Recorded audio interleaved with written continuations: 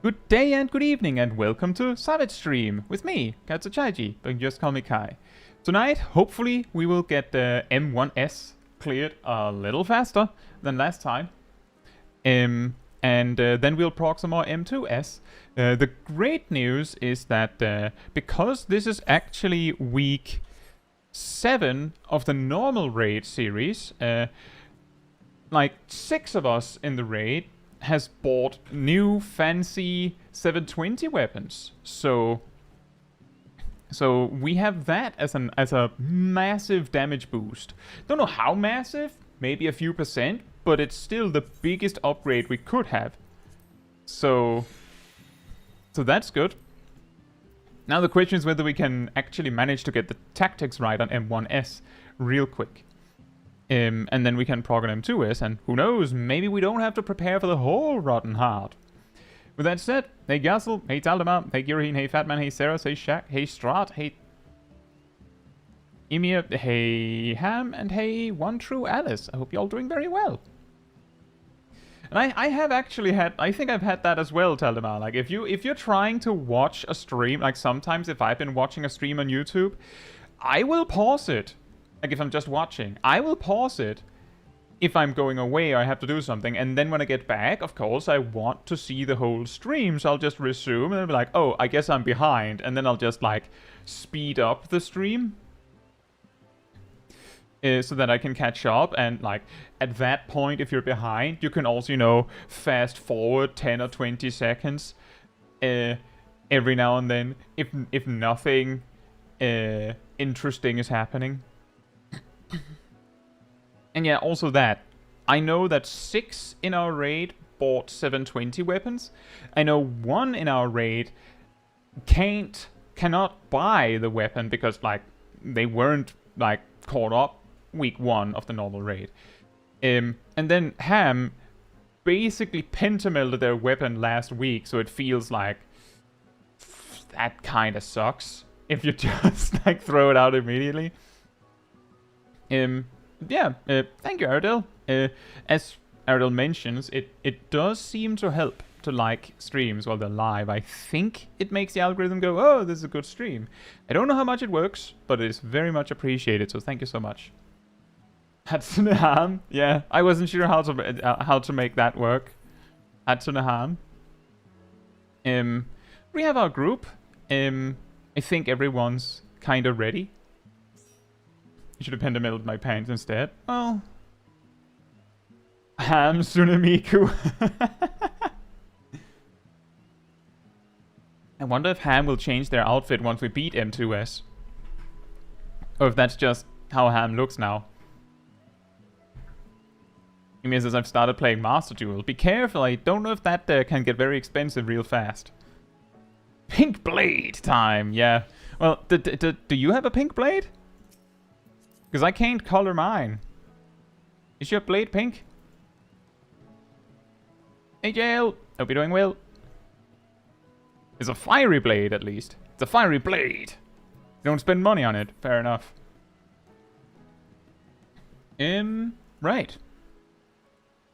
Thank you, Amy. And congratulations, Jail.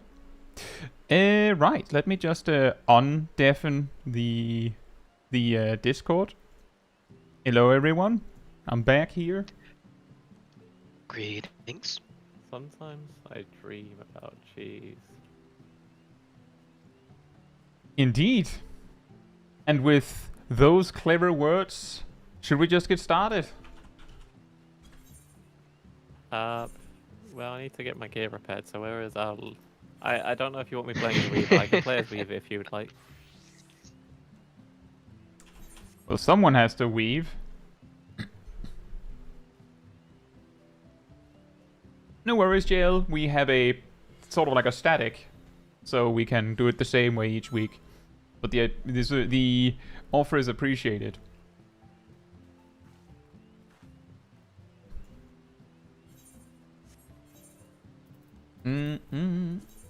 Why can't I do unrestricted parties in here? Oh, I would love to go in as Blue Mage.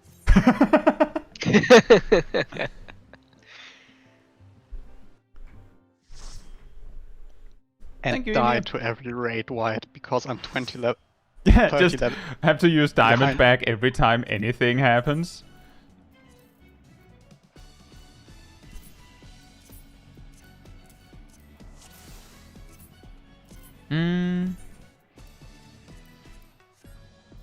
I don't think we need anything else other than east and west, right? You need your food. Look, man, I haven't given a ready check yet. Like, hold your horses. I'll get there. Oh, whoops. That's why we use the good food.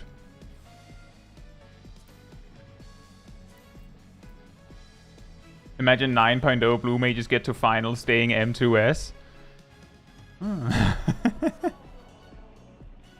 That'll be weird. I want my portrait broken. Did you change anything about your gear? No! Are you sure? Not glamour-wise, and if I go to the portrait menu, it doesn't show that it's broken. It might be the melds. Did you... that could be. Because melding something means that the gear you're wearing doesn't match the gear set anymore, and if you're not wearing the gear set that matches the portrait, then the portrait doesn't apply, because then it doesn't quote-unquote know what portrait it's supposed to use, even though it should be obvious. I didn't. I can't press update gear set. And I can. I don't think I've done that since entering the duty. Interesting. That is I'll check strange. that out once the That cat is- is down. That is strange. Also, melding doesn't break the portrait. It only shows that you can update the gear set. The portrait only cares about the visual stuff. Fair enough. I haven't, like, checked into that. I just know that if it says you can update, then it often is like, well, it doesn't match anymore. But I could understand that melding wouldn't break it. Yeah, but sneezing Does everyone know so... their positions? Yeah. And we just do it like exactly like we did last time is the idea. Let me see if I can find my pull timers. So same deaths also? Or do we change that up? Preferably we remove all of the death. Except one. Black You're Cat. implying I'll survive shockwave.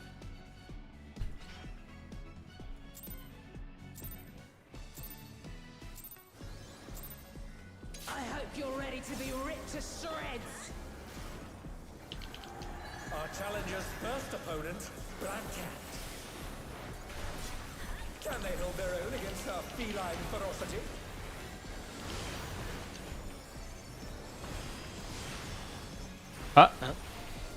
Oh wait, I'm still used to my FC1 where it's other way around.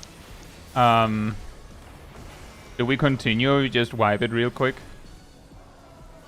There's your answer. We're wiping it. We're wiping I'd say it. wipe. Oh, I just realized what I forgot to do. That's sad. I left that scared out.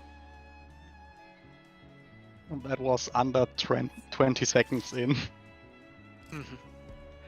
I was still used to the DPS first. It's like, yeah, no, everything is the same, blah blah blah. Oh no, never mind.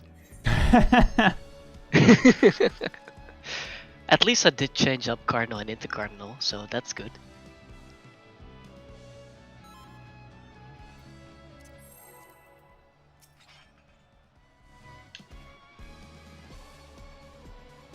Yeah, I had the same problem, Cat, that my gem draft didn't want to play nice.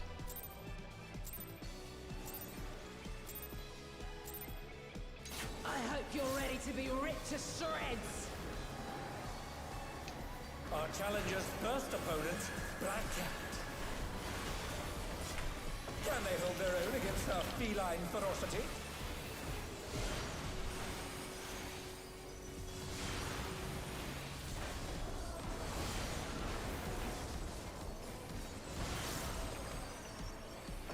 Very nice.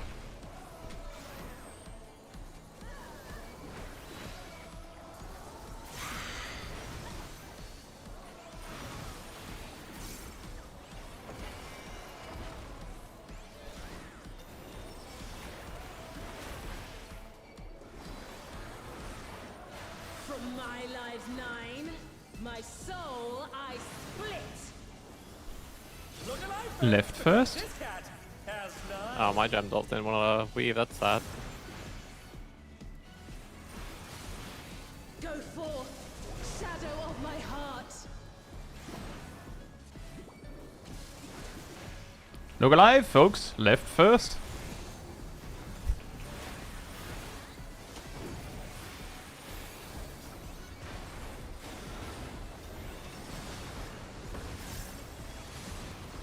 Try this. Light parties.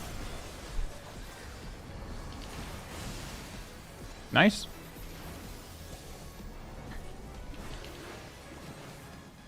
Your mincemeat.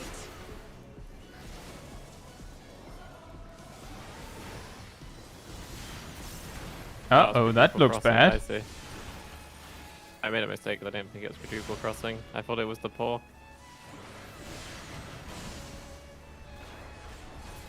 Chaos!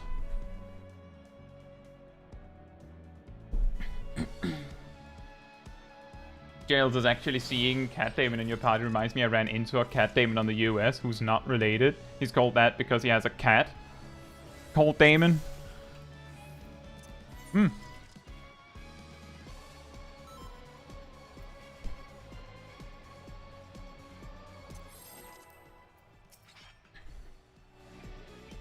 And Cat Damon in games is I googled cat puns.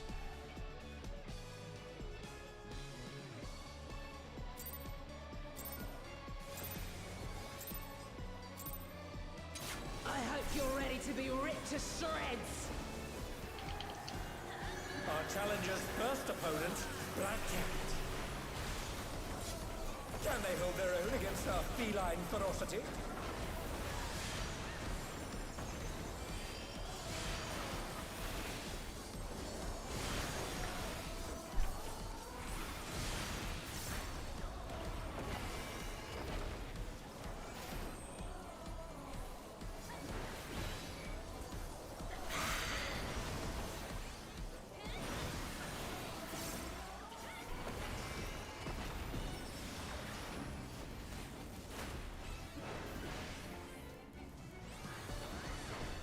From my life 9, my soul I split.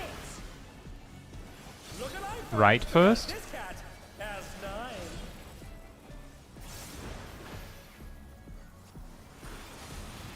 Go forth, shadow of my heart.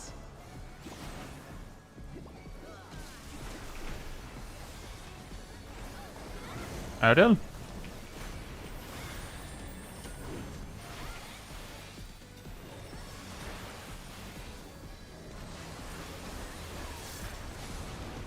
Try this.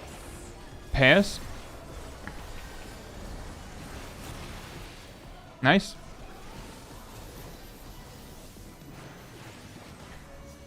Your mincemeat.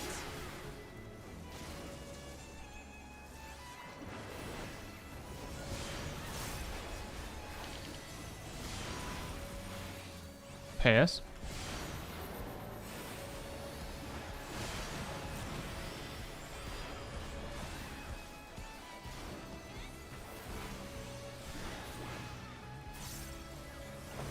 Hmm.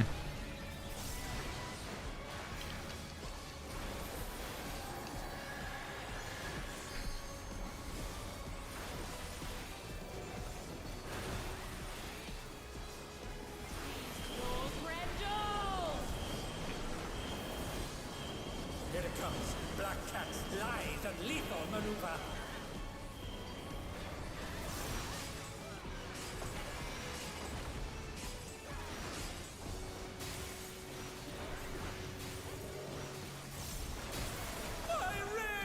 My ring! My ring. Please bear with us while we repair the ring.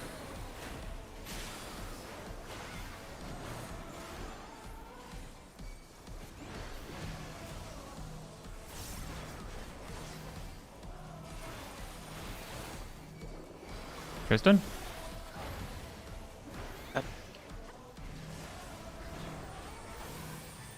Oh dear, the challenger has fallen out of the ring.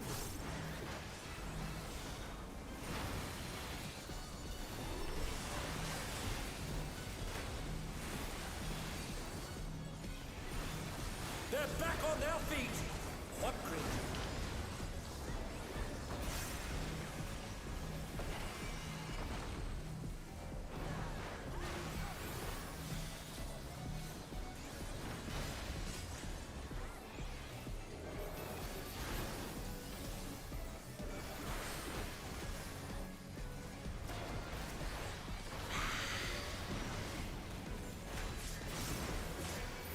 Enjoy your evening, idiot.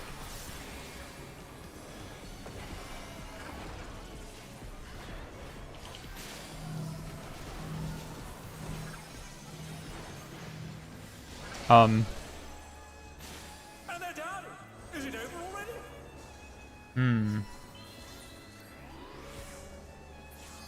Was it support, right? From my live 9, my soul. I'm not sure I what we split. dug for that.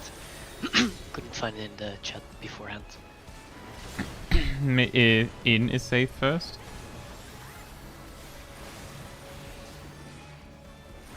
Beautifully dodged.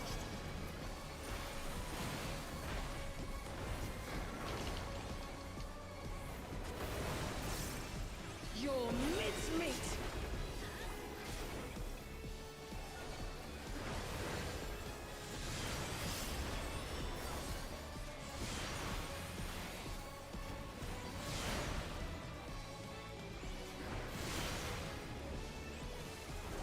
They're both in the east, from what I can tell. I'll start moving.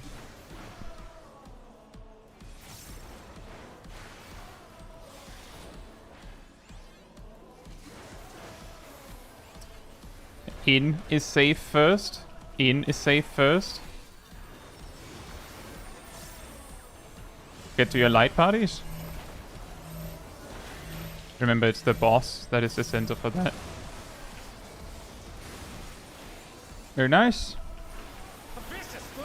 Oh, that'll leave a mark.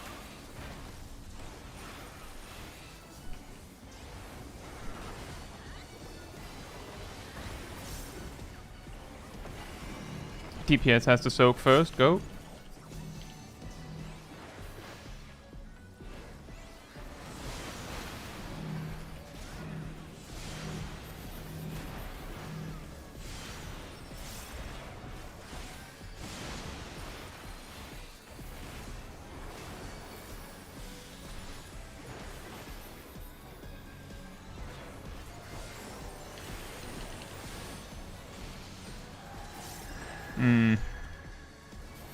I was still getting myself sorted out.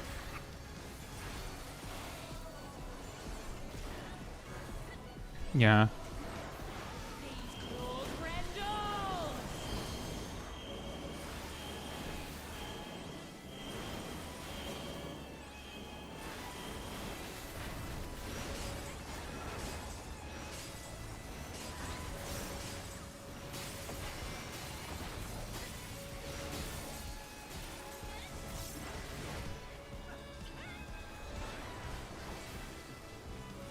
They're still in it, but for how long?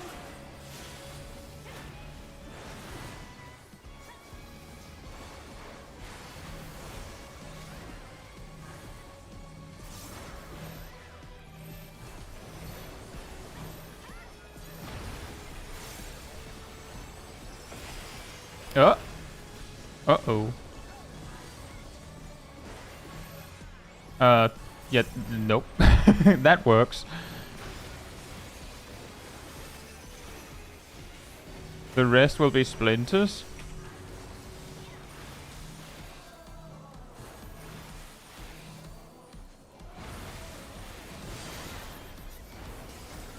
Oh my!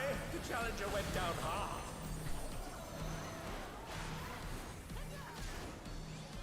It's splinters.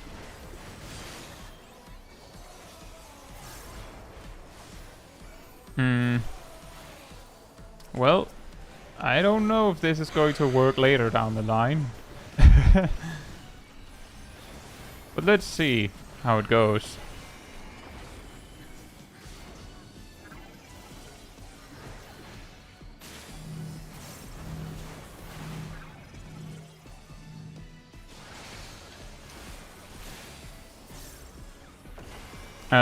We should probably have a... Yes. Yeah.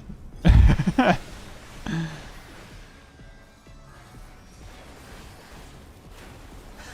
sharpened these just for you. I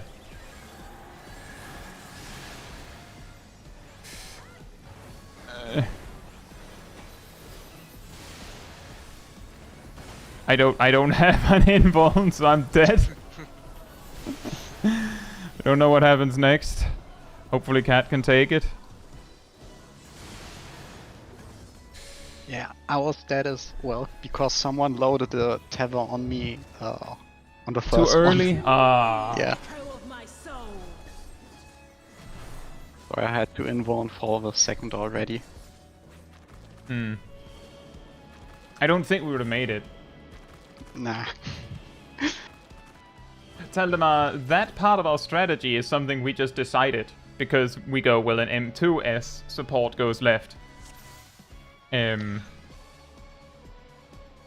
But that's why I asked. I'm pretty sure that's what we agreed on. That we go on the knockback. Support goes left. DPS goes right.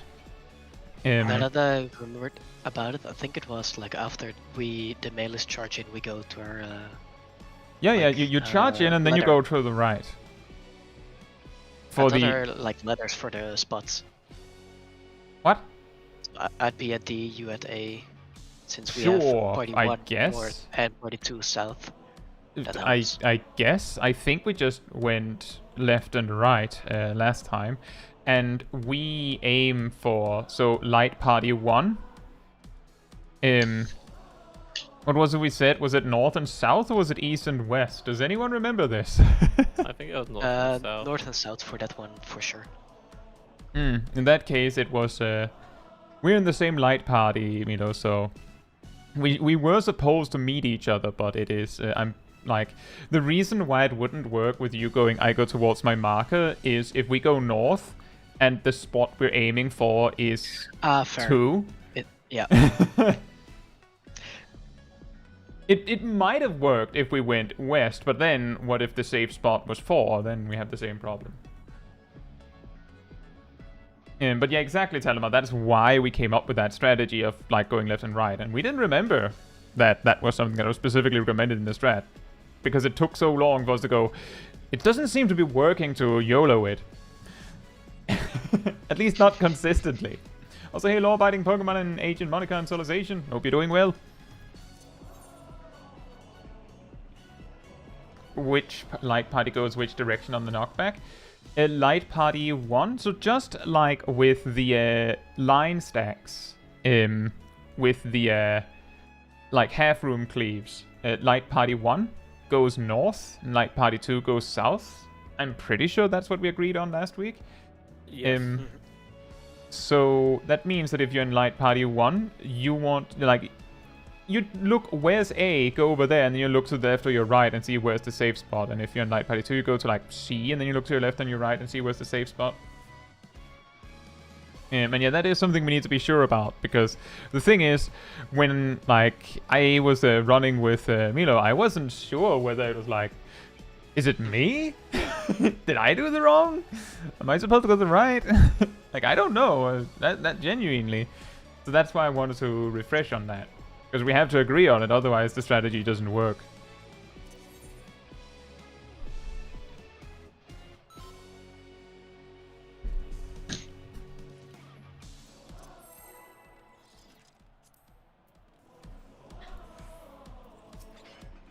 Hey Lana, hope you're doing well.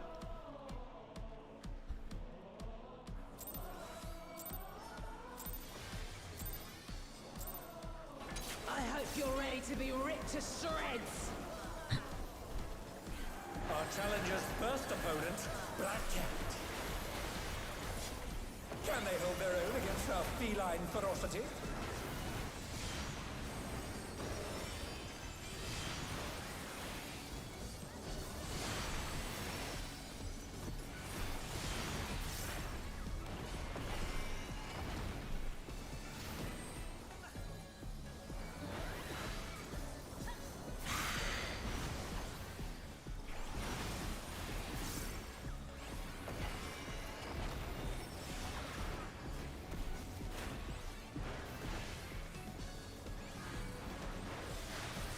my lives 9, my soul I split.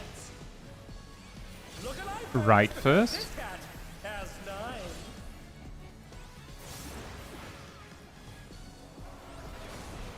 Go forth, shadow of my heart.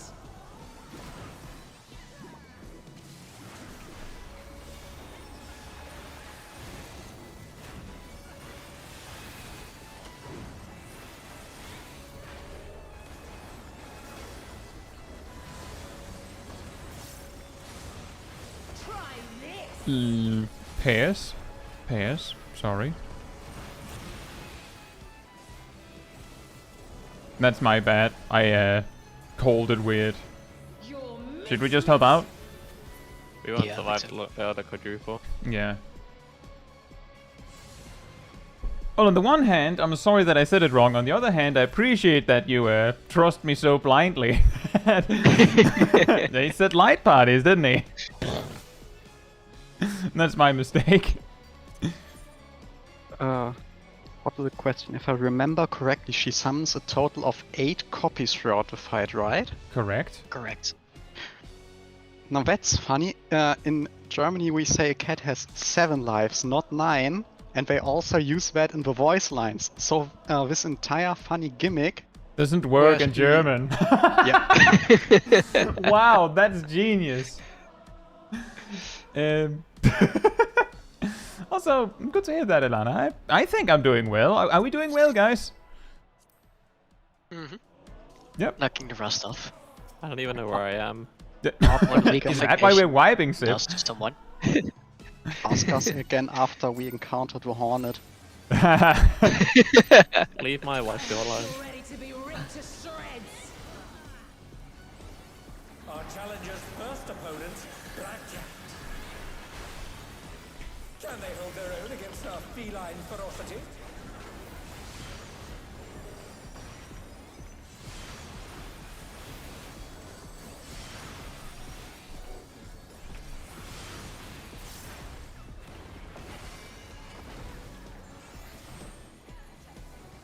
Biscuit maker.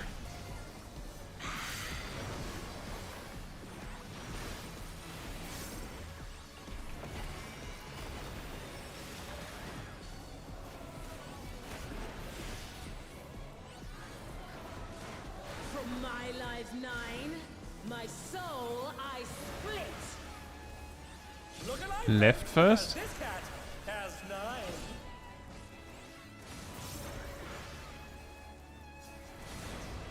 Go forth, shadow of my heart. Left first.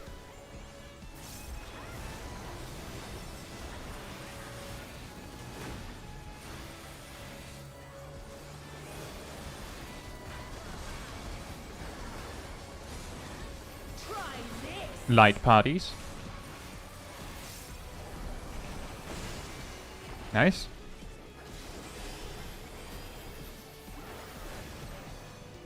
Your mincemeat.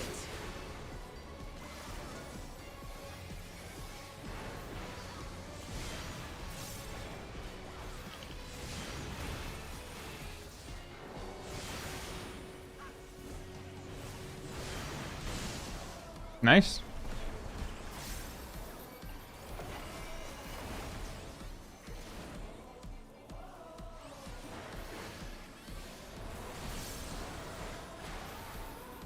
Oh, that hurt a lot.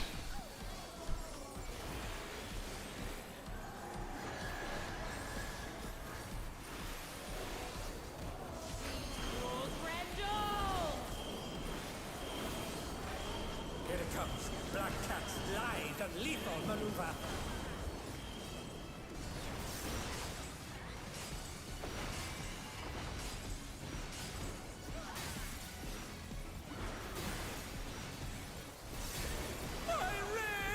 My ring. Please bear with us while we repair the ring.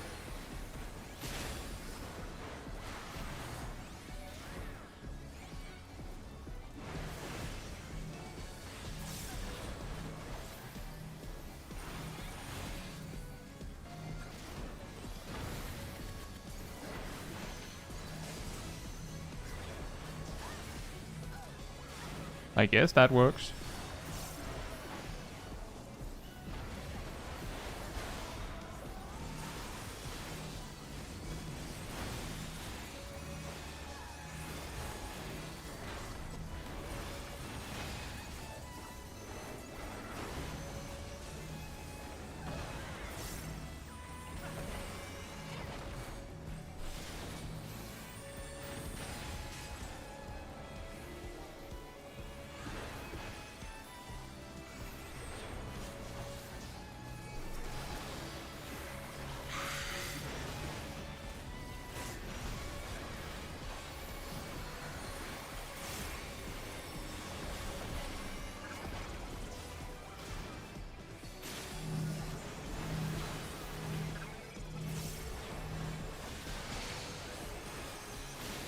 That worked.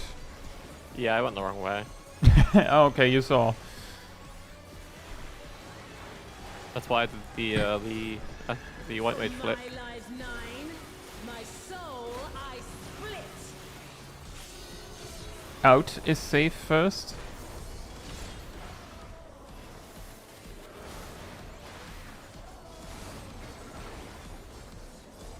Beautifully done. That's west.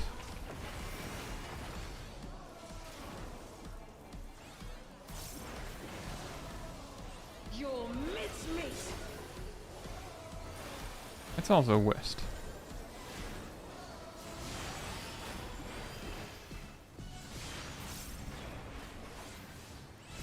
Oh, did we not have enough cooldown stuff? Wait, no, there was two that were overlapping, right? Yeah, it was an overlap, I think. Hmm.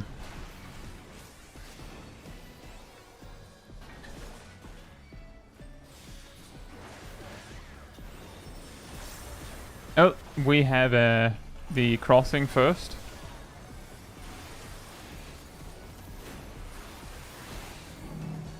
DPS first, go.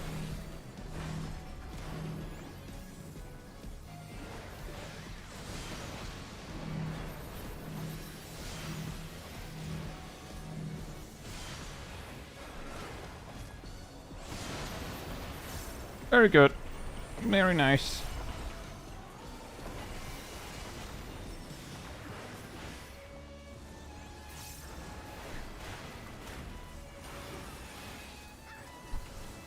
Out is safe first.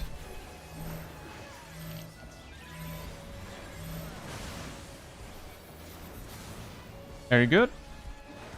For a second I completely forgot that we still had that mechanic.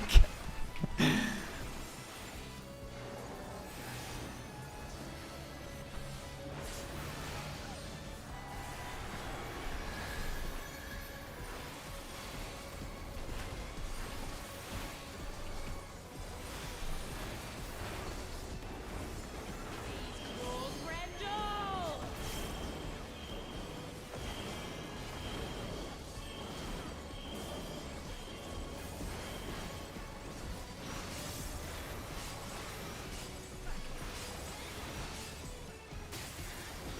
This is a good time to LB.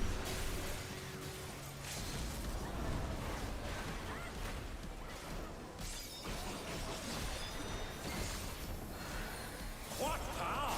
Looks like someone isn't holding back.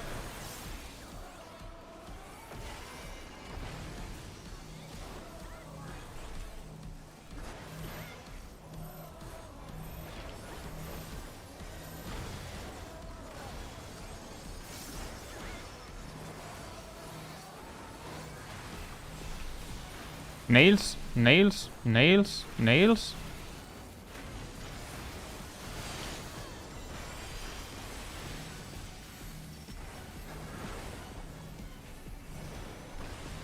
Nails, nails.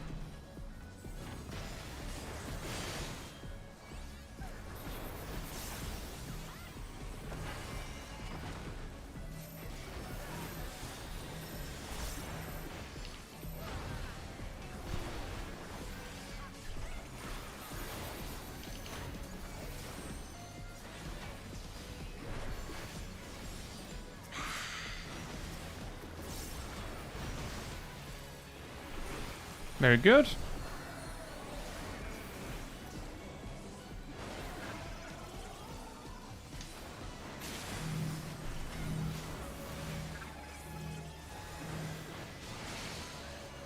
That works.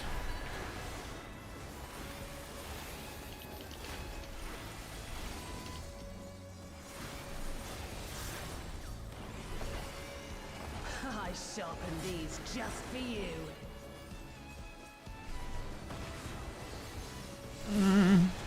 Uh-oh. That's not good.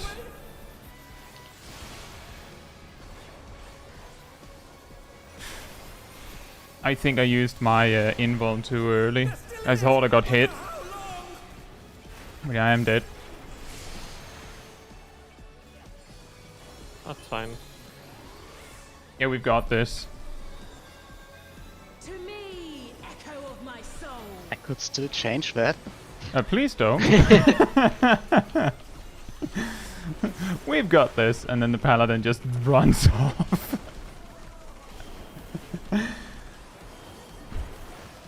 Yeah, we'll skip. Well done. Nice. Well done. Right, just okay, you already opened the box. Does everyone remember Sorry. what they're rolling for? Until next time. Or do you want me to Check reiterate it? open.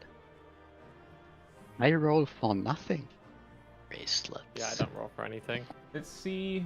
My notes say Shaq needs on the earrings, Erdal needs on the necklace, Milo needs on the bracelet, and Girahim needs on the ring. And everyone else, you can greet or pass, just don't need.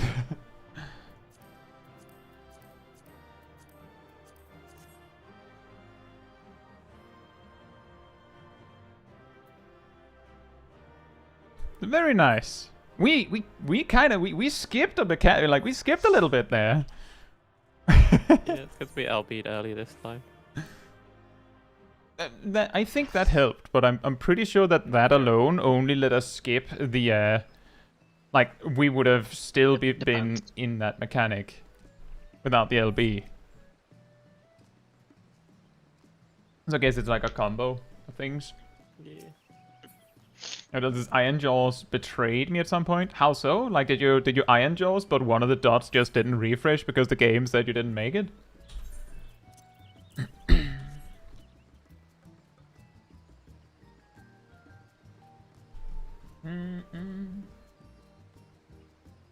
I feel like in our notes it would make more sense to count the savage loot that was greeted. Does that make any sense? Like instead of counting exactly how much savage loot each of us got, it makes more sense how much we got extra. We can talk about that later. It's just something random I Yeah, thought I have no about. clue. Yeah. Right, I'm assuming that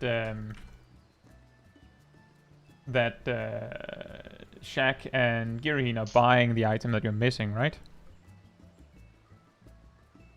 Correct. Yep. I'll just adjust the things according to that.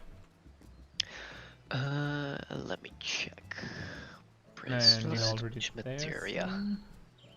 Just realized why I'm already here. I could just stock up on gem drops a little bit. Because for some reason all raid supply is way more expensive on light. Hmm.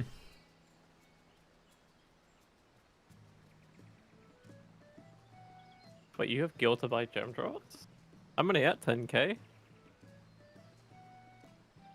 I thought I pressed it, but it didn't register. I've had that. In my ninja mentor roulette thing on M1N, actually. That was exactly what happened to me. 10 Jijin! 10! And the game just said no. And you just keep pressing, assuming that the game works like you think it does. And I realized that the Fuma Shuriken comes out when you click Chi. Like, something's wrong here.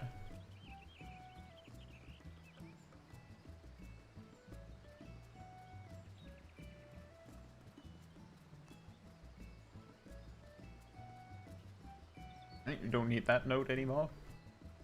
Right? We already only need one thing from M1S.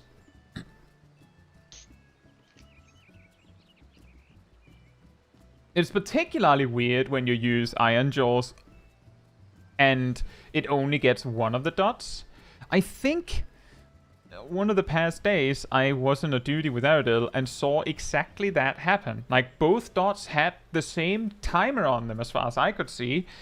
And then I see Iron Jaws come. I'm pretty sure I saw Iron Jaws come out.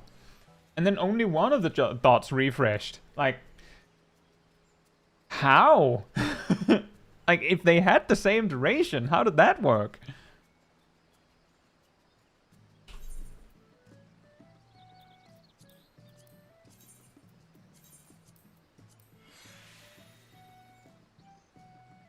So good luck, Alice. Hope you'll get it. Or the Reclear go? It took a few tries, but... there it is. But we got it.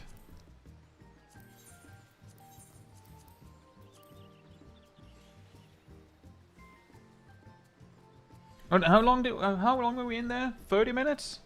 So that's like half the time from last week, I'm pretty sure.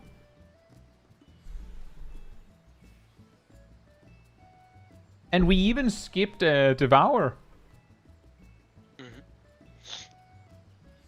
The servers technically don't resolve things simultaneously, so it's really bad timing. Yep, that's true. Yeah, but we can cut it down to 5 minutes. It's just particularly weird because with Iron Jaws, from what I can tell, the way that it works is that it checks if the dots are up when you cast it. Which leads to this weird situation where you can use Iron Jaws, see your dot drop, and then Iron Jaws just applies a new one because as far as it saw, you had the dot up when you used it, so it counts. But you're right, Ultimate Trainer. That it doesn't exactly resolve everything, like solve things simultaneously in that way.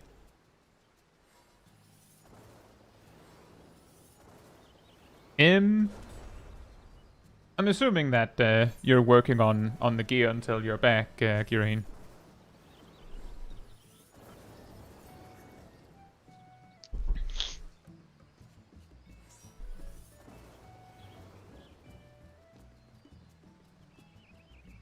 Yeah, that's true. Cat says it would be horrible if it didn't work like that, though, where snapshots whether your dots were up when you started casting. Oops, Iron Jaws animation was too long. Sucks to be you. Is that a new glam for me? Well, I used it last week as well.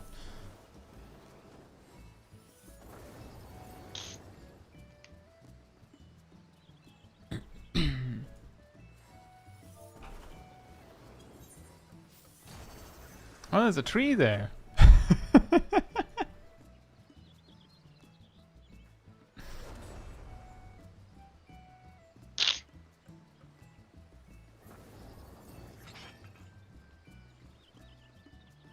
I have to say, those, what's it called, Caetsu weapons, are very, shiny, aren't they?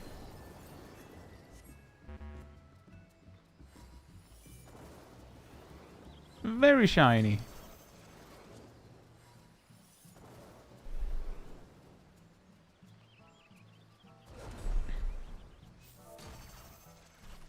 Yeah, Honeybee cosplay. Supposedly you do more damage when you're wearing one. I'm pretty sure you just take more damage from the dot. Remember, if you got new gear, update portrait. Otherwise, it's still gonna be broken. Otherwise, it's driver license time. Talamas is a bit disappointed that M4S weapons don't have a glow on them. Do Savage weapons usually have a glow on them? Because I'm pretty sure that's also a no. Not saying that is a fair enough reason for them to not have it, Taldemar, just more to say that I'm pretty sure that like there isn't like a precedent for that.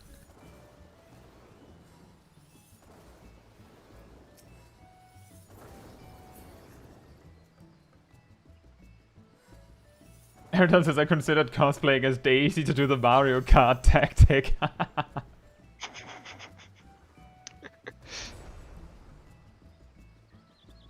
Yeah, speaking of which, we talked briefly about that. Are we just going to bait for four lines and then YOLO it like we did last time, or what do we do? Opinions?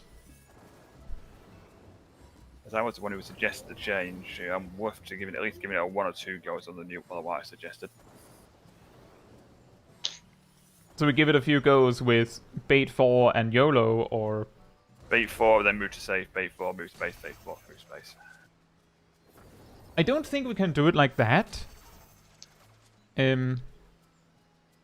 Because there's a reasonable probability that we don't know whether the space we move to is safe for 4.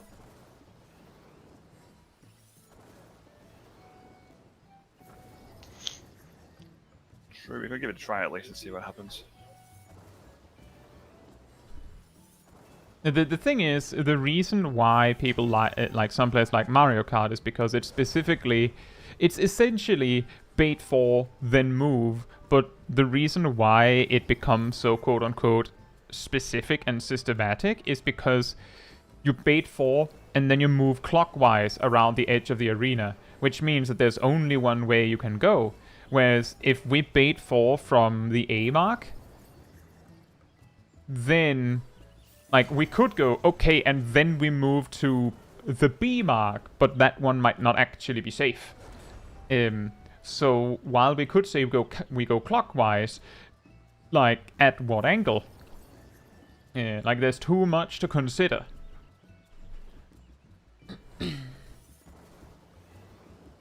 So that's the reason why it usually like means that like you go, okay, we try to move in a coordinated direction, and then it sort of ultimately optimizes to, so we go to the edge and go clockwise. And that's kind of what happens. I think I would still like to try a bit more with our what was it? Bait 4 and then YOLO and see if it goes any better. But if everyone else would much rather try something like Mario Kart, we can try that. Personally, I don't know if it's any better. I've gotten the impression, based on what I've heard, is that what makes Mario Kart good is that it gives a chance for the players that have no clue how to dodge the mechanic, a chance to just follow those that do know what to do. And in Party Finder, that makes a lot more sense, because in Party Finder, well, the majority of the players you're paired with, like the rest of the raid, are not interested in wiping 10 times so you can learn it. So you use the strategy that is most likely to lead to success, regardless of your skill level. And there, suddenly, it makes extremely good sense that Mario Kart became the prevailing strategy, as far as I've heard.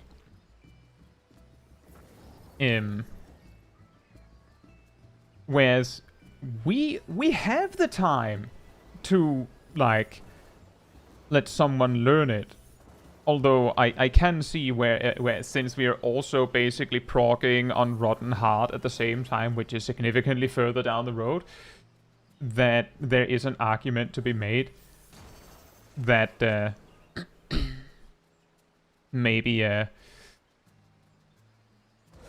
we don't want to spend all the time progging on that specifically, the alarm pheromones.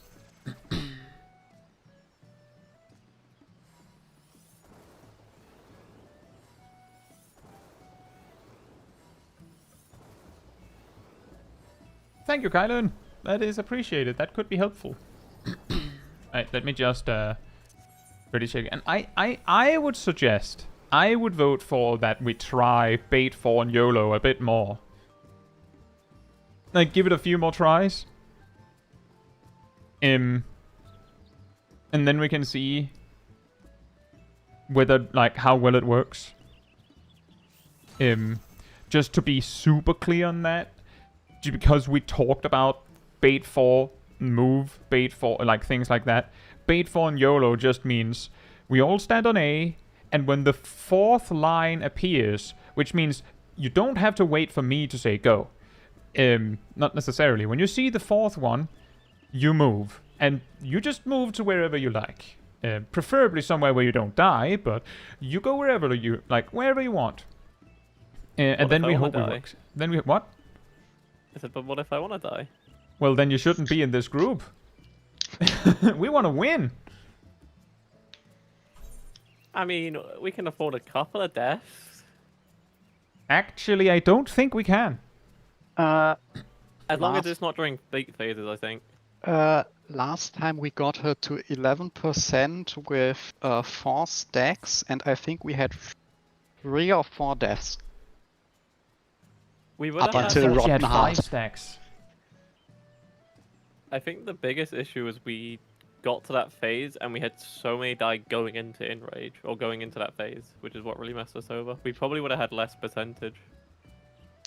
Kylan says, So it could be you possible. can make Bait 4 and YOLO better by going as a group to east or west and then wait for more and move again. Does that actually work?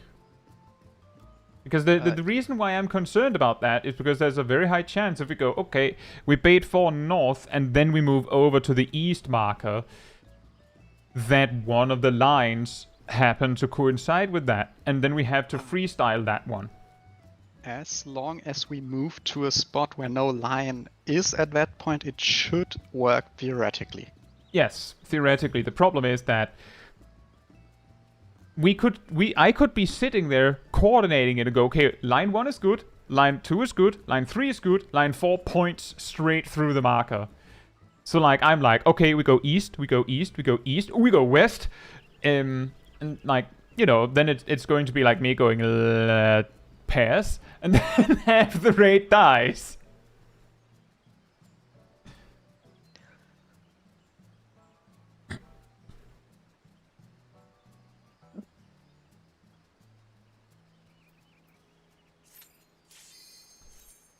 Ah, Juki finally popped. Been in this queue for at least 10 minutes.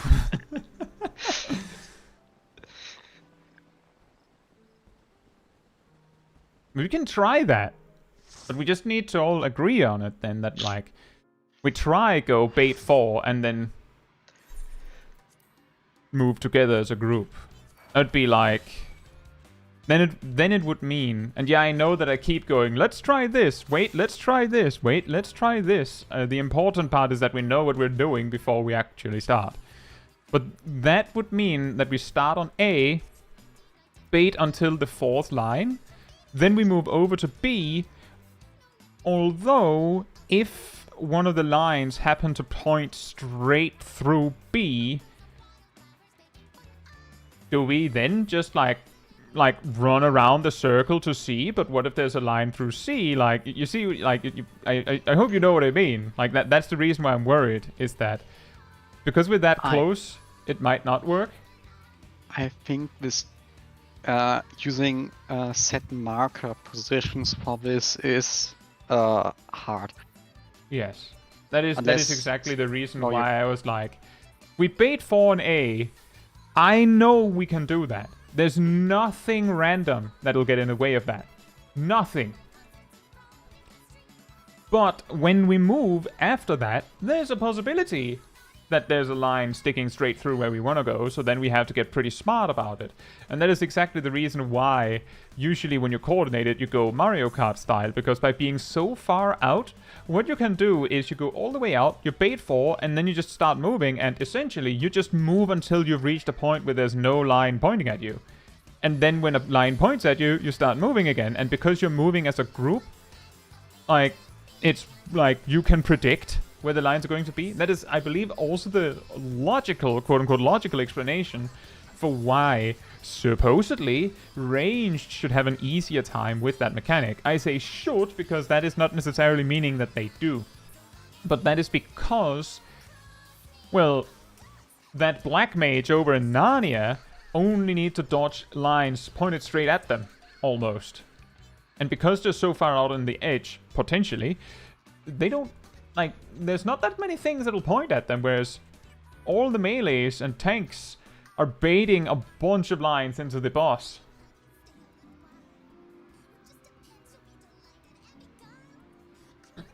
That's kind of what we've been doing, Talamar, is bait 4.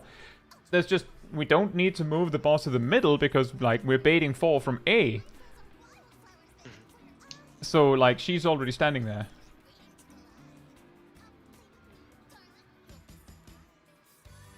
Union says maybe do it as a priority. Yeah, the thing is that the fourth line that we bait could be the one that changes the plan, and we just don't, like, we might not have the reaction time.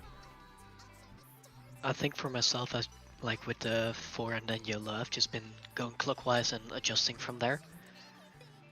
Like, trying to find a safe spot while keep going clockwise. Yeah, just the fourth line will be safe for a while. That's true. It is true. But then we have to keep track of, okay, like, if we move to B and the fourth line is pointing at it, then we have to be like, okay, we stay for 3 on this one, and then we move over to C and go, okay, we stay for 2 on this one, because there's 2. And it can get very hectic. I get the impression that there's at least some in the group that want to try this, so maybe we should try this, so that we know, instead of going, nah, it wouldn't work. It wouldn't work! And then just never. So, yeah, if we take it from the starting point of we bait 4 while standing on A, then we aim for B, but if there's a line going through B, we might have to adjust, and the adjustment we will make is that we go clockwise through the area of the markers in the middle and see if that helps. Does that sound good? It sounds really scary to me, at least. Honestly, I think that's what I did last week as well, and it worked out pretty decently at least.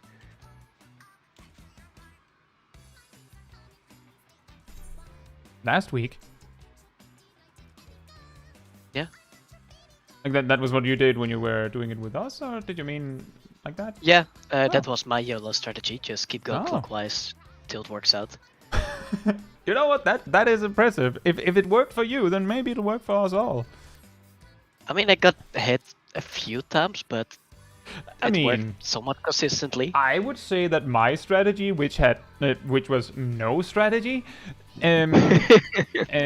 worked when it worked, and then there were the times where it didn't work. We don't think about those. Biased. Like 50% of the time, it works every time. Flawless strategy.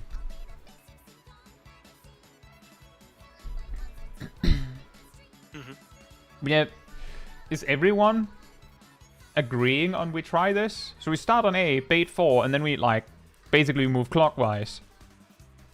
Sort of, until we find a spot. Sort of. Yeah, I'm okay. Yeah, with sounds fine to me. This is not full fine. blind prog, Hayden. Nope. We've been here a few times, but we've also watched a guide. But we're deciding on how we deal with something that is not exactly set in stone. Yeah, let's try that. And remember to eat your food. I like starving myself. Can we name the Strand Crash Team Racing? I mean, if no one else has named it, I'm sure someone has. I can rock with that. Mm-hmm.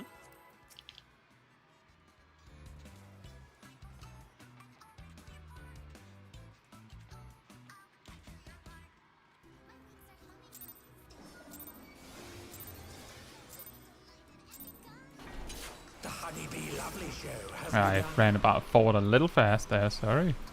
Let's put on a lovely show for the audience. You remember your tank stance, huh? It'll be spreads.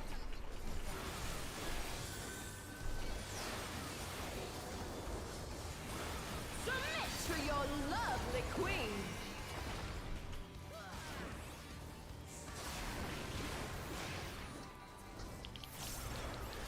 Here comes her fearsome venom strike! I probably should have backed up a little bit more. Yeah, you... yeah, you probably should.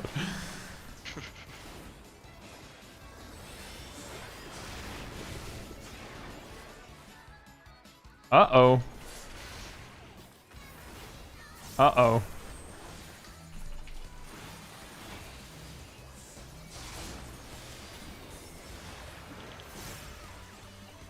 The chaos of the first pull. Hope you're ready for me to steal your heart.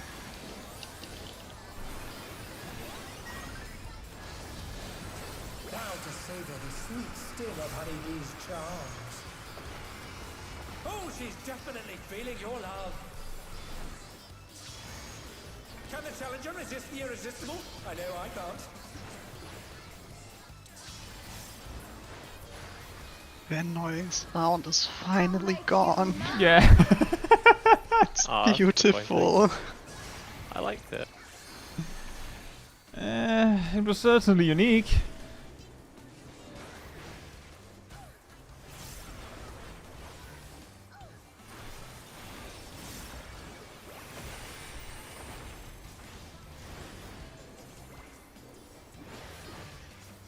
Huh.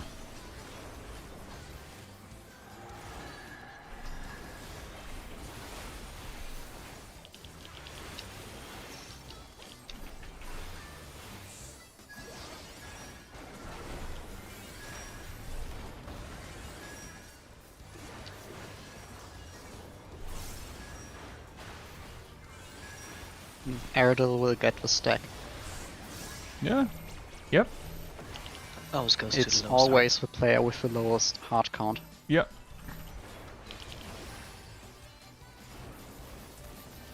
Yeah. Donut first. Donut first.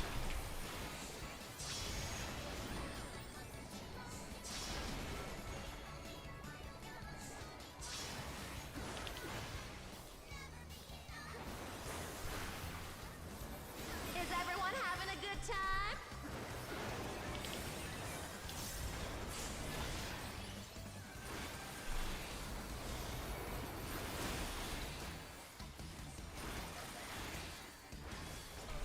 I'm having so much fun, aren't you?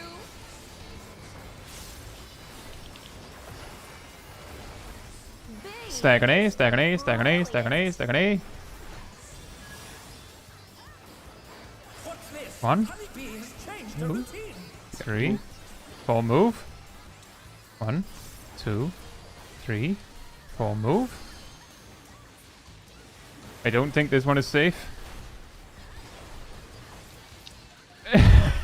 Yeah, that's exactly what I was worried would happen.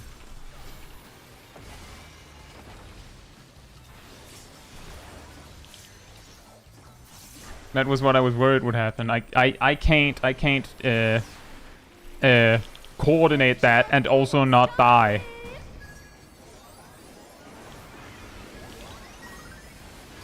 Exactly, it worked well until it didn't.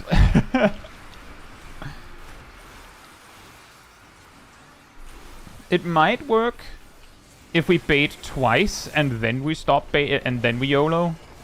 That might work. Who's my obedient little bee? I forgot to move. Oh, yeah, same. I forgot to move. That's fine. Not exactly fine. I think we're missing people.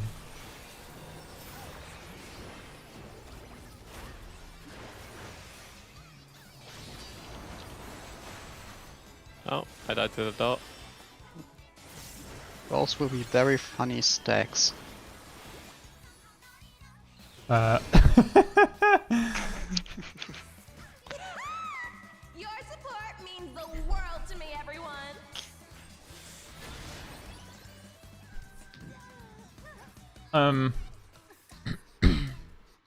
maybe we're maybe the way we did it was wrong, but I feel like it looks like we might be able to bait on A and then B, but I don't think we can. It seems a little too much to consistently like circle it around like that. It fell apart on C, didn't it? It Yeah, got, between C and D. yeah, it suddenly it. Well, first off, what my experience was that we went to C and there was like, we went to C and there was a line pointing at us. And I don't remember which number line that was. So I looked at it and was like, I don't know when we have to move for that one. Arguably because it was pointing through B, I knew that it was part of the B set, presumably. Ultimate Trainer, that's what's called Mario Kart, which we spent extensive time talking about, as you heard. We have talked about it. Have we tried it? No, we're deciding to try and do it differently first. Because the thing is, and this is what I was saying before, it's not necessarily better, it just removes the random inconsistency of someone might not know where to go.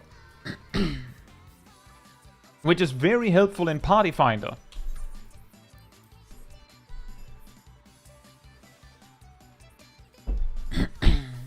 But that is what's called Mario Kart Ultimate Trainer.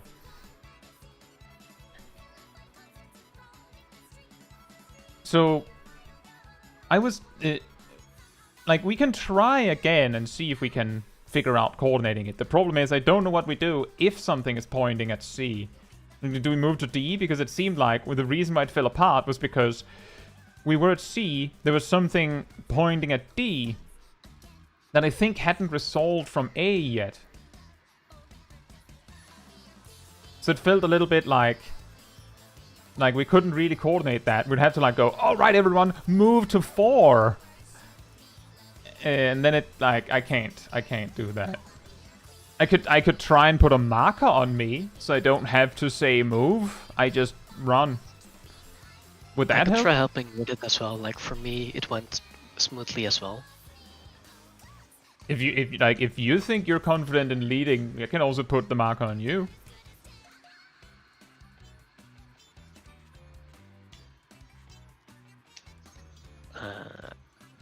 How many lines are there in total? 16, if I remember. Hmm.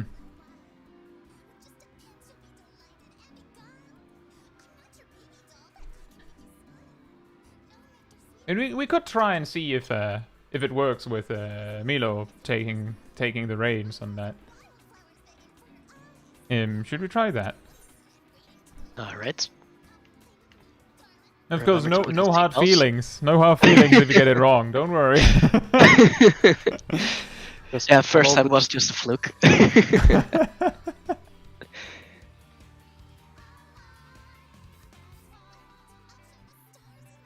Cat?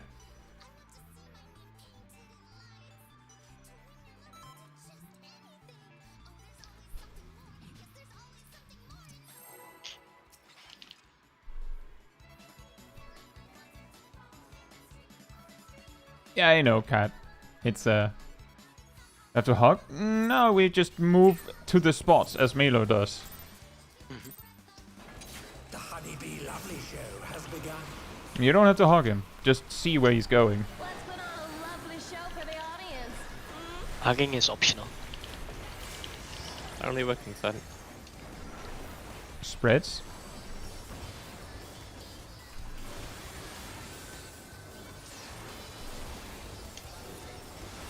Submit to your lovely queen.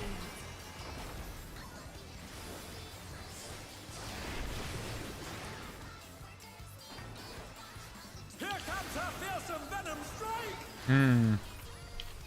Pairs?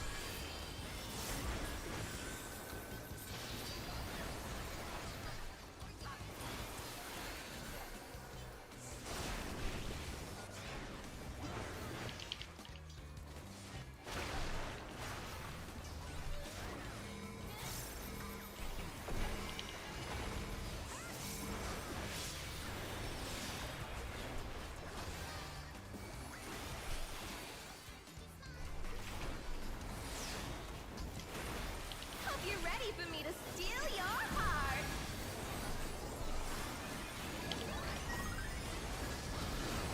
Now to savor the sweet still of Honeybee's charms.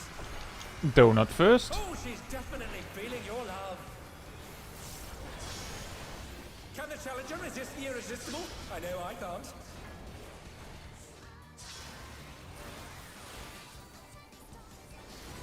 I'll make you mine.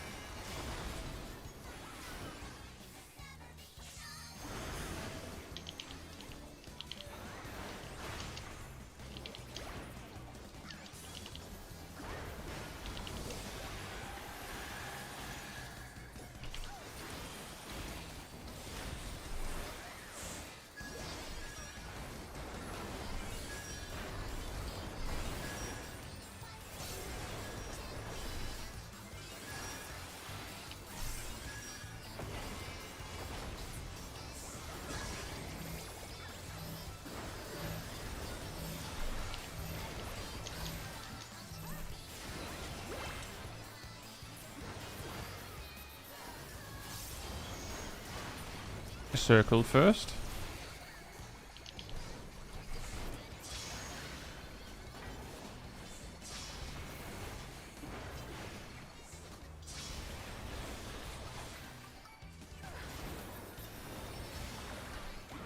Is everyone having a good time?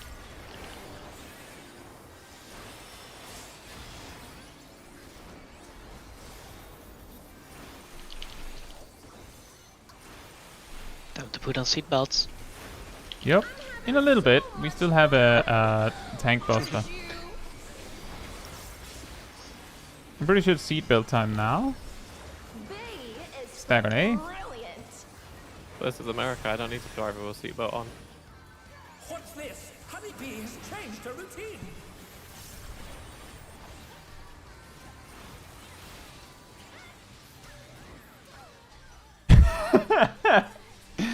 Yeah.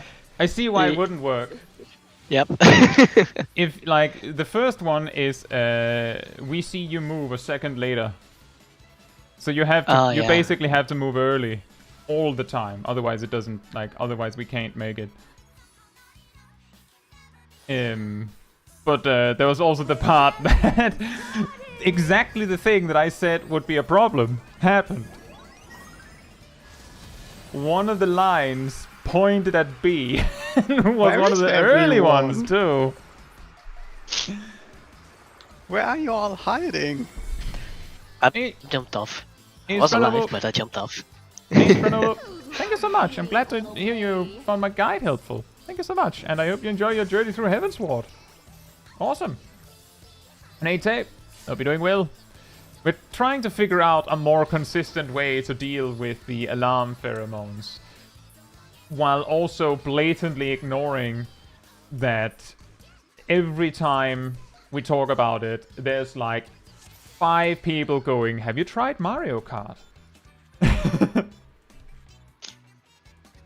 And I know everyone's just trying to help, but I'm not joking when I say that every time we've been on this fight, and we've had even the smallest problem with that mechanic, at least one person has gone, you know, normally we resolve it with Mario Kart.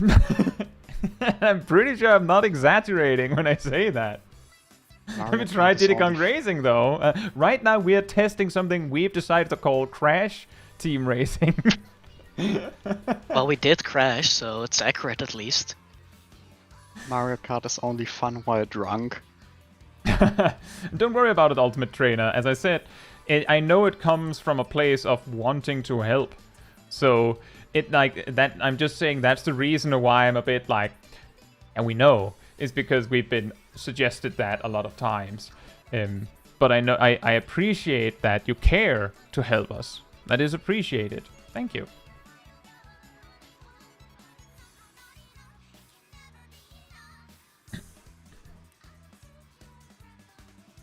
Garfield card. The only reason why, like, the thing is, the reason why Mario Kart is so effective is simply because it, as I've said, it means that you can minimize the amount of thinking everyone might have to do. Which means that if you're doing it in Party Finder, I made a video about this a while back, the damage-dealing bottleneck. Anything you can do to minimize how much you have to rely on the rest of your team's intelligence, the more effective it is. Especially in Party Finder. Because you don't know how smart your players are. So if you can just do the easy strat, it helps. Do we try that again? Do we try something else? Opinions? I assume that means not the Dorito. I can put the Dorito back if that's preferable, but I don't think we'll be like consistently moving early. No, then maybe it's better that I try to call it's out. during like Midari burst, so I have cast times as well. Yeah, that does mean that it would have worked better if you hadn't been a job with cast times. But I'm a melee. I'm a tank. Well, you're a samurai. Yeah, sure. The Wait, original what? sword mage. What melee do we have that does not need to stand still for like a second at a time? Viper? Yeah, we already have that. So we Oh, would like that. then need to have a second Viper. Oh yeah, you have a point. Monk? Yeah, Monk. Monk would work. Reaper, technically? Reaper doesn't have to stand still. Right, Reaper only Paladin doesn't cast have to stand still. range attack, but That's a melee. a ninja and dragoon both have to Oh, stand right, there's still for a Communio. burst as well. So it is pretty much just Monk, huh? And Viper. My girl says when leveling Samurai, I kept thinking, man, I wish I had Swift Cast. If only. Come on, That would be extremely funny. Just when next expansion, though, Dusk Road comes out. At level 102, Samurai learns Swift Cast. Barely a cast time. It's like a second. Doesn't even When you use count. Meikyo, the next EIG choose instant. They have to make the Tendo things even faster then. Did you hear that they had to like adjust the animation when they lowered the GCD on it? Originally the Tendos had like, I think like a 3.1 second GCD. What? Like the super EI jutsus had Oh, a yeah. longer GCD for some reason, and then That was weird. then Samurai were like, don't really like that, and then they just changed it. I guess no, well, it didn't have to be like that. If it didn't matter, why did you add it? Why, if it was that irrelevant? Any plans for a monk guide soon? Yes. Absolutely.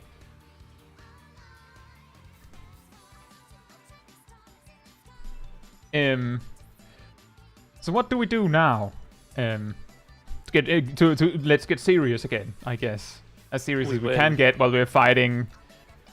Basically, it's not quite a VTuber idol, but she does put on an outfit, you could say, that is more than just clothes. B is for VTuber. Stop looking at my waifu like that. We could try bait 4 on A. Go over and... The thing is, we can't necessarily bait 4 on B. But we can try. I can try and, like, direct. The problem is that, as I said, whoever's in the lead will have a slight lead over everyone else. It might also be worth trying bait 4 on A and then YOLO again.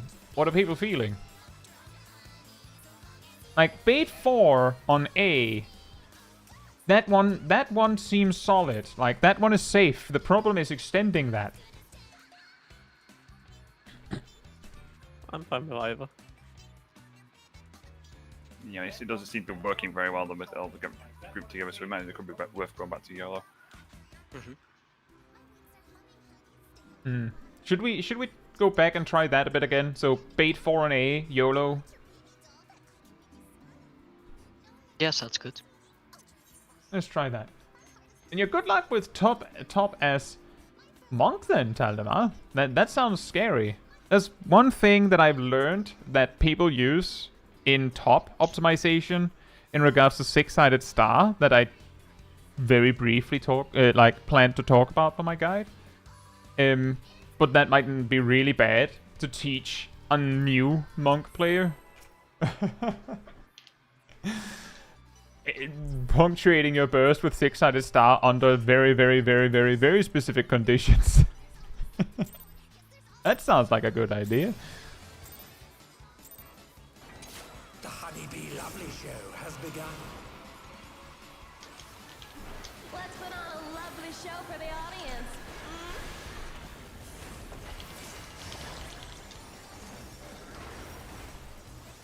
Spreads.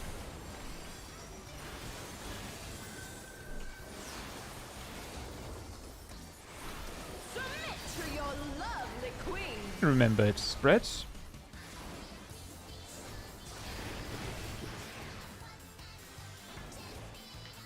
come to feel some venom. Nice. Pairs next.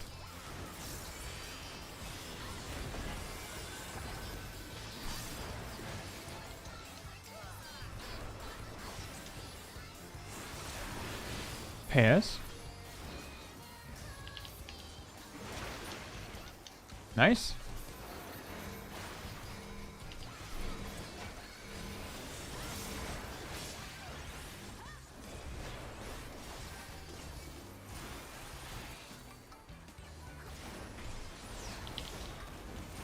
Hope you're ready for me to steal your heart.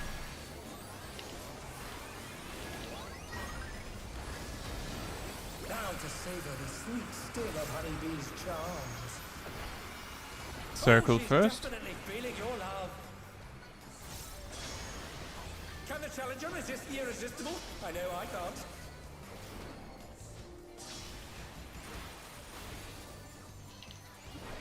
I'll make you mine.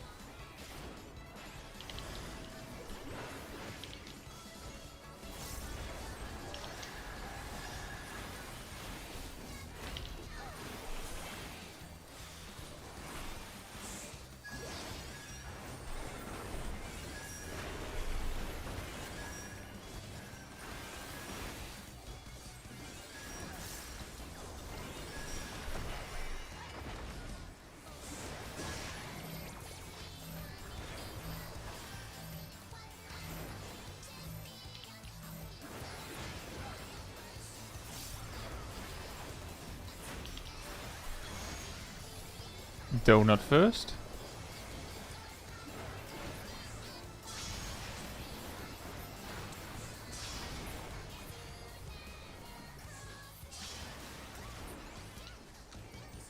One buff. Is everyone having a good time?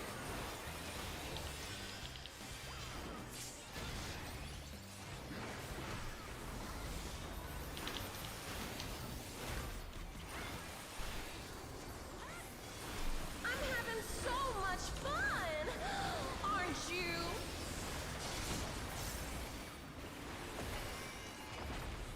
B is for Stag on A. brilliant. What's this? Honeybee has changed her routine. Go. All for themselves.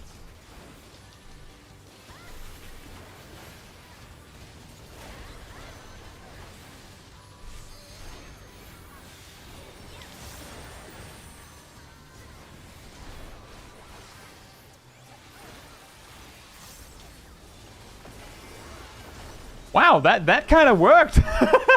Clockwise, wow. We're just getting started.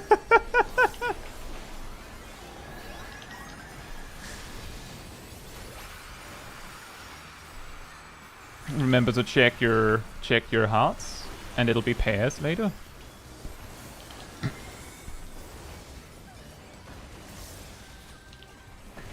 Who's my obedient little bee?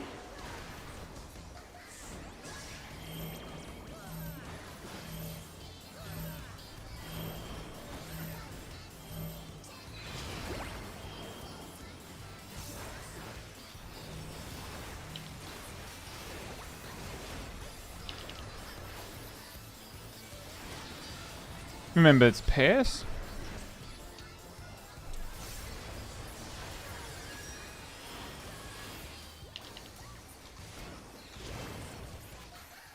Nice. Your support means the world to me, everyone.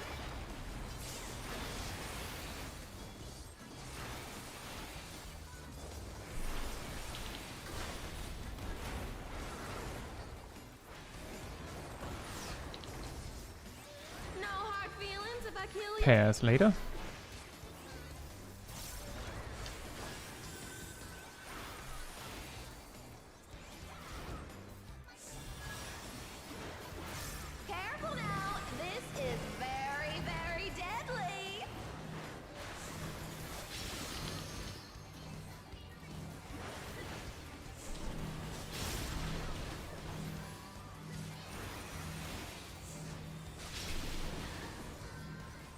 This is right, it was spinning counterclockwise, This may sting a little. I think. No, wait, it was spinning clockwise. What a clash! Neither side is willing to yield.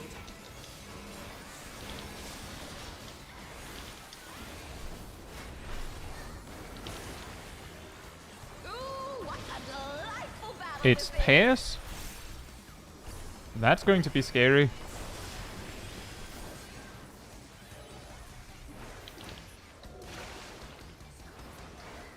Hmm.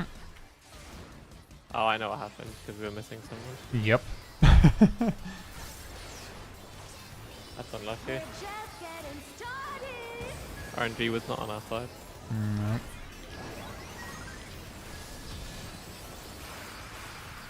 DPS has the short fuse, and it'll be spread later. Donut first.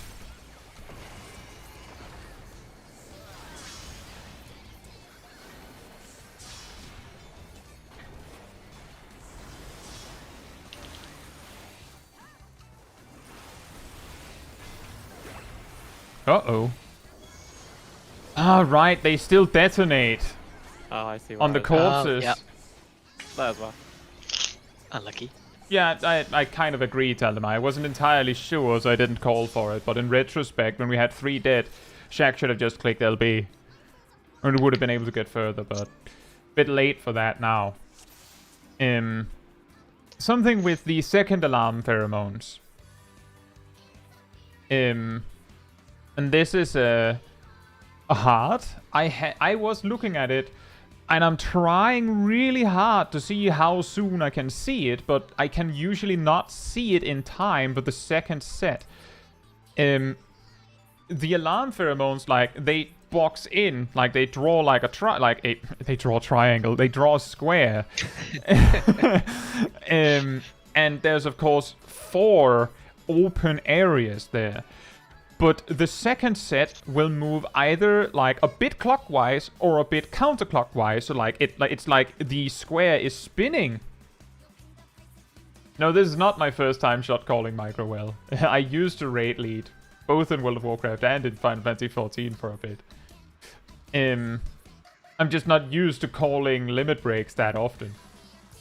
The triangle still goes in the square hole.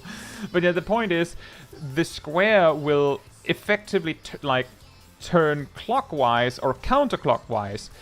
And if the first mark, like the first spread marker in each like team, because we have supports and DPS, go to the middle of whatever safe spot they're going to, doesn't matter, that will leave enough space to go exactly in the direction that do I keep wanting to say triangle?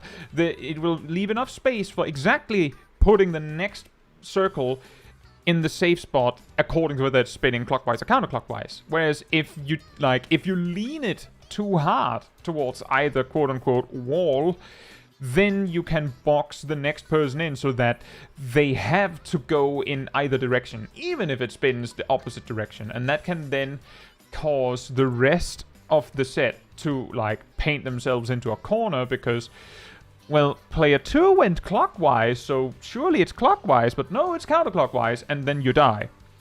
There's also the part that if one group is going clockwise and the other one is going counterclockwise, it is possible we can meet in the middle. It's possible. But there's also a possibility that we both get boxed in and then we both die because they give the magic vuln where if you get hit by 2 you die. So the best I can say is when we get into that mechanic, you act like it's your turn the next time, every time. Like, I know it's going to be extremely hard. It's very easy for the warrior to say that, right? Lamau, easy rotation. I just sleep through the entire mechanic, like, rotation-wise. It's easy mode. And I say to you, you have to look and assume you're the next person going and go, where do I go if it's me? So that when it is you, You just go, well, I go there because I had already planned that. That's slightly exaggerated, but like that's the amount of time you have. Could just a tank technically use mitigation plus arm's length if someone goes to the wrong place? Why would arm's length help? If you get hit with the beelines, it's still a knockback. Oh yeah, with the beelines, that's true. Yeah, you could, hypothetically, but I have a feeling you would die from the combined damage. Also, theoretically, it gives a damage down getting hit by the bees, so that's really not ideal. Do the second alarm pheromones not knock back? They knock back, they give slashing resistance down and damage down, I think, but Which also adds considering- to the part that usually if you're completely out of position, there's a very high chance that you're standing in 2 overlap lines. So you die anyway. But yeah, you could hypothetically do that, but we're looking for a solution, not a backup. But that would be something you might be able to do, but that's not super helpful for the DPS half.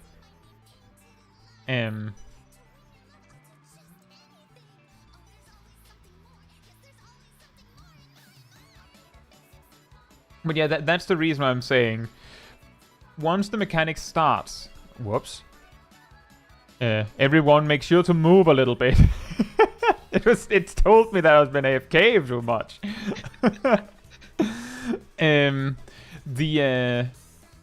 The key is when that mechanic, when that phase begins, start thinking about where you're going. And there's of course the part that, like, we're trying to send the tank support side, like, towards the west side, as far as I recall. Usually to the west-ish, like, towards 1. Like, D or A-ish, something like that, I think. Not entirely sure. I'm not going to dictate that that's wrong or right, but we're trying to send them opposite. I did look at this with Sip the other day, and if both teams are going the same direction, it doesn't matter whether we're only 90 degrees apart, but we have to get it right. So, like, if team support goes to D and team DPS goes to C, then I hope we're going the same direction, because otherwise someone's going to die. Or either team just, like, second spread just goes, like, maybe second DPS spread goes, well, I would rather start drawing over on B, and then they go over there. Like, that also works. We technically have space in 4 corners, so, like, it doesn't, like, if the side that you need to go to seems to be goofed up, you have another out. But again, you don't have very long to think about this, so you kind of have to be looking at that as you're doing your rotation, while you're planning whatever it is that you need to do, whatever cooldowns you need to prep, whether it's defensive or offensive. You have to do that and also think, where am I going when I get a spread marker? Which is a lot, I know. I'm not saying it's easy, but that's the best I can suggest. Aside from that, the alarm pheromones work really, like, the first alarm pheromones worked extremely well, I would say. I don't think we can rely on the bees spawning that way. No. As far as, like, the reason why I said it worked extremely well is because I saw a pattern in what we were doing. We started on A, obviously, baited 4, and then when we said YOLO, everyone went left. And just kept going left as, like, a group.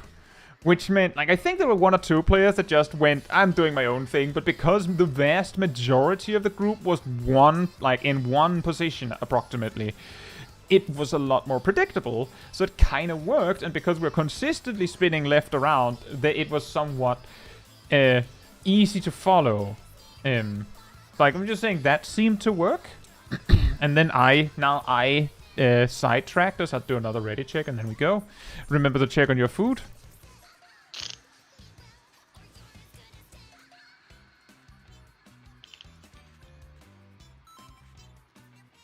In Shaq, that's totally fine. The thing is, a lot of people say they just stop attacking for that mechanic.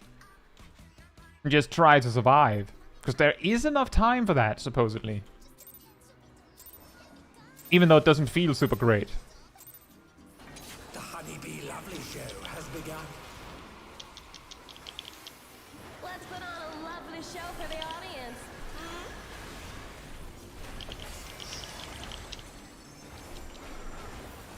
It'll be pairs.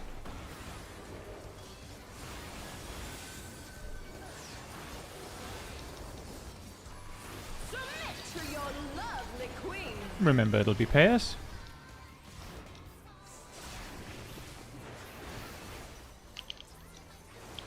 Here comes our fearsome venom strike! And then it'll be spreads.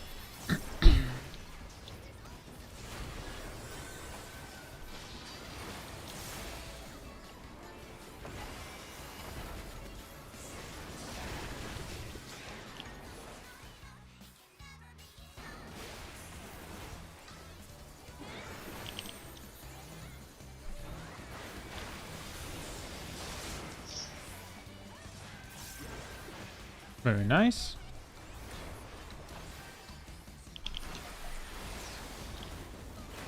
Hope you're ready for me to steal your heart.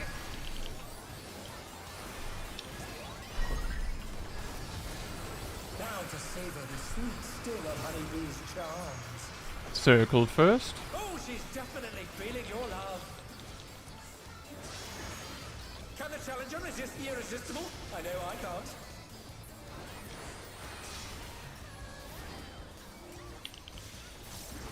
I'll make you mine.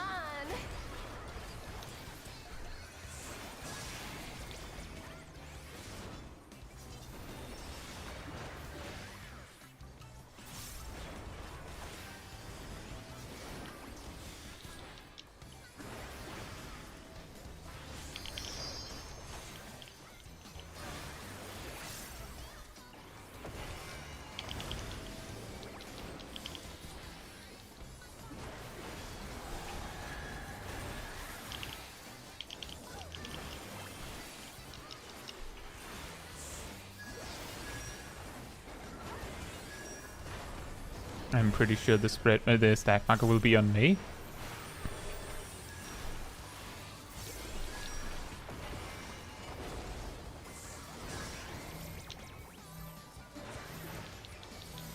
Oh boy.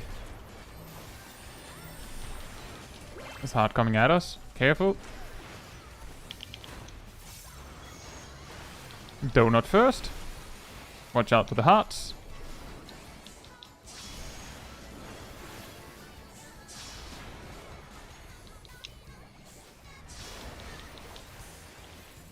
Nice. Is everyone having a good time?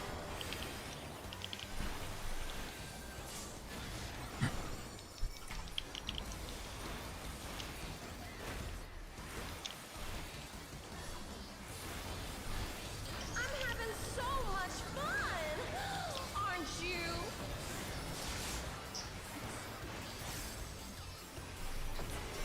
Stack on A. Stack on A. Stack on A. Stack on A. What's this? Honeybee has changed her routine. Go. Well, that doesn't work. Not with that many.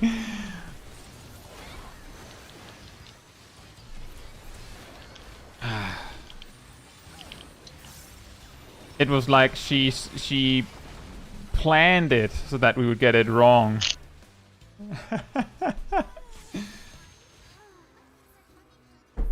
She did change her strategy, supposedly. Yeah, she actually did this time. Wow.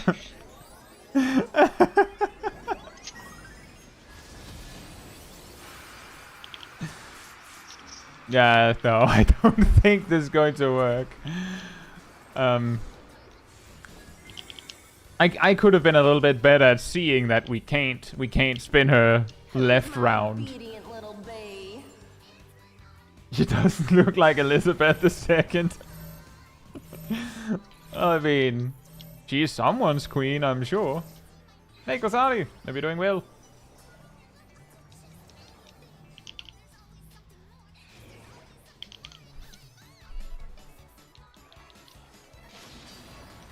Oh, that spread shot was bullshit. Yeah, it'll be spreads, I think, right? A noted spreads. Blep. Boom. Hey, Epic Fate, hope you're doing well. The world to me, everyone.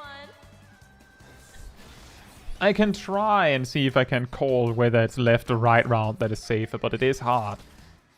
And the plan was... Cat needs a bio? No problem.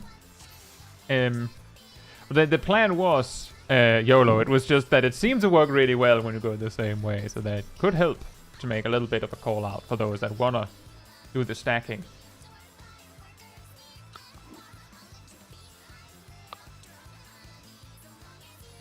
Oh, I just realized Kylan said something about these, like the clock and counterclockwise Bs. Kylan says 1 and 3. Like, that's where we put them. And look for the B with no line. If it is to the right, it is clockwise. To the left, it is counterclockwise.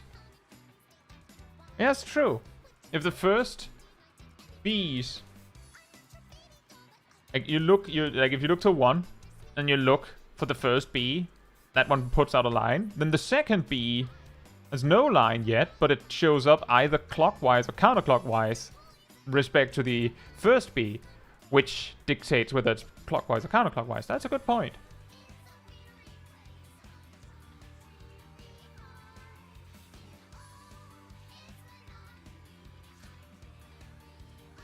So that is also a way to see where we're supposed, like what we're supposed to be doing before, before things get too hectic.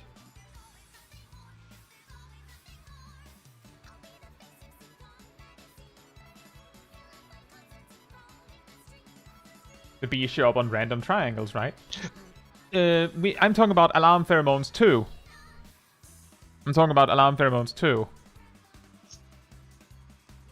So when they're drawing their squares, you can see the first bees come down, they do their square, but each of those bees will have like their replacement show up either clockwise or counterclockwise respect to them before the next lines appear, which means that you would be able to see it coming. And if the bee is clockwise respect to the first bee, then of course the square's like circling clockwise, and if it's like counterclockwise respect to the first bee, then it's of course spinning counterclockwise. So that can help to plan. But I will also still say that you also have the option of if the first pair of players completely goofed it, there are four safe spots in total, and if the supports focus on like the closer to the northwest quadrant and the DPS focus more on the southeast quadrant, then you have your pair of safe spots, so you can just go, well, I'm not doing that, and then just start working on the other one instead. There should be space for that. So that there are backup solutions. It is surprising that she doesn't finish with Final Sting, isn't it? But yeah, for the first... If she did Final Sting, she would also die. So that would still be a kill. Ah, good point. For the first alarm pheromones, they're random. Like, they're absolutely random. It's like the best I can offer is if we're planning, like if some of us are going, well, when YOLO starts, I go clockwise. Maybe it helps if I go, right is safer. Like, go towards D. When I can see it. You don't have to follow the pack. It's just, like, I might see it. Because she basically went, previous try, she was like, alright, I'll make it totally safe to go clockwise. And then this attempt, she was like, how about if I didn't do that? How about if I did the exact routine? Yeah, she finally did it.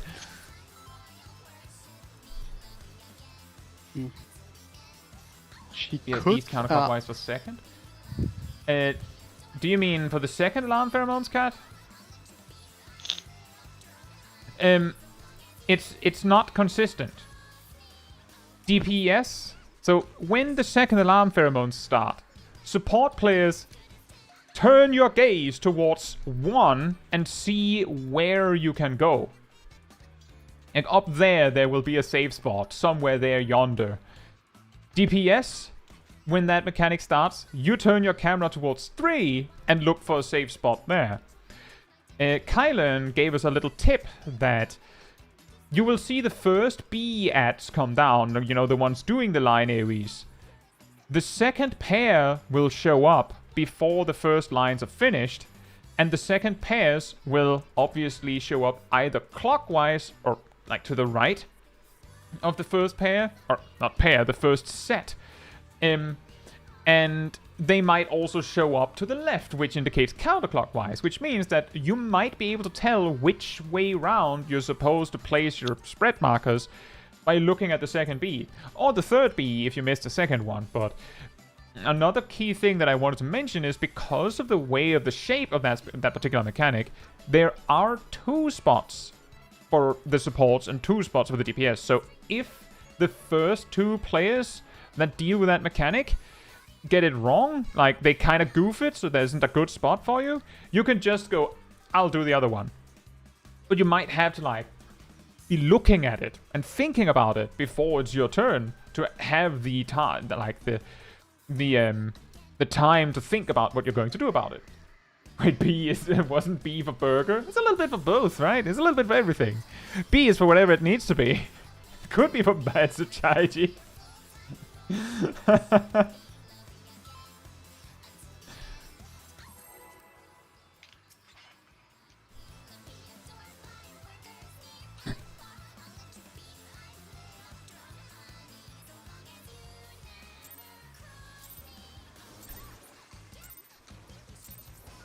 Honeybee Lovely Show has begun.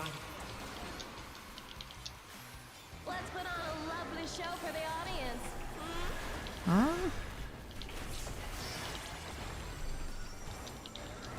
Spreads?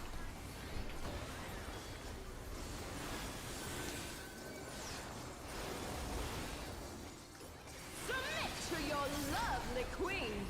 It'll be spreads.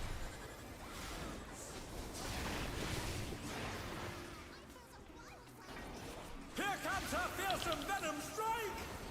Next will be pairs.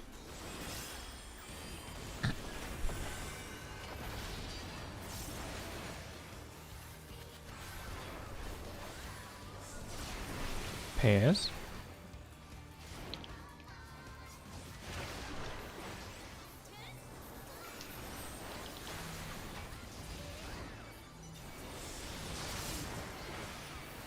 Nice.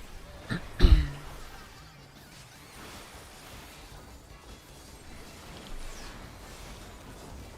you're ready for me to steal your heart.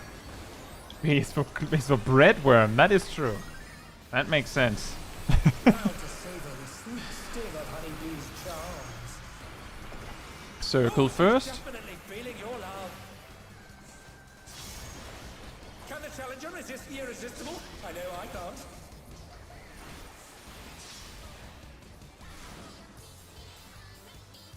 I'll make you mine.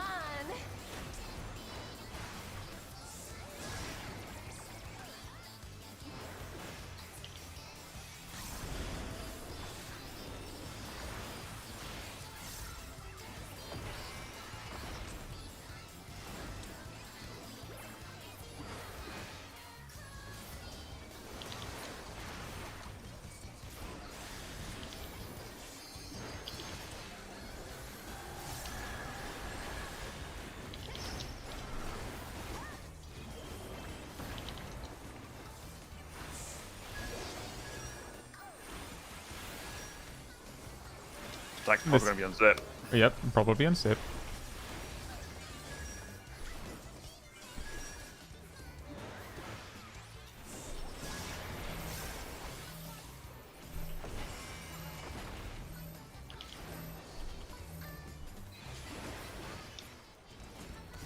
No! It'll be donut first.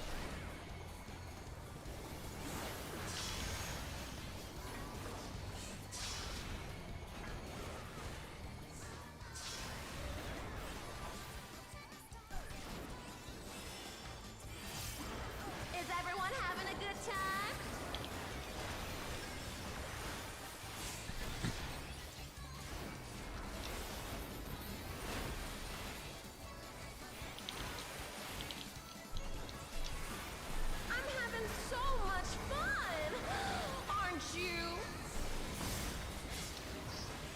It'll be stack on A. B is for brilliant. What's this? Honeybee has changed her routine. D is safer.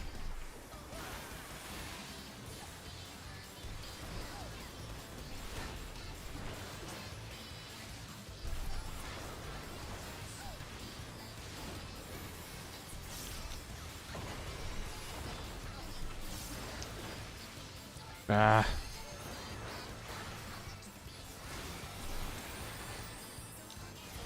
It's extra sad when it's like, there's only like 2 left. Just getting started.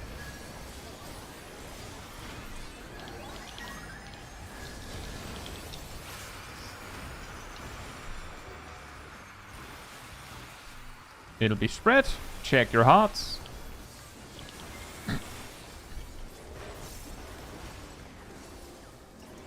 Who's my obedient little bee?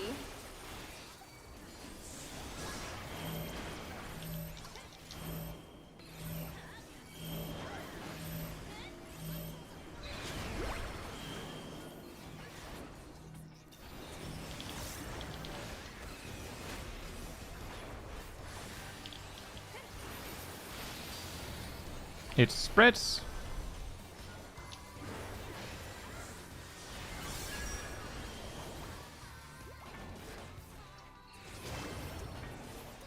What? Ah, a little close. Support means the world to me, everyone.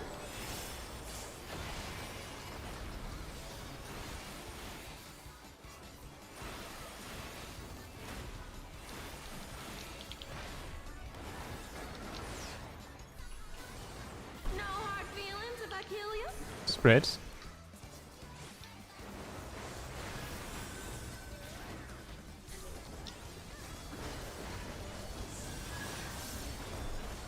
Careful now. This is very, very deadly. It'll be counterclockwise. No, it's clockwise. I'm pretty sure that's counterclockwise. Wait. Yeah. Okay, I'm incapable of reading clocks. It's okay. Took a second for me as well. Wait, so last time it was clockwise then? A little. Sh- It's okay, we did it. Neither side is willing to yield.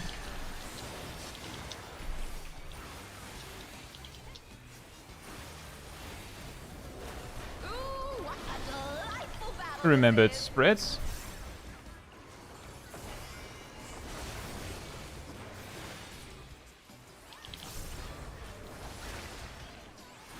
Oof.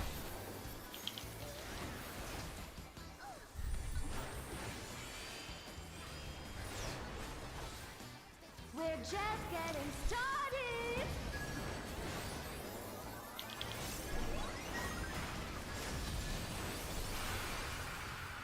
Support has the short fuse. It'll be spreads.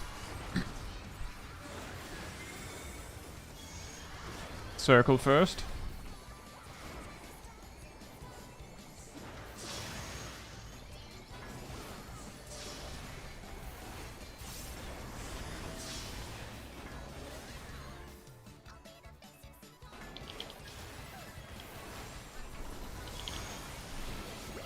Donuts.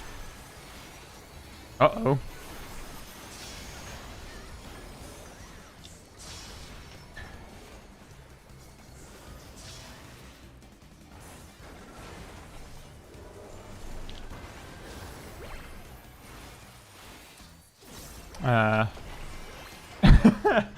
It looked good until it didn't. That mechanic is evil.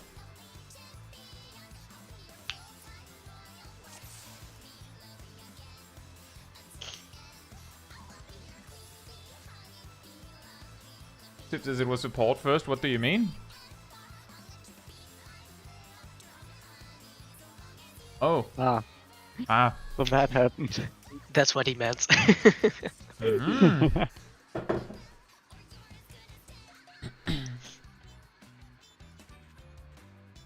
Hmm.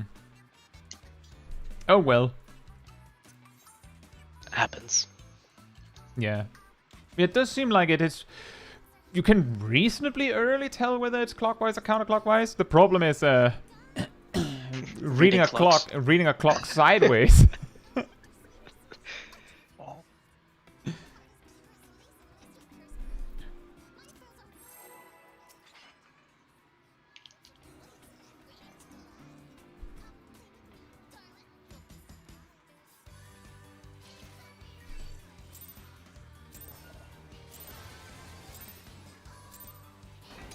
The Honeybee Lovely Show has begun. Let's put on a lovely show for the audience.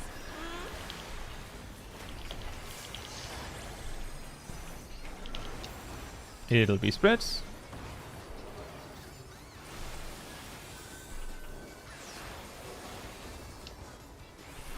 Submit to your lovely queen. It'll be spreads.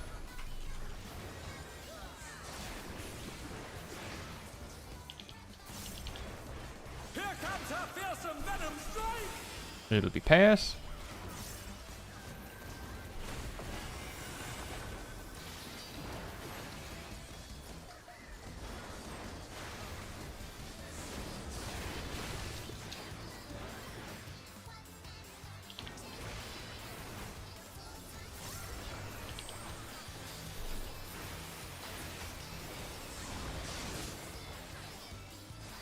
Nice.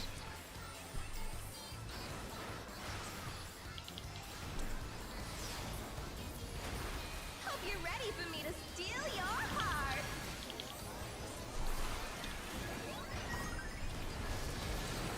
Now to savor the sweet sting of Honeybee's charms. Donut first. Oh, she's definitely feeling your love. Can the challenger resist the irresistible? I know I can't.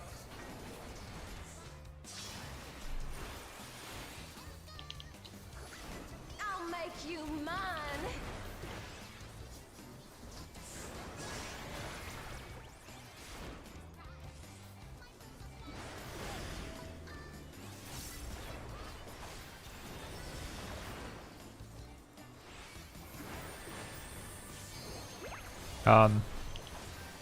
Okay, you had that one.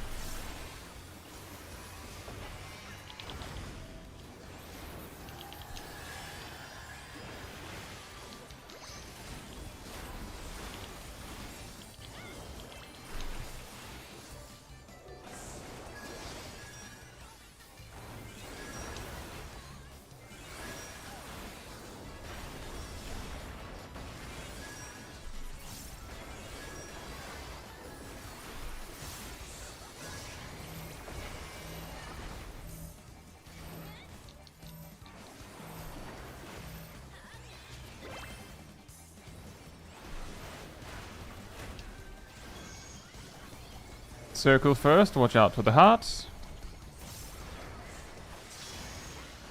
Watch out for the hearts.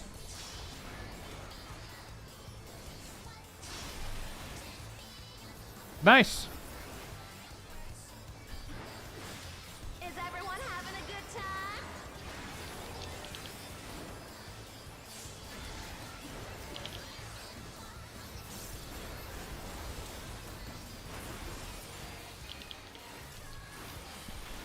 I'm having so much fun!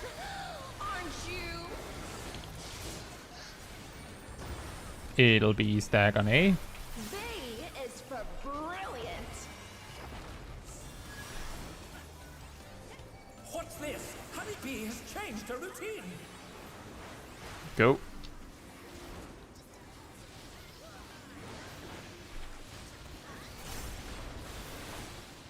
Uh-oh.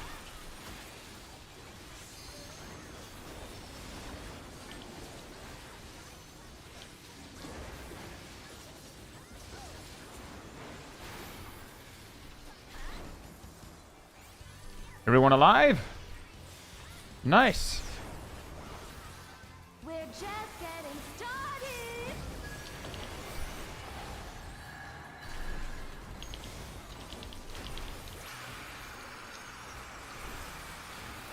It'll be spreads. Check your heart count.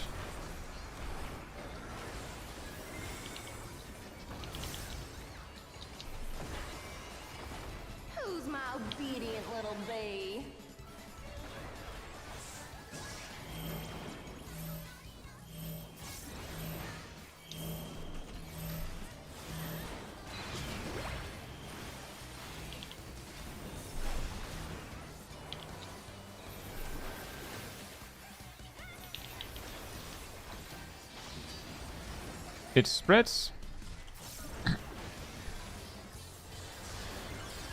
Spreads.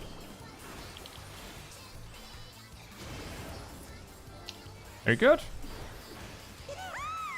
Your support means the world to me, everyone.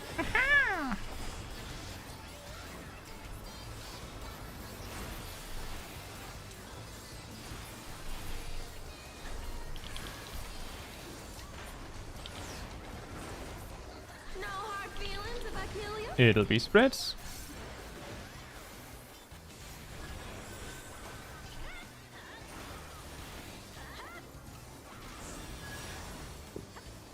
Careful now. This is very, very deadly. It's clockwise. Clockwise.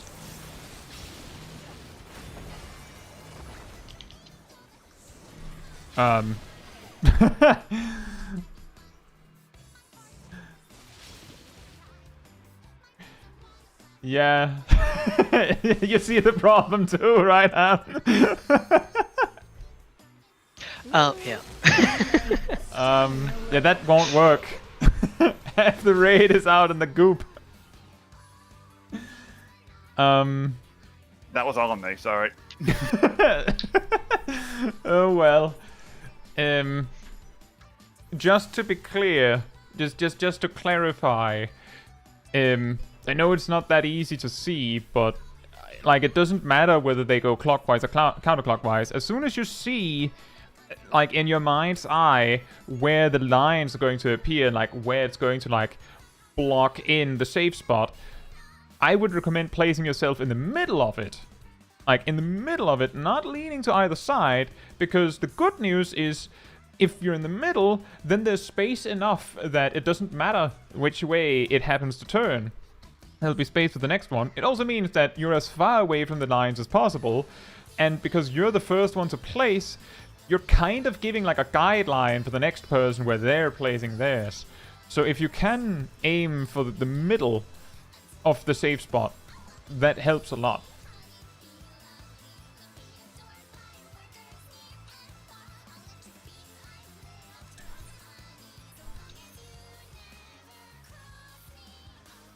And also that, Matthew says the problem there was that they were one step too far clockwise. Yeah, like at that point, the thing we could have done to save it was start drawing somewhere else. Like that was the thing I was talking about with if it's too goofed up, just try again somewhere else. Right, remember your food?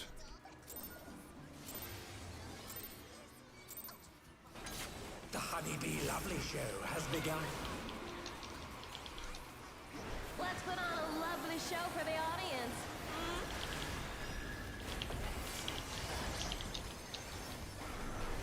It'll be spreads.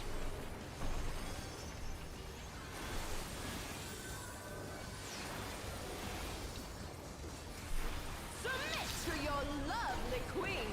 It'll be spreads.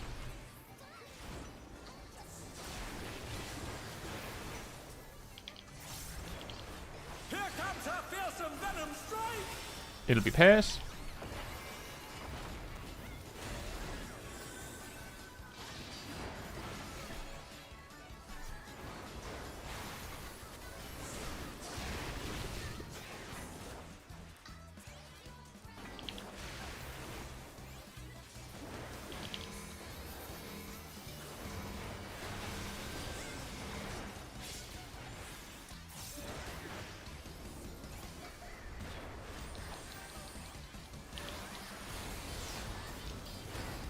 Hope you're ready for me to steal your heart.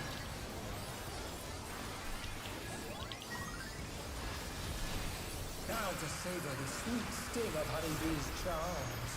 It'll be donut first. Oh, she's definitely feeling your love. Can the challenger resist the irresistible? I know I can't.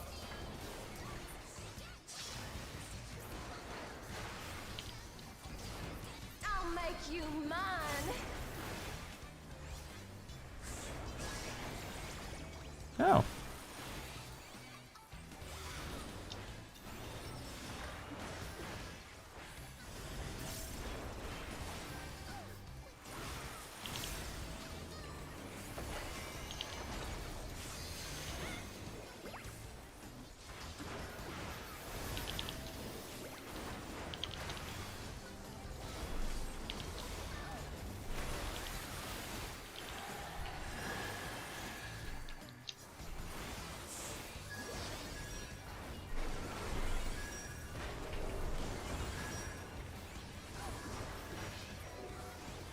And the stack will probably be on Zip.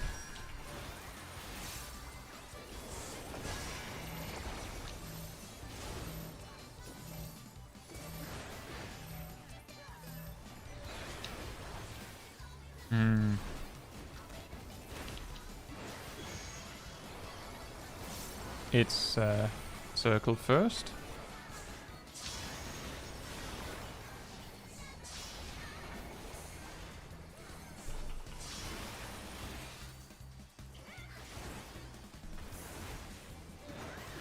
Is everyone having a good time?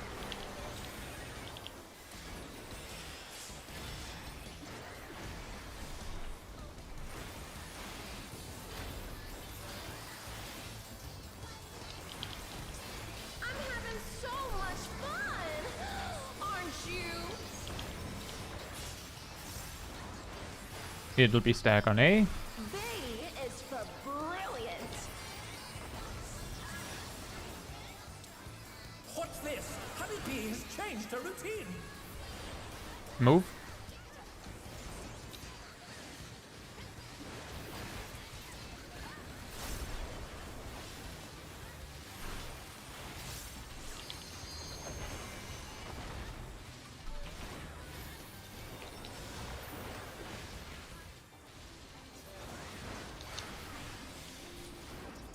Oh. One down. We're just getting started.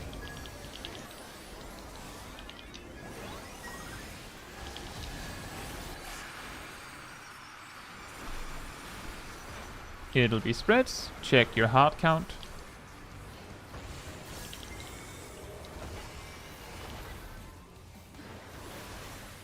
Who's my obedient little bee?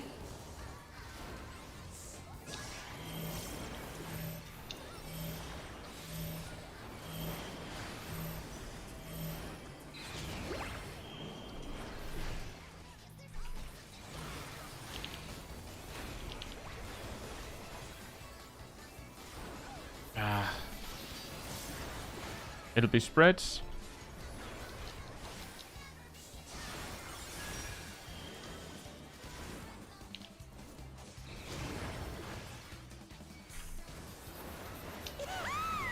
Your support means the world to me, everyone.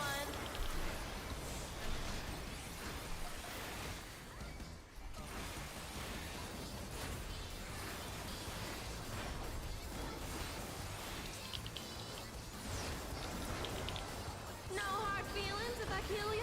It'll be spreads.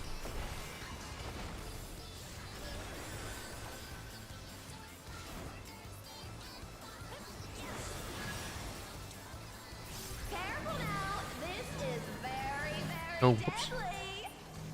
That's counterclockwise. Oh.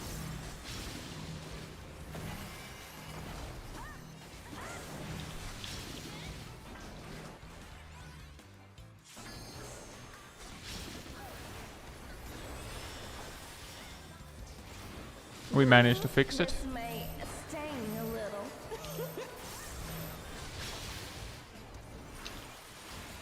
What a clash! Neither side is willing to yield.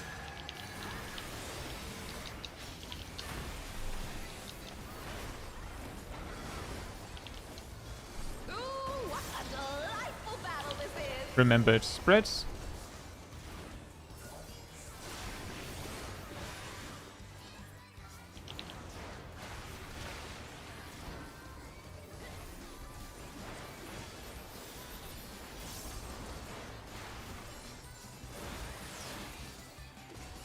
We're just getting started.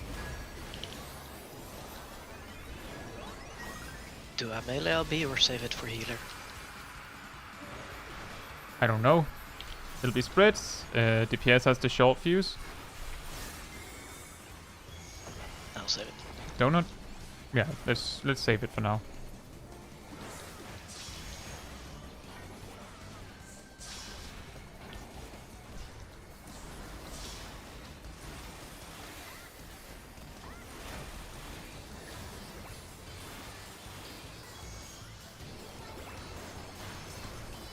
circle.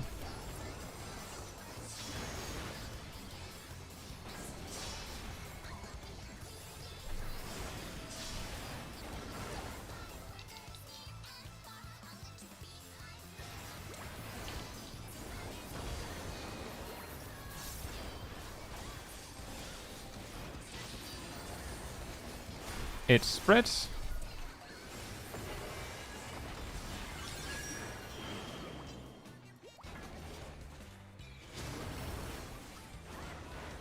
Nice. Your support means the world to me, everyone.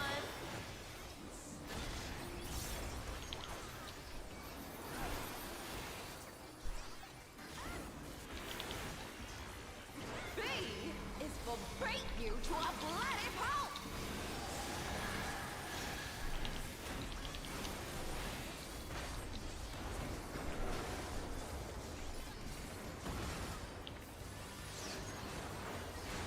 Nobody Clock stands spots. a spotlight Clock from spots. me. Oh right. That right. was me. I couldn't hit buttons in time. We also needed defensive cooldowns. Oh yeah. I can use reprisal there next time.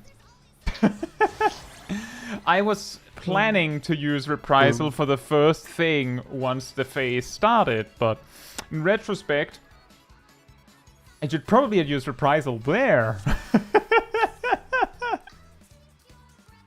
We should probably hop out. Yeah, it's 5 minutes anyways. Yeah.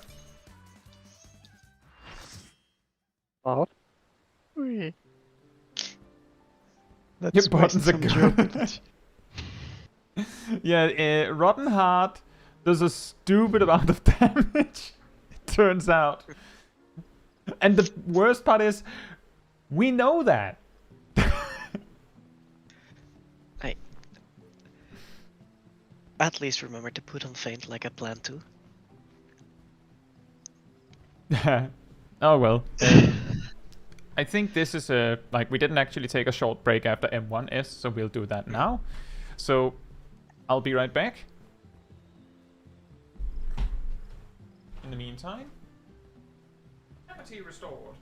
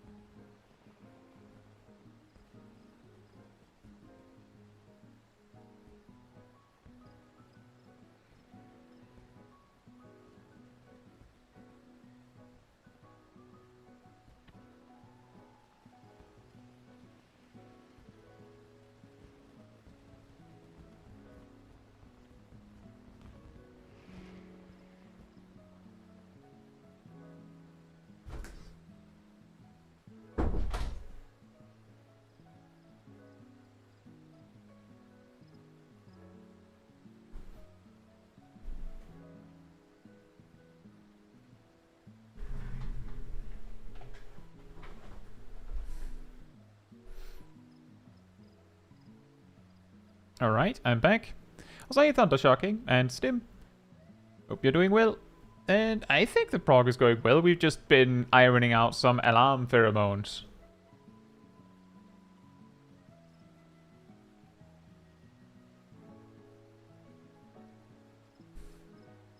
Yeah. Cat says, during the second alarm pheromones, I think, I had a Lalafell under me who got targeted, which made me think it was time to step out. I had the same experience of having someone standing under me, which made me think it was time to step out, and then I, like, caught myself early enough to cancel.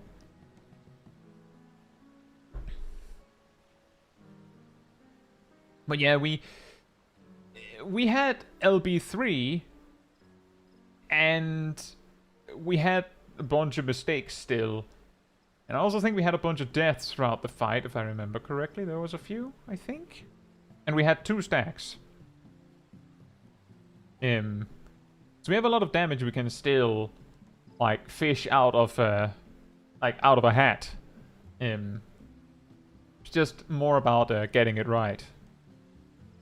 Like, I'm pretty sure when we finally got M1S down for the first time,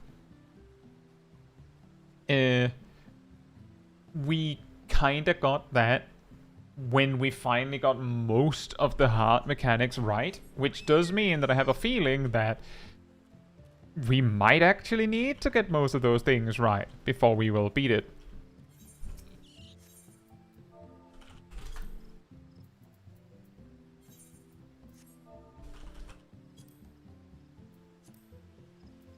That's kind of good. Nice for me.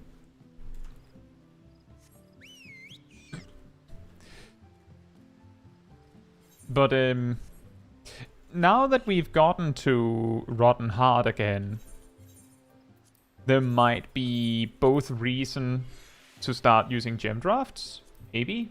A little bit up to everyone whether they think we're like actually getting somewhere consistently enough to do that. And it might be a good idea to LB after second alarm pheromones, because if we do, then we can, I believe we will be able to generate an extra LB2 or something like that before the end, which would be super helpful as well.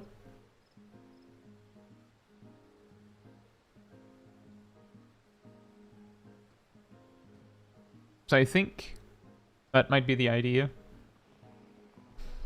I'll start doing Reddit checks to see if people are back.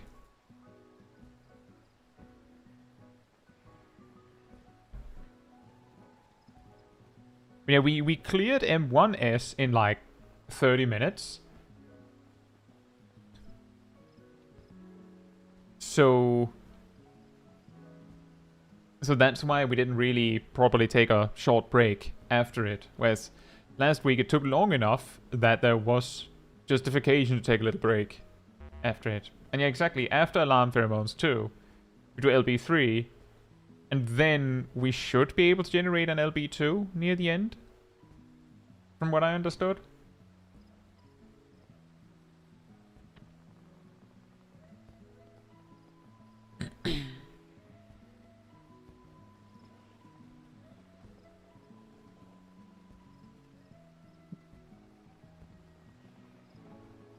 Thundershocking says, when I got my M2 clear with a clear party, we wiped at 1% and the bard goes, I didn't use pot because I don't trust Party Finder till I've seen Enrage.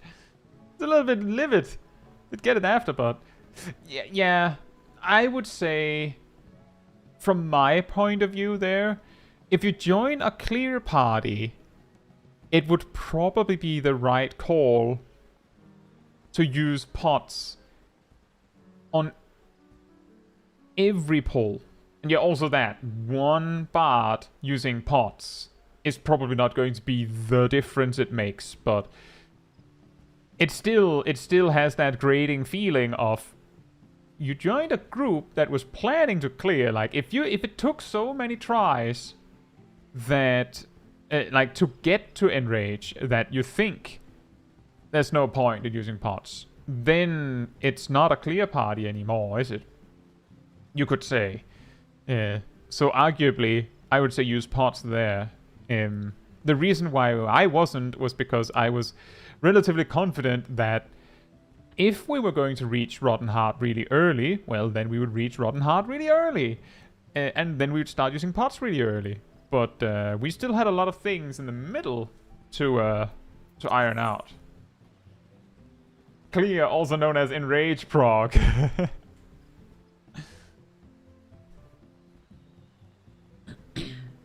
Exactly, Thundersharking. I could understand that. If I joined a clear party like that, I would say it makes sense to use pots.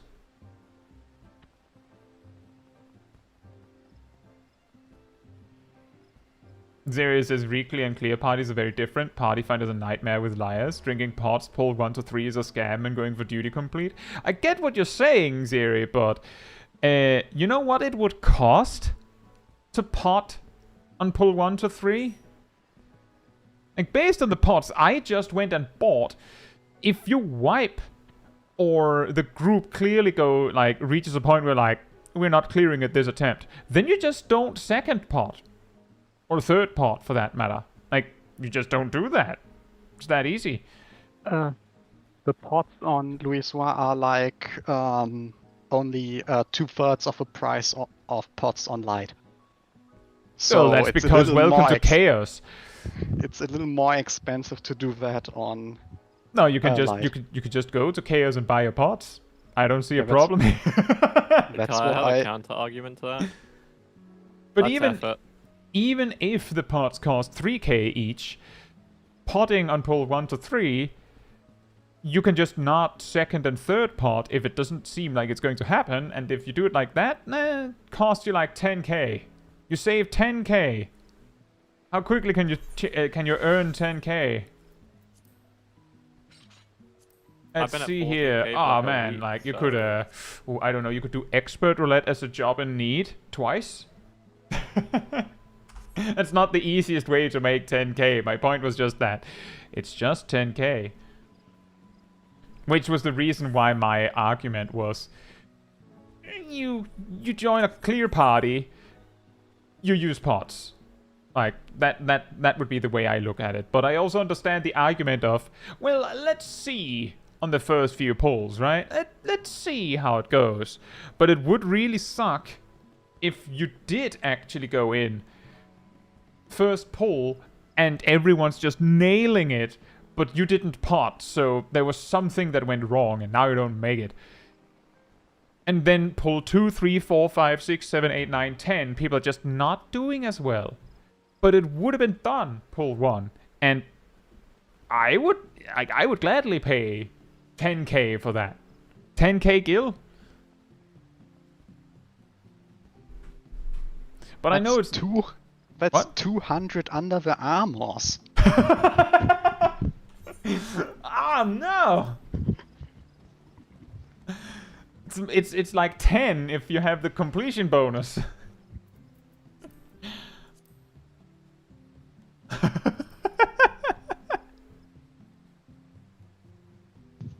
But yeah, I get it, in theory. Like, I get both sides. I just also think, I mean, if I've been progging enough on a fight, I would gladly pay that extra just to be out of there.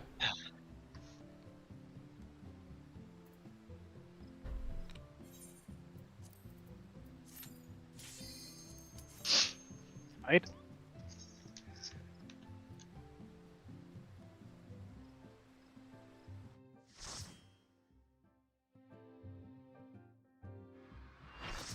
Time to do drugs and kill insects. Can we not kill Honeybee, please? She is my waifu. Remember to check your food. Some vitality drafts to survive Rotten Heart. Oh, that's not good. I accidentally pressed my presence of mind. Alright, well I guess we're waiting for that then. 2 minutes, Or- people. We can also just wipe apparently. I guess that's what we're doing. It's just testing the wall. Yes. Yep, the wall's still a wall. Yep. How do? Could have looked who gets farthest. Squeezed my mouth a bit too hard. Walled by presence of mind. Ironically, the lack of a presence of mind in that moment. Perhaps. Right.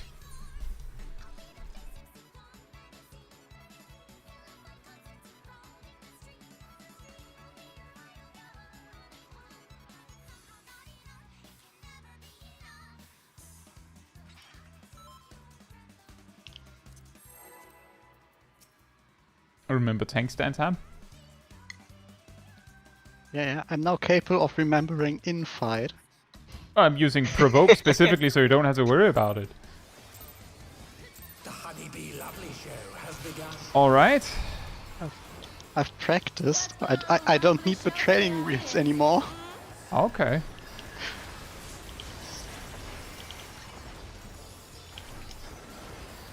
It'll be pairs.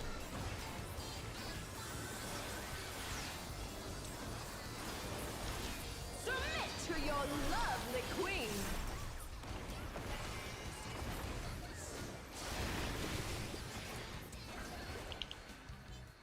Here comes her fearsome venom strike! It'll be spreads.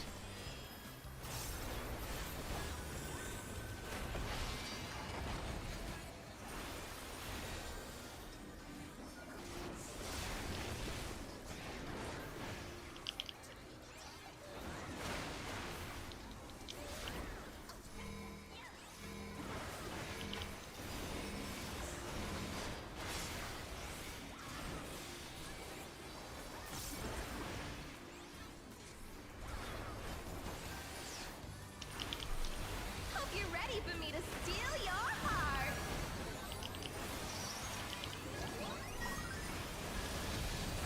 Now to savor the sweet still of Honeybee's charms.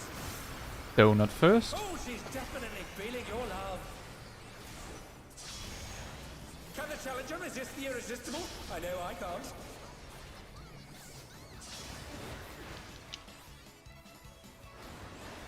I'll make you mine.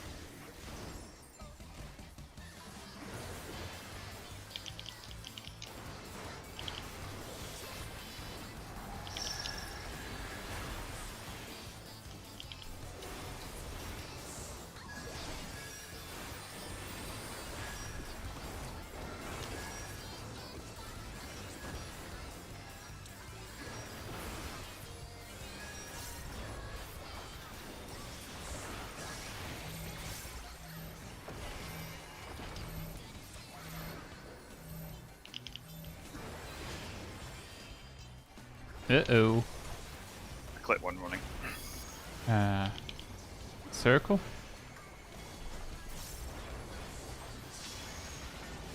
Watch the hearts.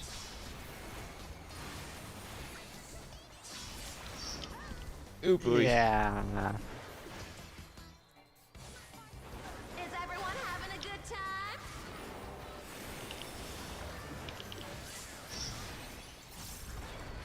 No. Nah. No. Nope. I'm having so much fun. Aren't you? That went sideways real fast suddenly.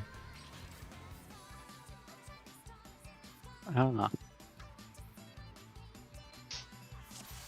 It'll need some moment. With sprint, you can make it to the complete outer wall. I did Oh, before you without sprint as die. well. Well, yeah, You but can do it without sprint, just jump at the right timing. I haven't tested with well-timed jump yet. Just with sprint and jump.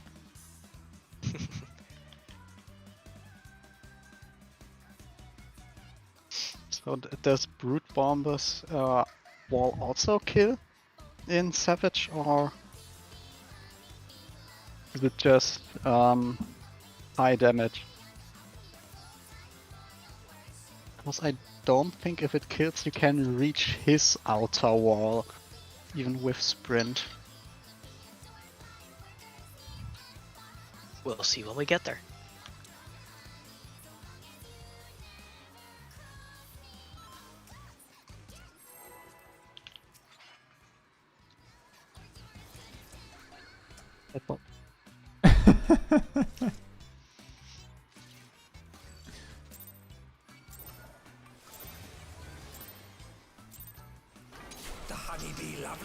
has begun.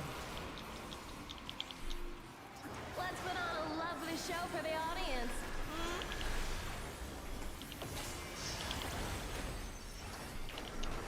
It'll be spread.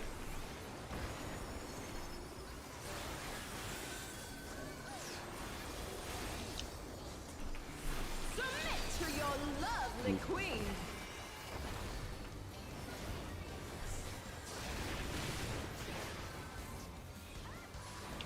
Here comes her fearsome venom strike! It'll be pass.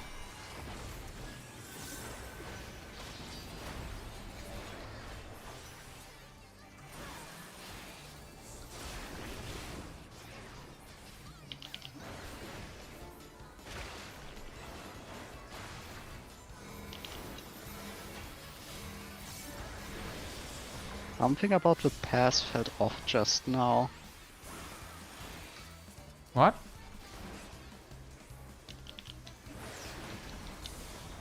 Hope you're ready for me to steal your heart.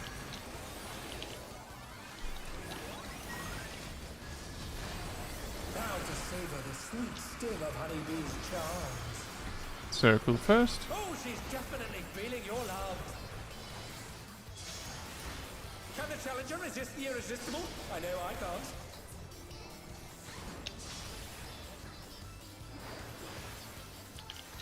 I'll make you mine.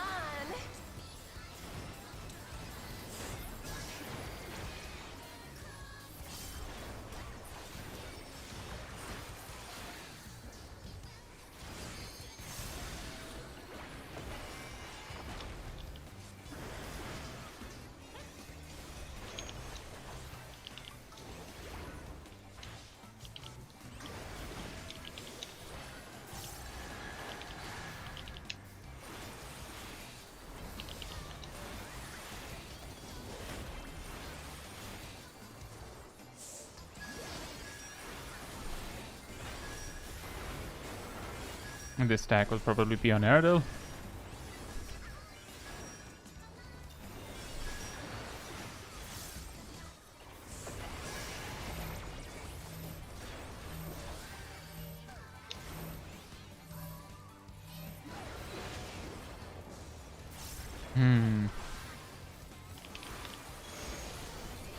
Donut?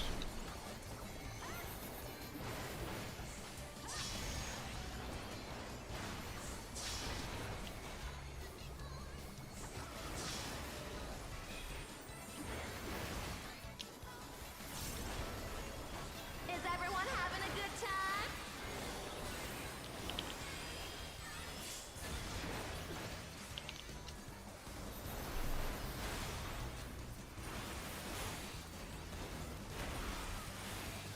I'm having so much fun, aren't you? It'll be stack on A. B is for brilliant.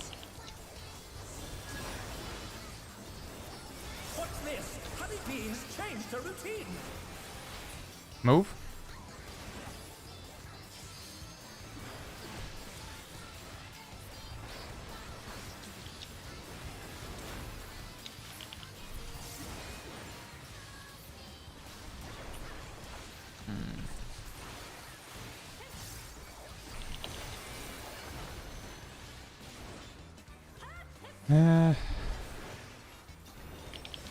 I feel like that was my fault. We're just getting Moved the boss a little bit, and everyone moved forward.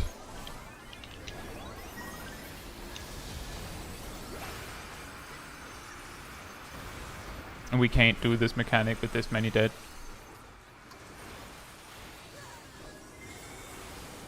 And we should probably just... Yeah. Yep. Yep. Who's my obedient little bee? Shame. Oh well.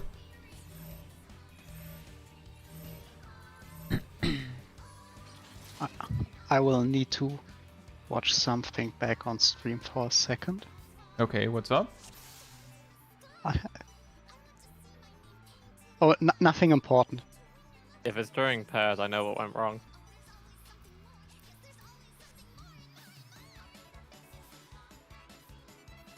I want to know whether I was wrong or whether we were extremely lucky. We were very extremely lucky. Okay. So I wasn't the only one who thought that. I had perfect view of it. Yeah, the first pair she meant. Did you have the wrong pairs, but somehow it worked out, or what's happening? Yes. Yeah. Oh boy. And wrong pairs with rolls were partially wrong. I think it's because I backed out just a little bit further, just so it didn't hit me. I'm not sure who got it though. Unless there's a tiny safe spot in the center.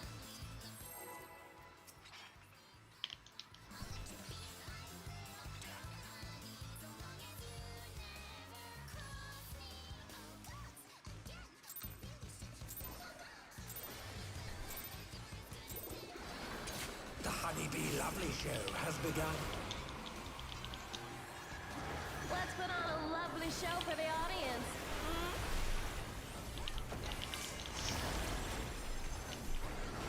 Pairs?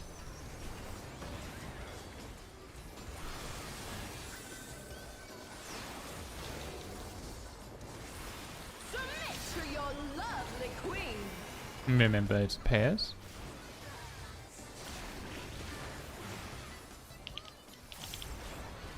Here comes her fearsome venom strike! And then it spreads.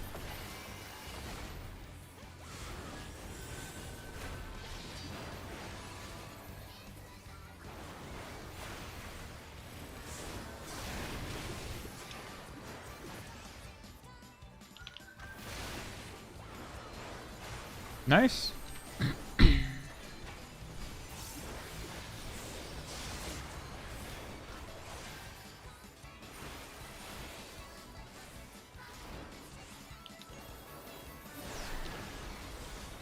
Hope you're ready for me to steal your heart.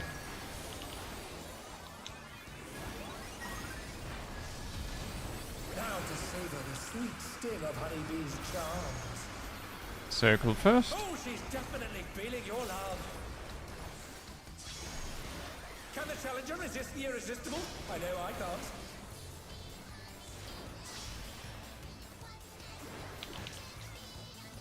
I'll make you mine.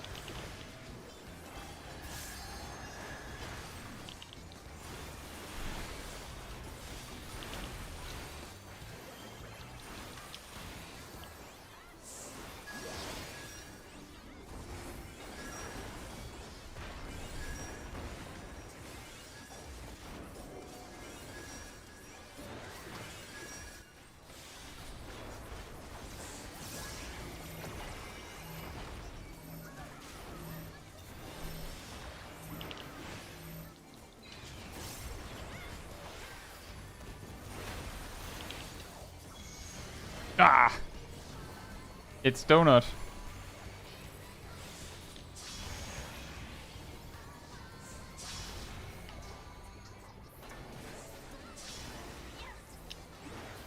I was there so happy we didn't get any, and then I get one. Is everyone having a good time? Big sad.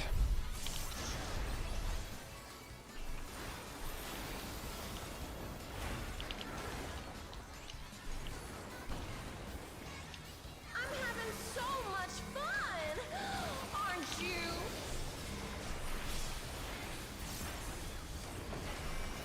It'll be stack on A. It's for brilliant. What's this? Honeybee has changed her routine. Go.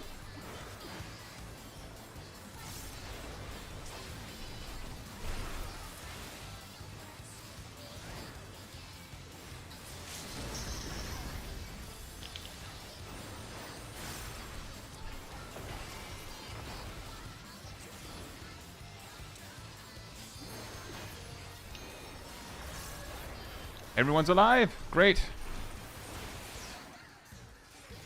We're just getting started.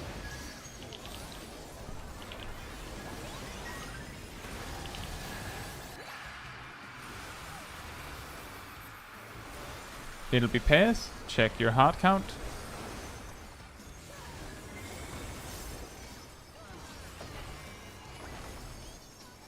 Who's my obedient little bee?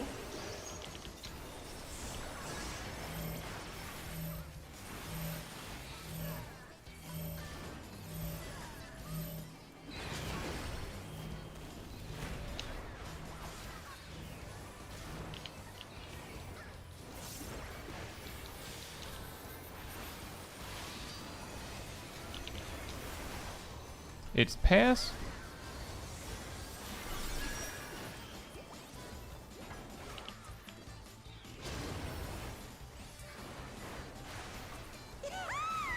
Your support means the world to me, everyone.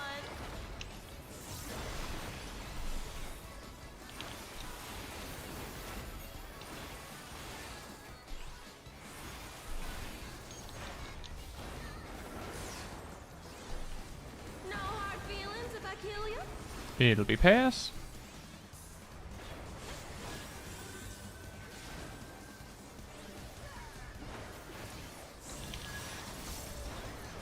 Careful now. This is very, very deadly. It's clockwise. Is it not? No, it's counterclockwise.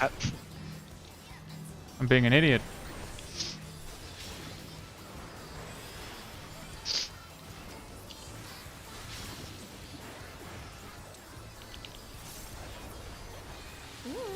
This may sting a little.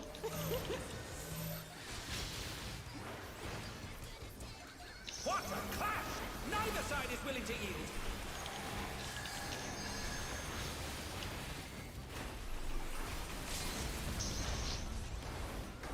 Ooh, what a delightful battle this is. Remember, it'll be pairs. Someone might need to yoink. Naomi, are you fine? Pairs? Pairs?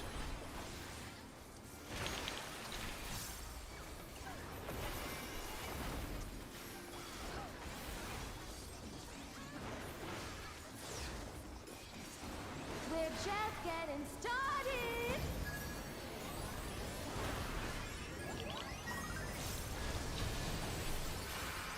DPS has the short fuse.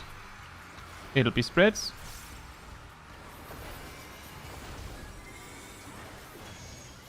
Donut first.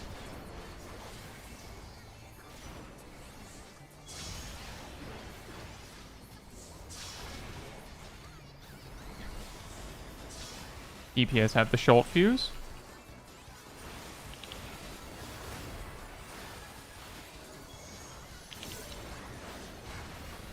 Circles.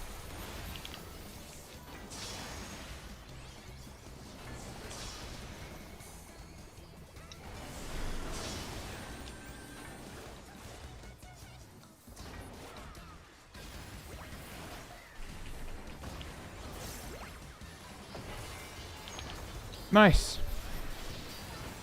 Spreads.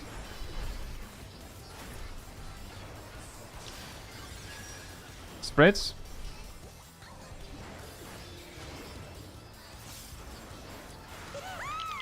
Your support means the world to me, everyone.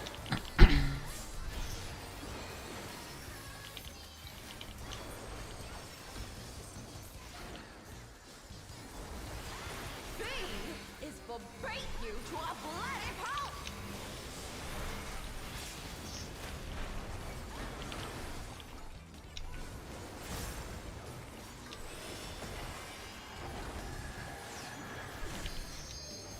Clock spots. Remember some mitigation for this. Clock spots.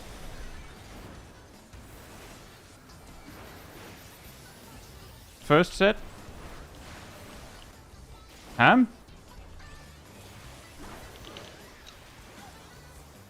Sorry about that. My brain was not ready to survive a rotten heart activation. That is an interesting way to put it. I didn't expect to get this far.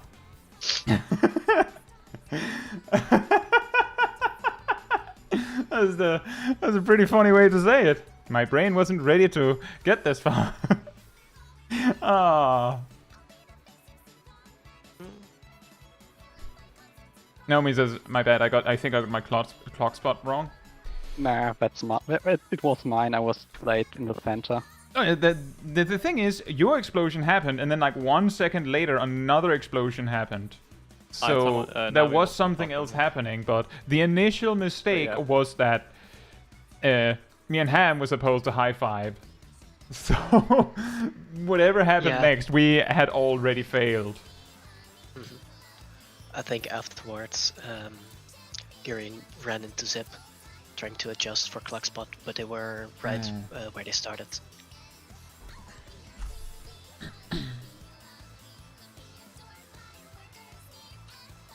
The 9% with one stack is, I think we were like decent, like doing decently well. I'm not sure. Do you get a second sorry, do you get a third burst potion if you burst on the 5 minute? Yes, you do. You just barely get one on like 9.5 minutes with no cooldowns, yeah? I'm pretty sure the boss, the hardened rage is like 10 minutes and 8 seconds or something like that, so... Like, I'm pretty sure you don't, like, get to use your second burst potion if you wait for the actual burst. Cole says pot on cooldown. Well... Doesn't that mean that you're choosing between getting a garbage burst on the 4.5 minutes or getting a garbage burst at the 9.5 minutes? Well, like, you get what I mean?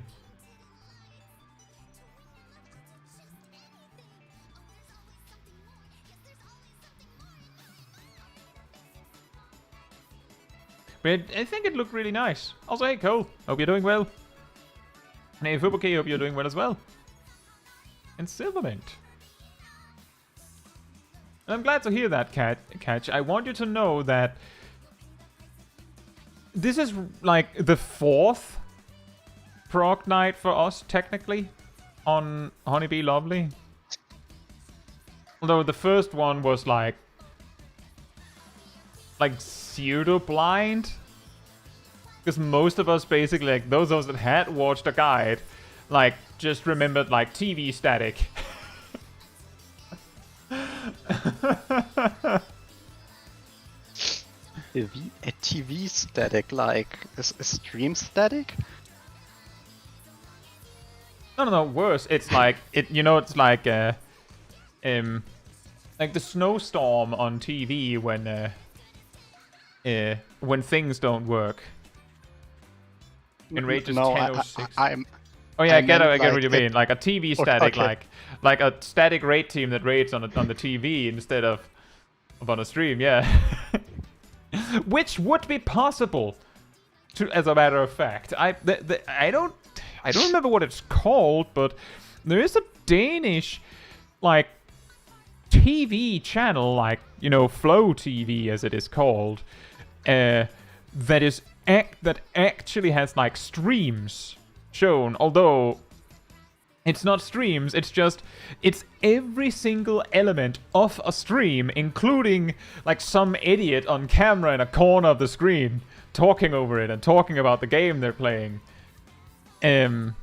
Like every single part of a stream except it's on the TV, so you could have a TV static.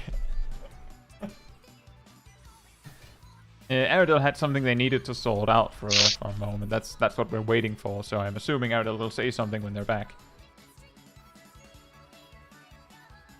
What's the specifically recommended time for the post-alarm 2 Melee LB?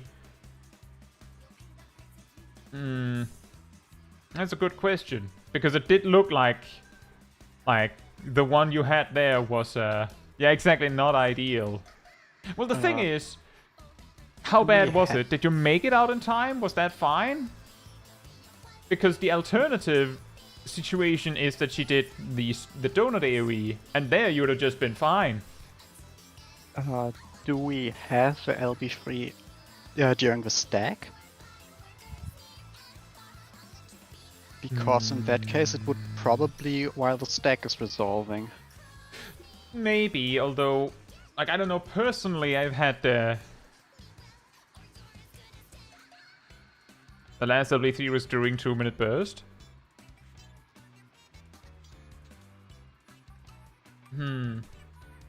Yeah, I don't know. All I know is that we were made aware that if you LB3 after Alarm Pheromones 2, then you will have an LB2 at the end. But maybe we don't care about that. Like, maybe we should just see where it makes sense. So presumably it would be after the 2-minute burst is over. And then if we don't have an LB2 at the end, too bad. Then we don't have that. I'd say do it after the pair or spreads, because after that she does the third beat cast, so there's a lot of free Oh yeah, time that's for- true. When she, like, right after the pair spreads, that's a good point. Then you can just move into position LB. So that would be like waiting 5 seconds or something. I Yeah, don't think that would lose the LB2. maybe not. The thing is, if it's I don't, like, as I said, I don't know how early we get the LB2, and if it's really late, then maybe we, like, those 5 seconds mattered. But yeah, try that after the pair of a pair of spread.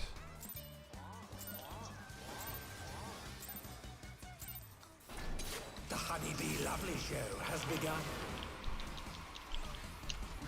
Let's put on a lovely show for the audience.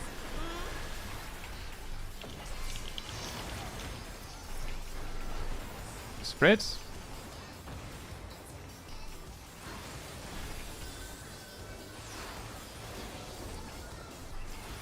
Submit to your lovely queen. It spreads.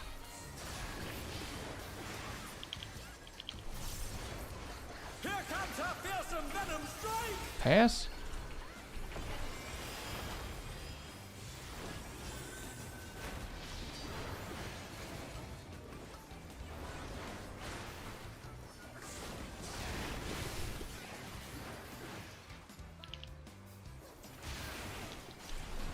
Nice.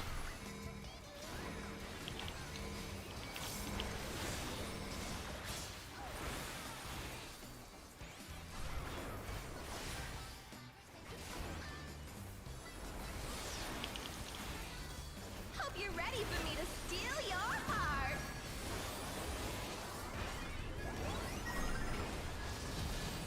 Now to savor the sweet sting of Honeybee's charms. Circle first. Oh, she's definitely feeling your love. Can the challenger resist the irresistible? I know I can't.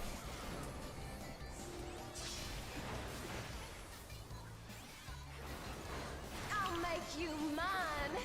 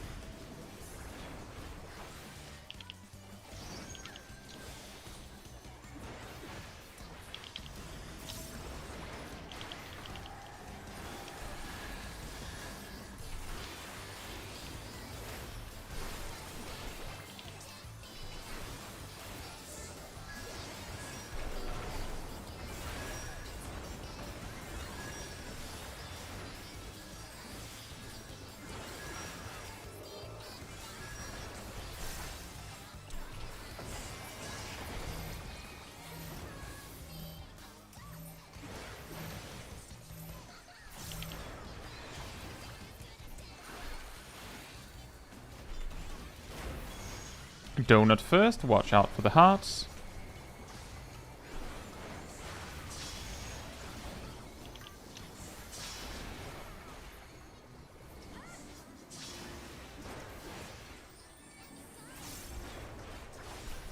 Very nice. Is everyone having a good time?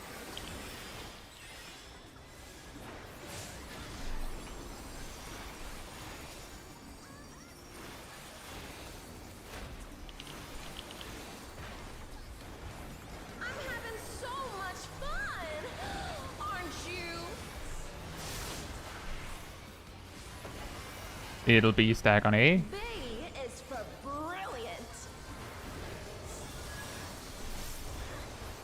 What's this? Honeybees changed the routine. Move.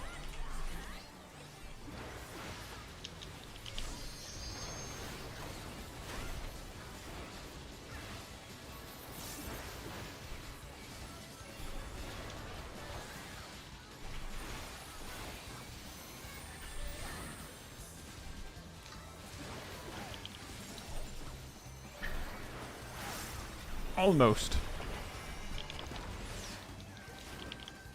We're just getting started.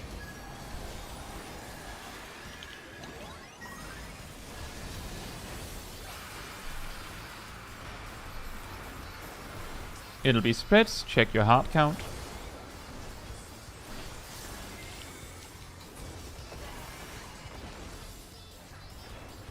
Who's my obedient little bee?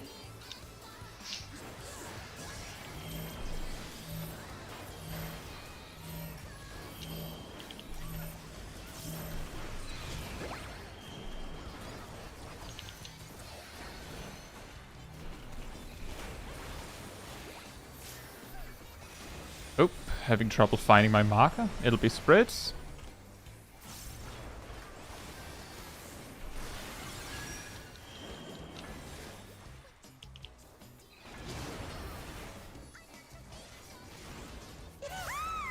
Your support means the world to me, everyone.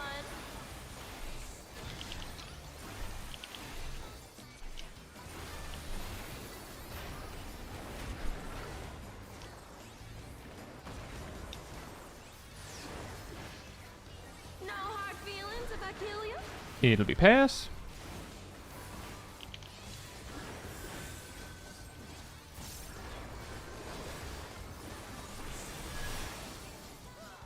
Careful now. This is very, very deadly. That's counterclockwise.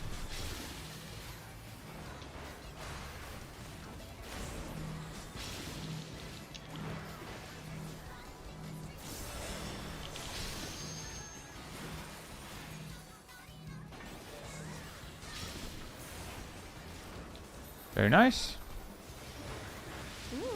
This may sting a little.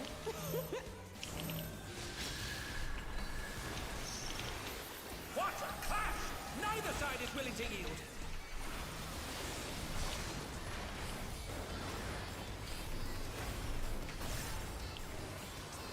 Ooh, what a delightful It'll be pass.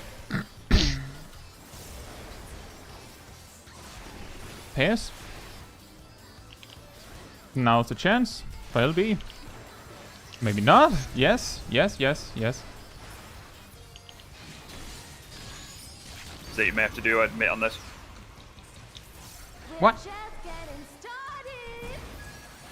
I think it kind of had to be there. Was that still during 2-minute burst? Was I getting it wrong? No, it's more than mitification for the No. transfer. Support has the short fuse. Pass. Support has the short fuse. Donut first.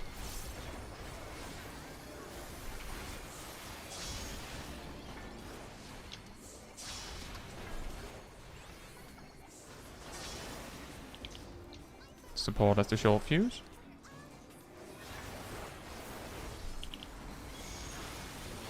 Circle first.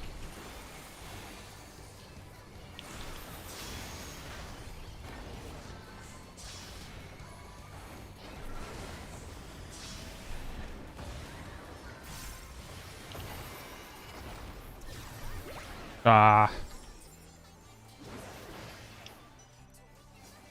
Well. It's passed, but I think we're dead anyway.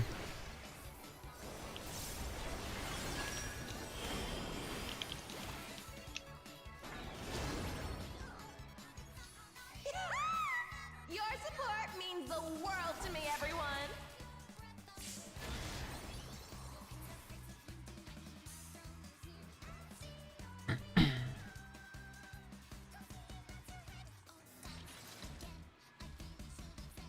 How much HP did she have when we used LB3?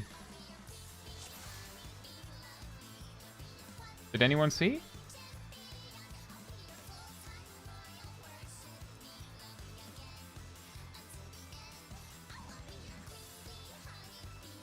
No? Are we good? I didn't notice if I'm honest. Okay. Alright, catch. Thank you for watching. Yeah, have a good day.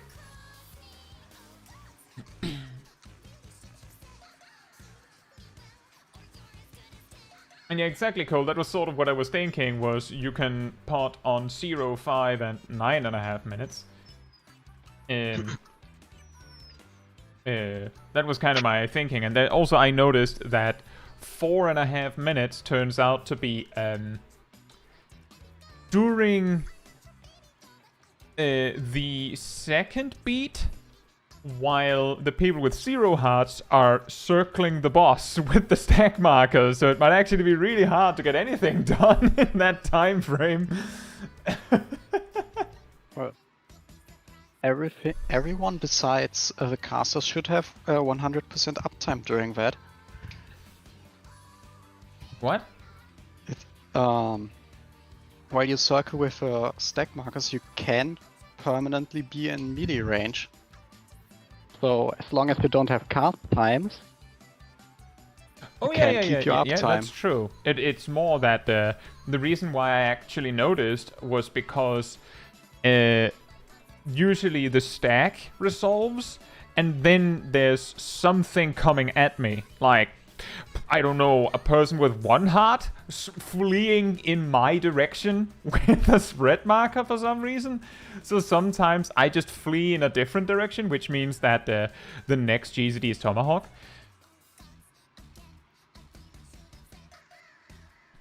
So, yeah. Philippe says we used LB3 at 32%, and Victor earlier said if she's at like 30 to 32% before LB3, you probably don't need the LB2. So I guess that's good to know. Still looks cool though. Yeah, yeah, yeah, yeah. And actually it might save some of the Rotten Heart phase, so that helps as well. The honeybee lovely Oh, show definitely. has begun. Let's put on a lovely show for the audience.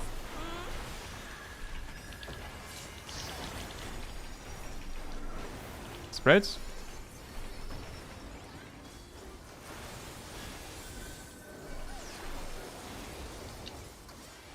Submit to your lovely queen. It'll be spreads.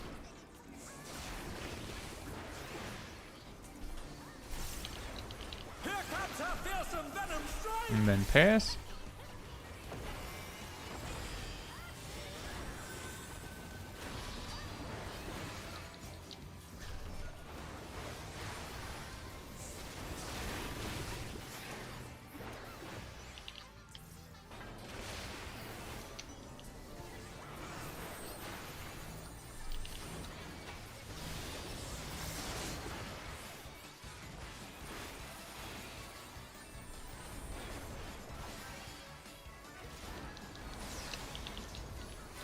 Hope you're ready for me to steal your heart.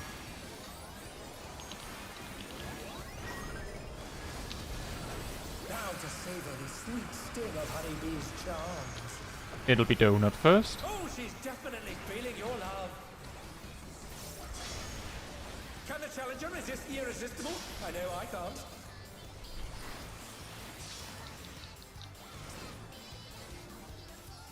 I'll make you mine.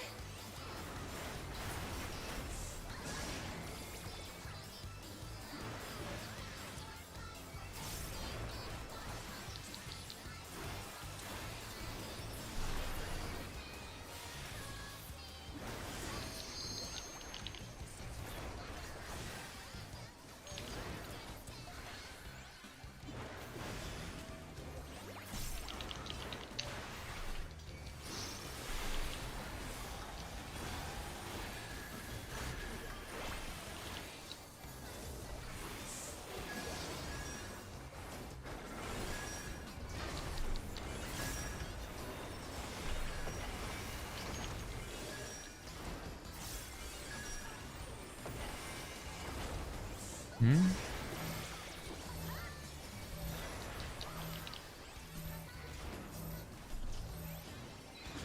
Ah.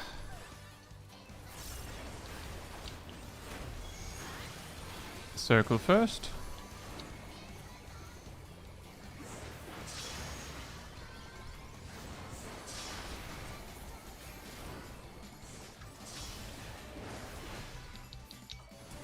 Hmm. Is everyone having a good time?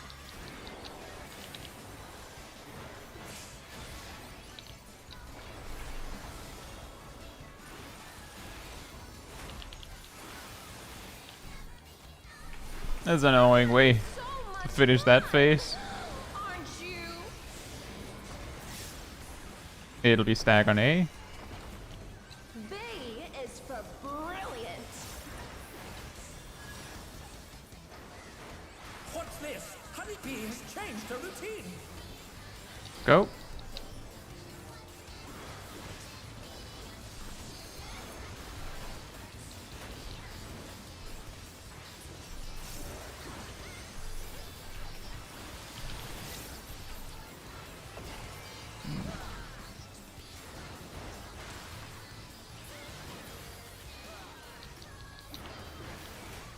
Almost. We're just getting started.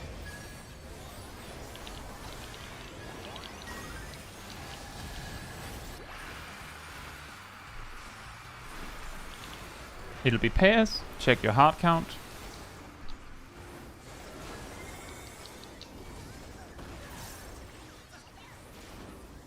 Who's my obedient little bee?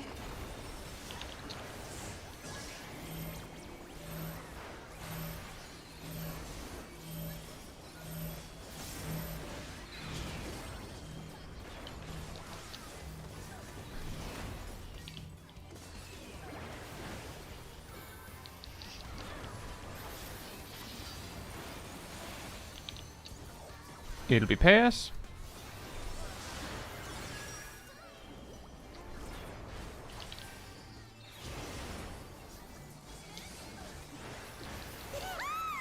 Your support means the world to me, everyone.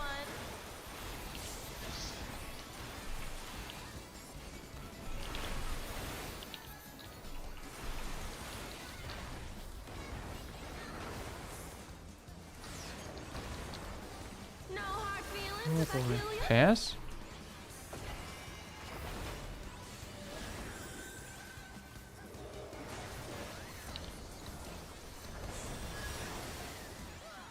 Careful now. This is very, very deadly. They're going counterclockwise.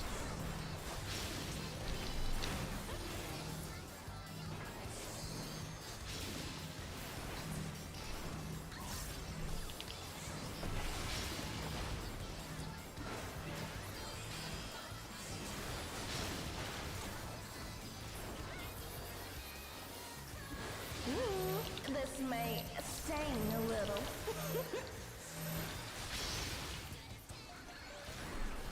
What a clash! Neither side is willing to yield. Nice. Ooh, what a delightful It'll be battle pairs. this is.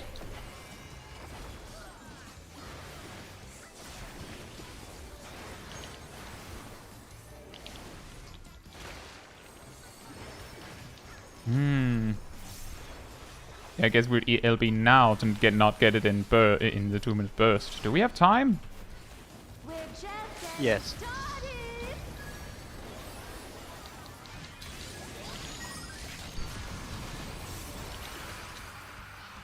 DPS has the short fuse. It'll be pairs.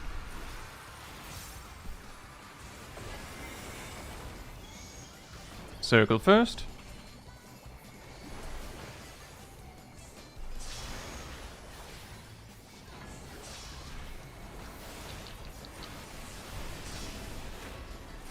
DPS has the short fuse.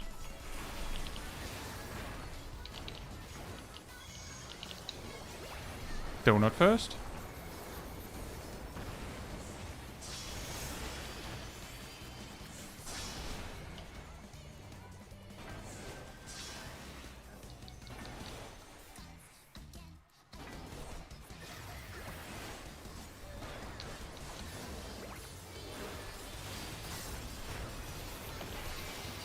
It'll be pairs.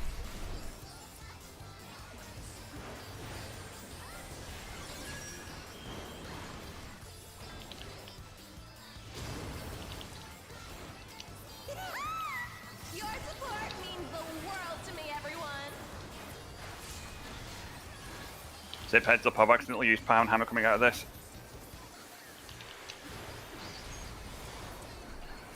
Just use Temperance. Will break you to a Temperance has 40 seconds.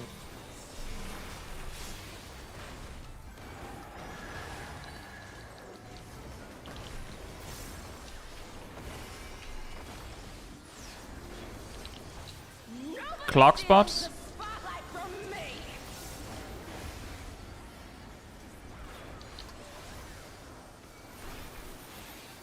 Set, first set, go.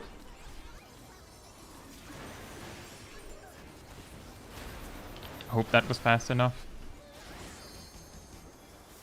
Yeah. What? Didn't have enough mitigation though. Second set, go. Oh wait.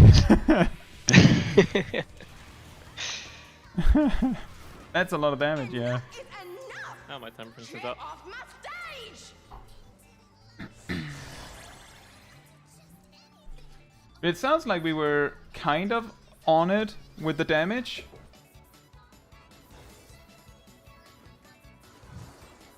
Would it help if the finale before Rotten Heart, I don't use Shake It Off, so we have it for like, I don't know, the first Call Me Honey in that final phase? You can do, but admittedly, I was under the impression Zip would have his Temperance up for then, so I couldn't do Hollows after Karakar falls off.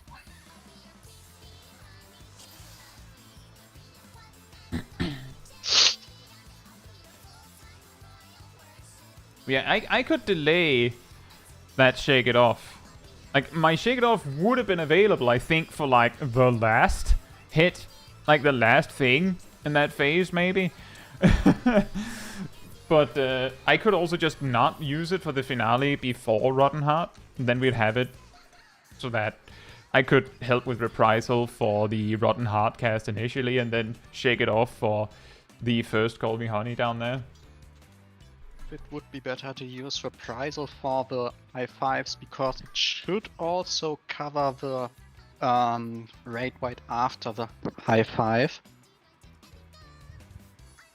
I think if I use Reprisal late enough in the Rotten Heart cast, the first high five should be covered. And then I can use Shake It Off for the Call Me Honey that comes after, like, after the first high five.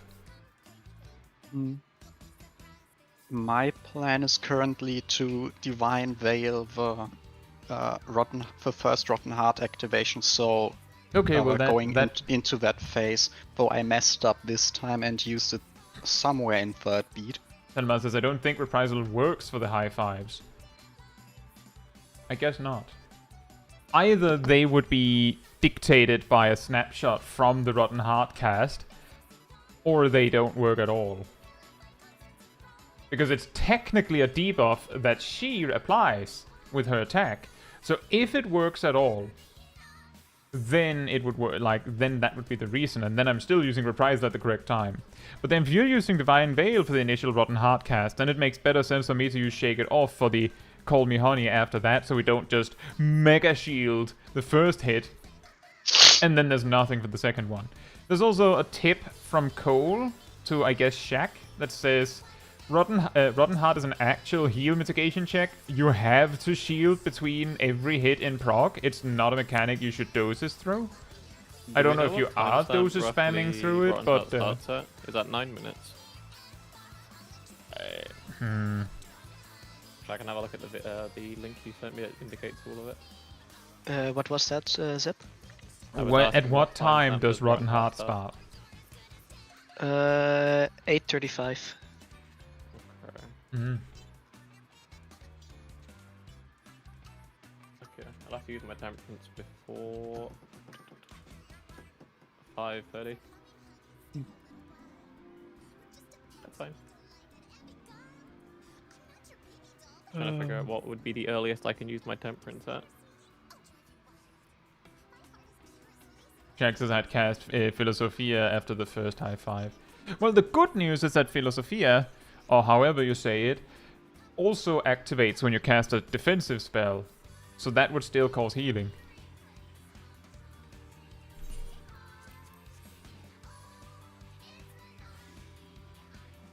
Zip, if you stick with your usual plan for Temperance, after Karakoli drops, I'll use Hollis, and then you hopefully we're back up before that drops. Hopefully. Good Temperance is 120 seconds.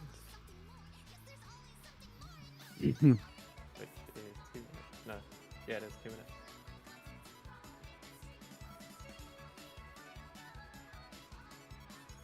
There's also the suggestion for healers to try and hold their mitigation coming out of the final, like, beat. Yeah. So That's that why you have more stuff.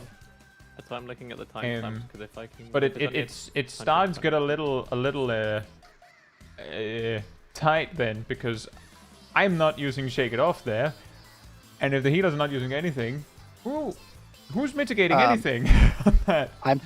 If I didn't mess up, I'm Divine Veiling that, so that's Don't you Divine Veil the Rotten Heart? right. Divine Veil the Rotten Heart. Which comes after that finale. Oh, yeah. After that finale, there is the Tank Buster, and besides that, I think she does 1 or 2 auto attacks in that phase. Yep. So if you use Divine Veil for the finale before that, then you won't have Divine Veil for the Rotten Heart. I thought it was meant from that finale till the Rotten Heart. Hmm.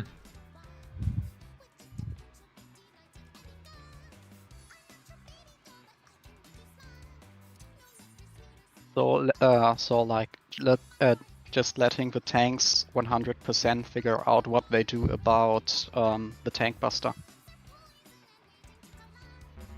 That too, although I'm pretty sure that both Shaq and Zip mainly are using single target stuff for that.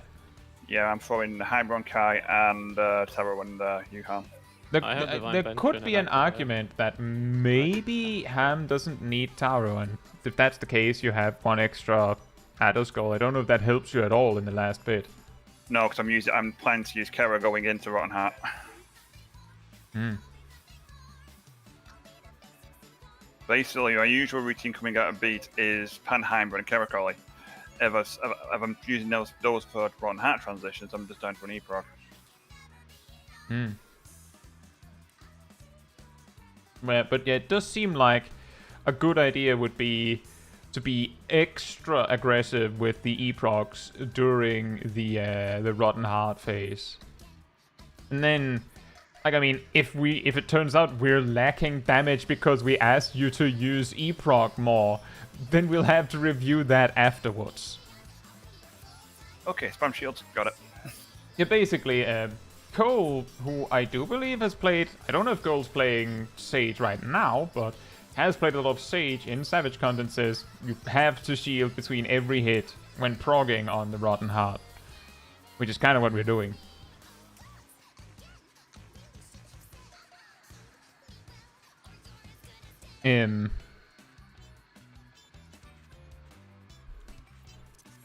So yeah, just extra many shields would probably be a good idea. And yet there's also a very key detail that we have to remember, is that she had 2 hearts, like two buff stacks. So she was doing like 10% more damage than normal. Yeah, just play perfect up until then. Well, that's kind of what I implied like an hour ago. That's kind of what we will need to do to get this done. Let's put on a lovely show for the audience.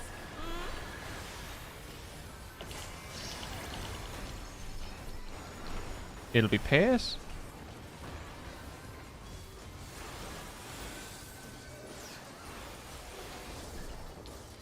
Submit to your lovely queen. It'll be pairs.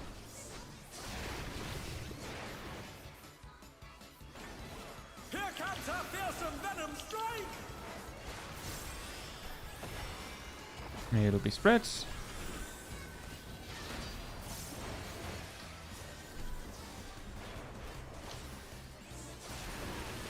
It'll be spreads.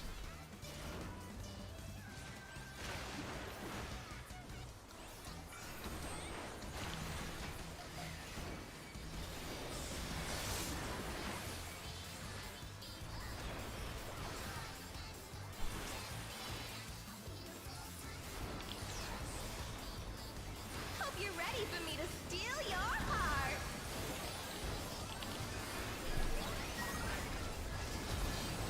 Now to savor the sweet sting of honeybee's charms. It'll be circle first. Oh, she's definitely feeling your love. Can the challenger resist the irresistible? I know I can't.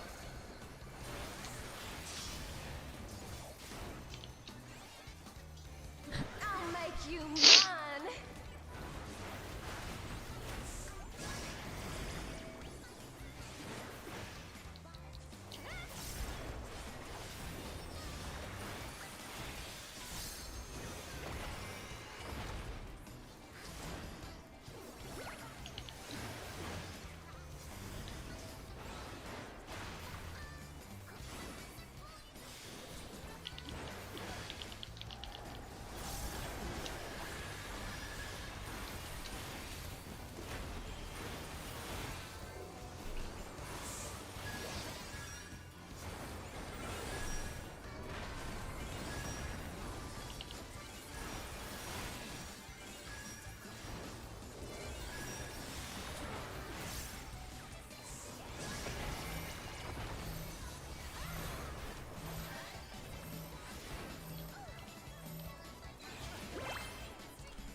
You have to keep an eye on whether you still have 2 hearts. Donuts.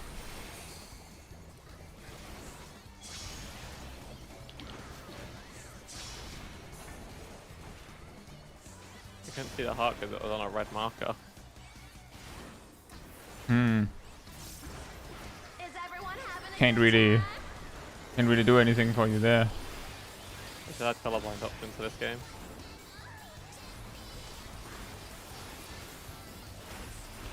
I'm wondering if we should just wipe it and go again. I'm having so Opinions? much fun. Aren't you? Yeah, I think if she has already 2 stacks, might be worth it if we were struggling. B is for brilliant. What's this? Honeybee has changed her routine. Hmm. I love the announcer lines after a wipe. She's changing routine. She kills them earlier now.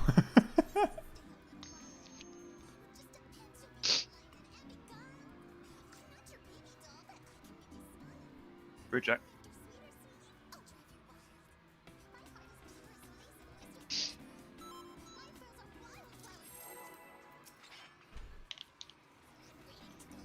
In fairness, Cole, the thing is, Sip said he couldn't even see the heart because it was on a marker that was the same color. It's really hard with that. The best you can do then is just don't trust the markers. Which is, of course, also a little bit of a nuclear option, but... Let's put on a lovely show for the audience.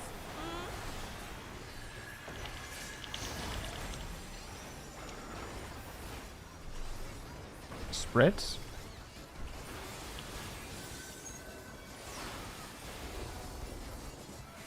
Submit to your lovely queen. It'll be spreads.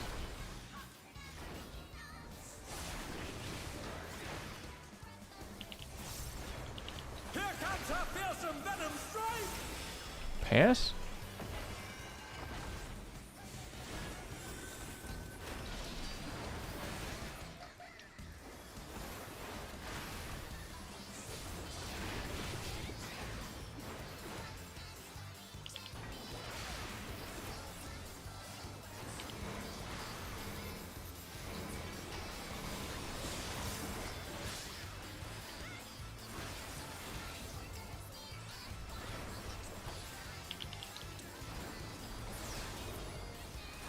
Hope you're ready for me to steal your heart.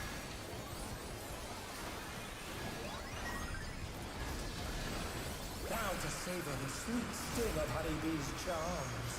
Circle first. Oh, she's definitely feeling your love. Can the challenger resist the irresistible? I know I can't.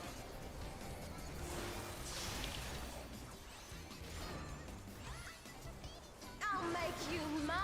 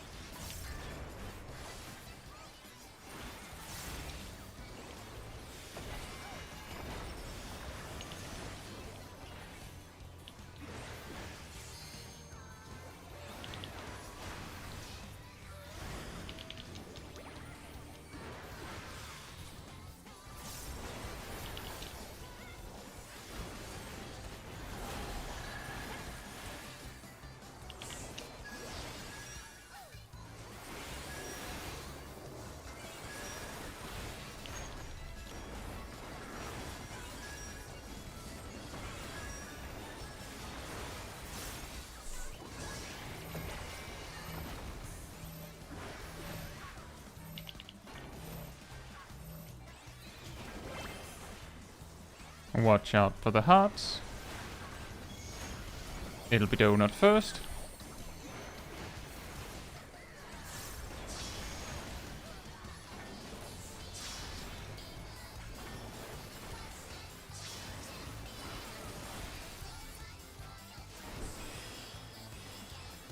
Is everyone having a good time?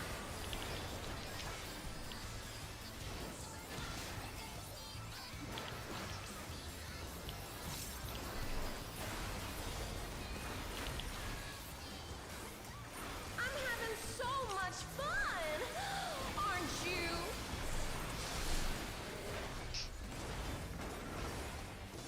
B is for Stag on A, stag on A, stag on A.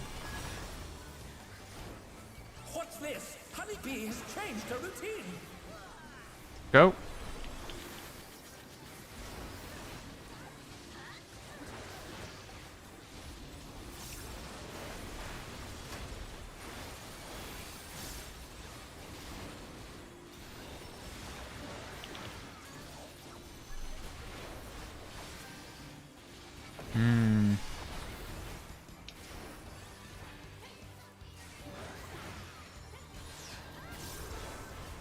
We're just getting started.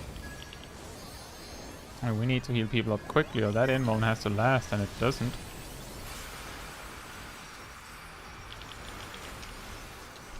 It'll be spreads. Check your heart count. We will have problems. I don't think Yurihine will be up in time.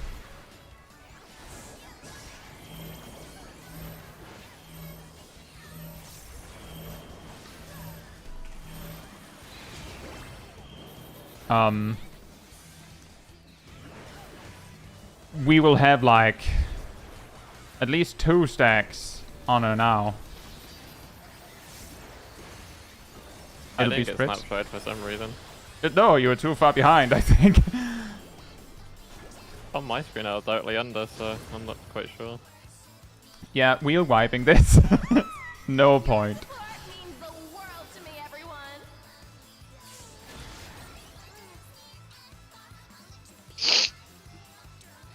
Yeah, you might have to be in the middle of the stack marker. Like being on the edge of the part that is like moving out means that latency can mean you get missed.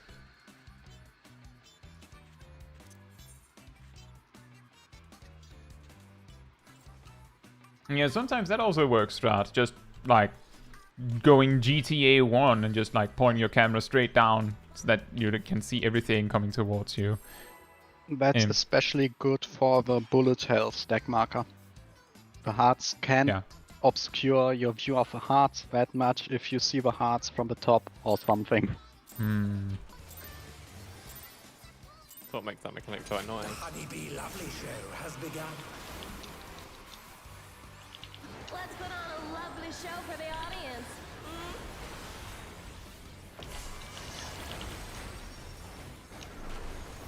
It'll be pairs.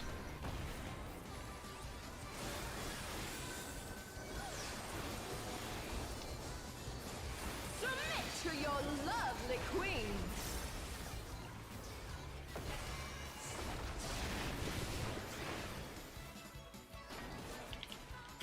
a fearsome venom strike!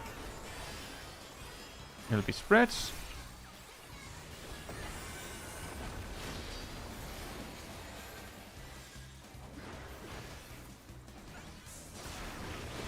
It'll be spreads.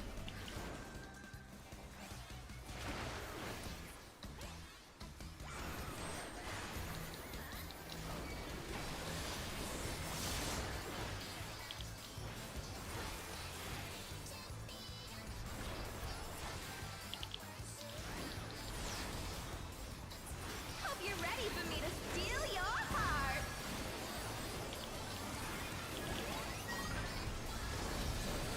Now to savor the sweet sting of honeybee's charms.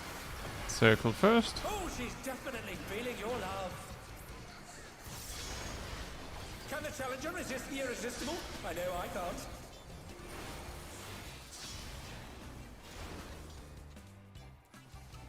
I'll make you mine.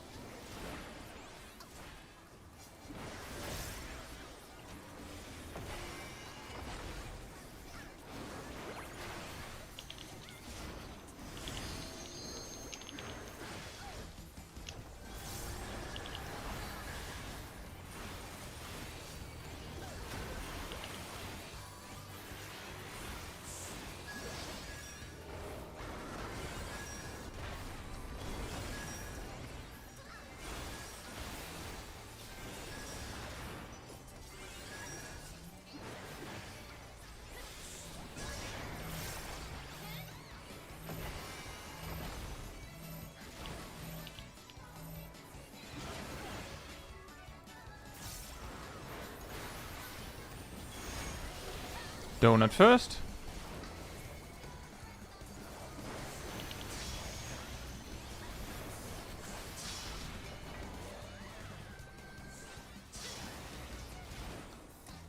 Nice. Is everyone having a good time?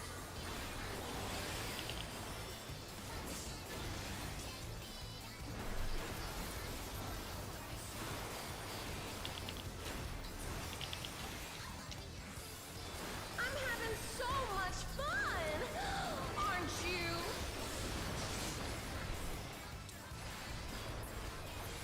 Stag on A.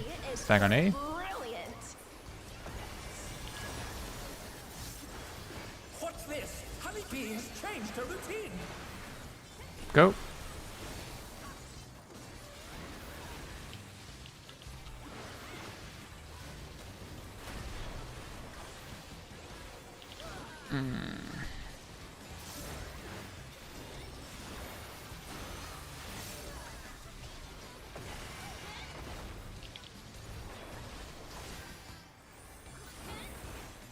That's what we call a big oof.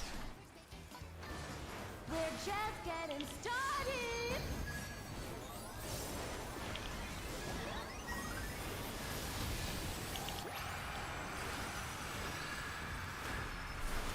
It'll be pairs. Check your heart count.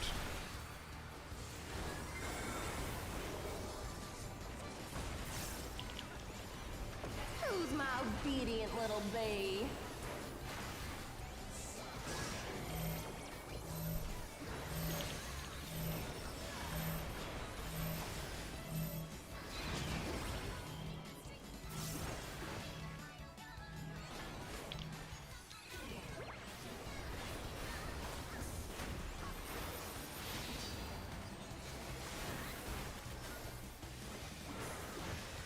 It'll be pairs.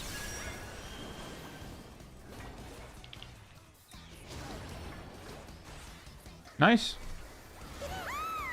Your support means the world to me, everyone.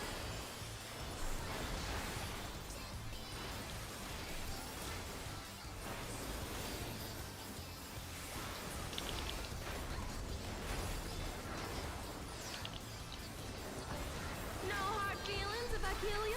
It'll be pairs.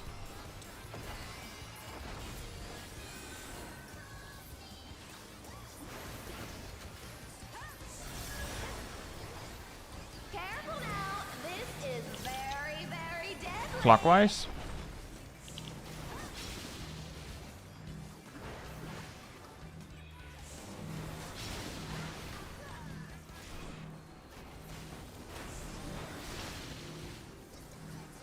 The safe spot is like a pixel.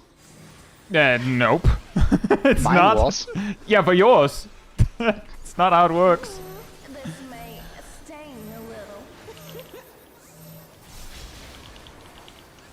Just wipe it. What a clash! Neither side Just is wipe willing it. to yield.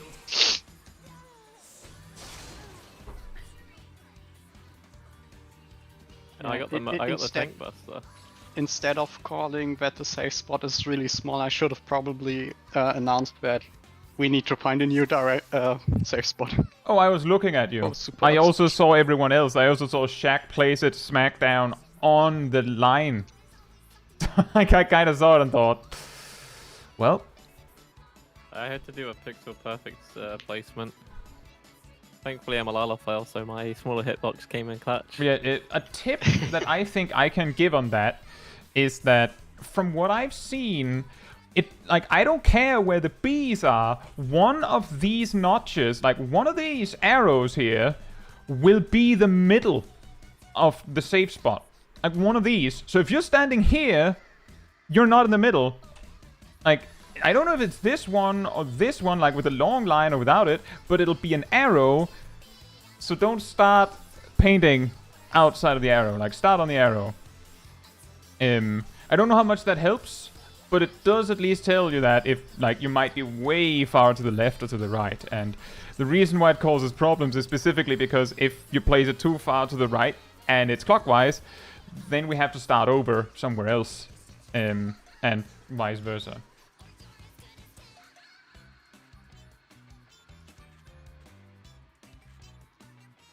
And the thing is, Telemar, we're doing something similar to that. It's just that we're kind of focused, like pretty laser focused on putting it up there and down there. Which means that, like, what we should have done is, like, the first circle comes down and we should already have gone, like, support, find a different spot. Like, that one doesn't work. Like, that's what we should have done.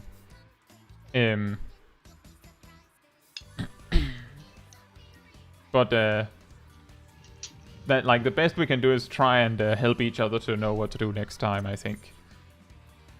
We have time enough on the counter for one more attempt before we have to reset.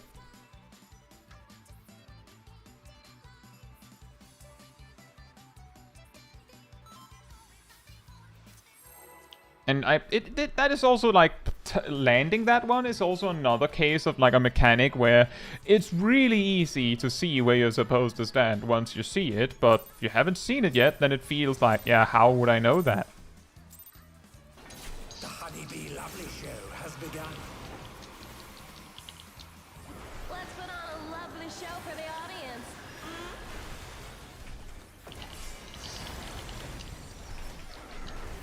It'll be spread.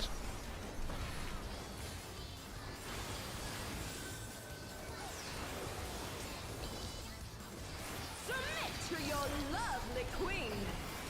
It'll be spread.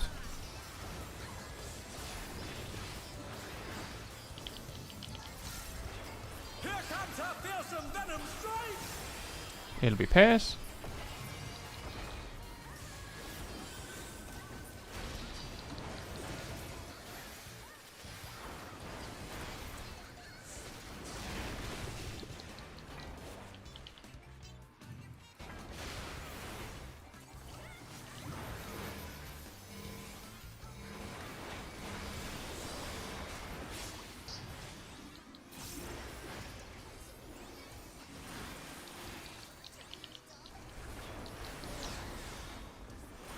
Hope you're ready for me to steal your heart.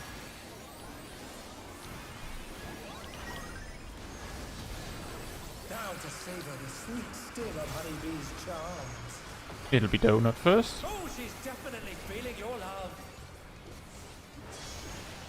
Can the challenger resist the irresistible? I know I can't.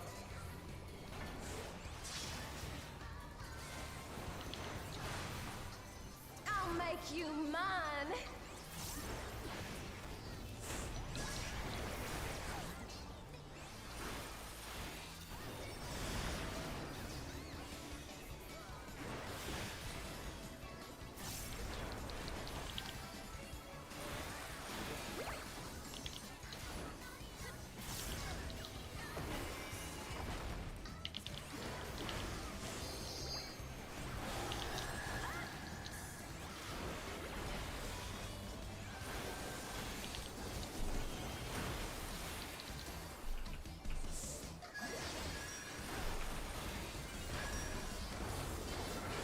This stack will probably be on me.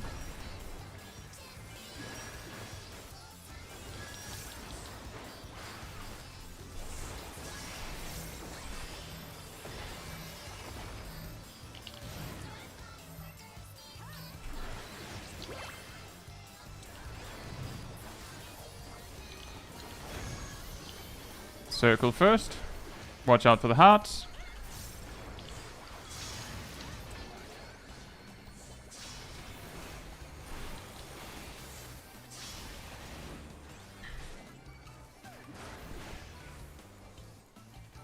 Is everyone having a good time?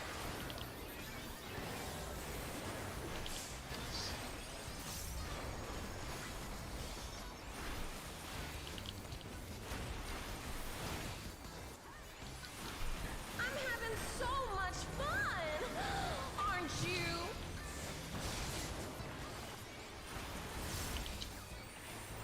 B is for Stack on A. brilliant. What's this? Honeybee has changed her routine. Move.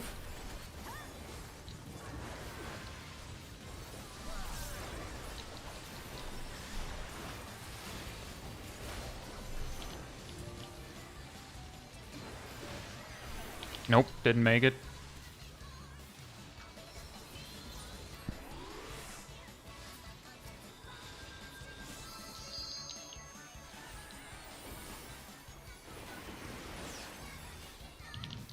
We're just getting started.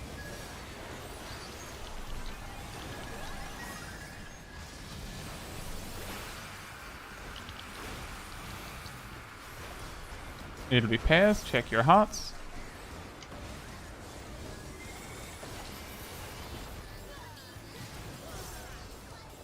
Who's my obedient little bee?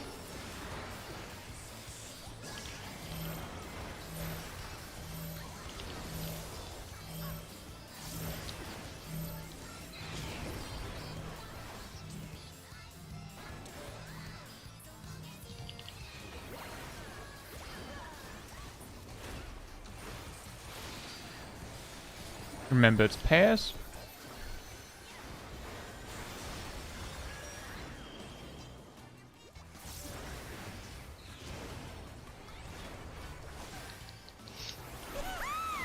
Your support means the world to me, everyone.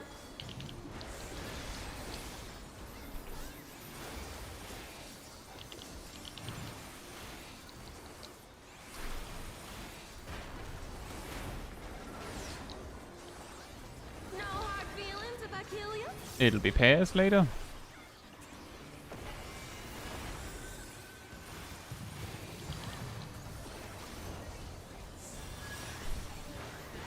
Careful now. This is very, very deadly. It's clockwise.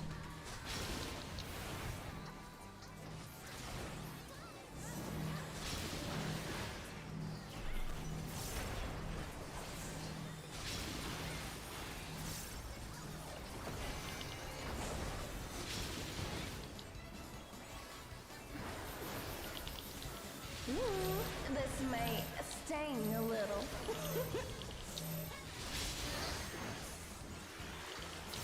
What a clash! Neither side is willing to yield.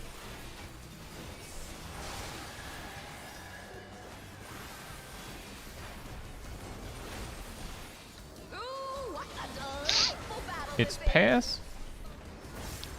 Remember LB after pairs or spreads? Pairs.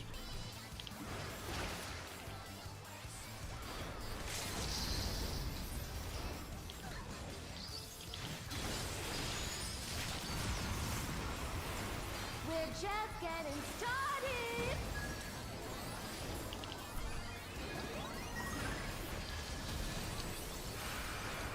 DPS have the short fuse. Oh, whoop. It'll be spread. It'll be spread. Sorry. Circle first.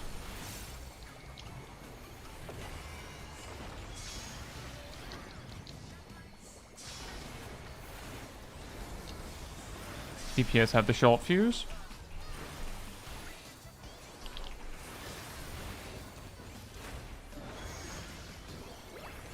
Donut.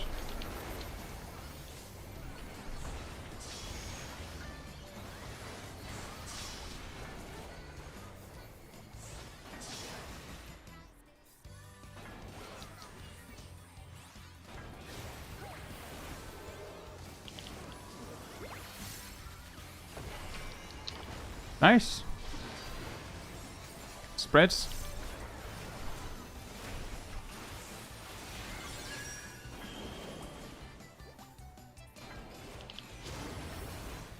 Nice. Your support means the I will world to not me, use everyone. Shake It Off here. I'll hold it for the last. That was not enough. Did Reprisal end just in time there for it to not be worth it? Or not make it? Bloody pulp. It's wipe anyway. It was indeed not it. I don't know what we do then. Should I use Shake It Off there? Should I not? If someone can cover the mitigation from Karakoli, I'll blow Kara on that point. I mean, I'm using Shake It Off later, and I'm using Reprisal, like, for the Rotten Heart, but I think I was already using that on the attempt where we actually got past the explosion there. I don't know, I can use Shake It Off for that. It did a lot of damage. And that was with one stack. But then we don't, have it for the second Call Me Honey in the Rotten Heart.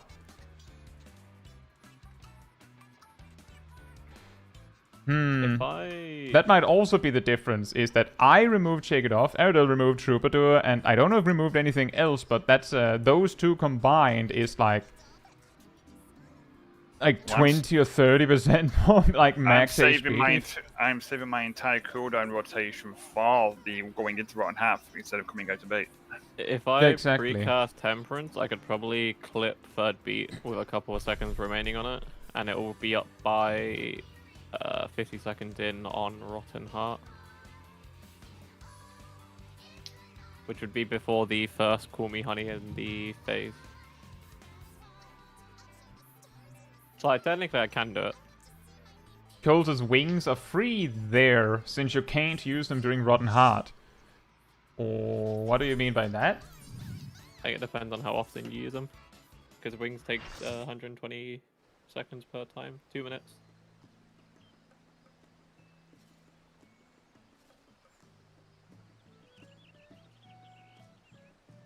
How they can't stack during Rotten Heart?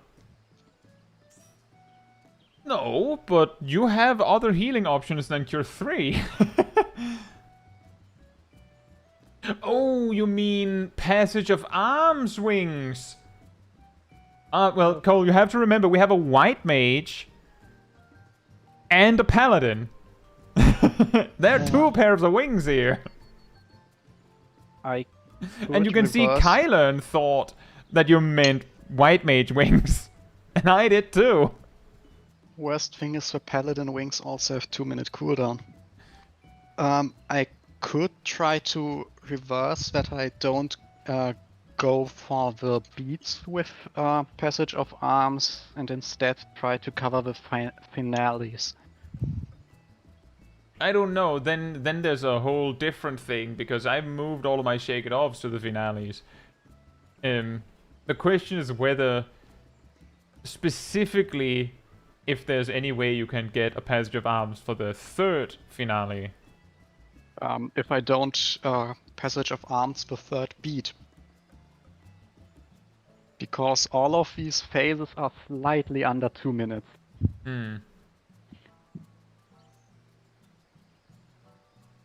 So if we can do third beat without that, I can go for that. I can cover that finale.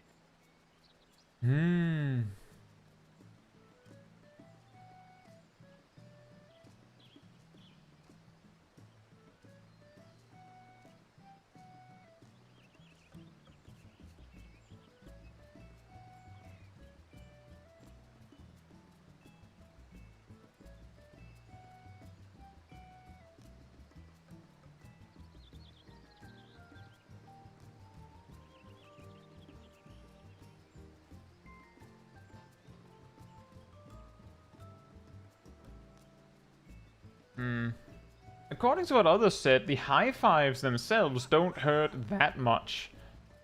Supposedly. The thing that really hurts is the Call Me Honeys, and if the high fives are done out of sync, then Magic Ball means the Call Me Honey kills us instead. So we need healing for the high fives, but we might not be that worried about it, like, being mitigated heavily. As long as the Call Me Honeys are.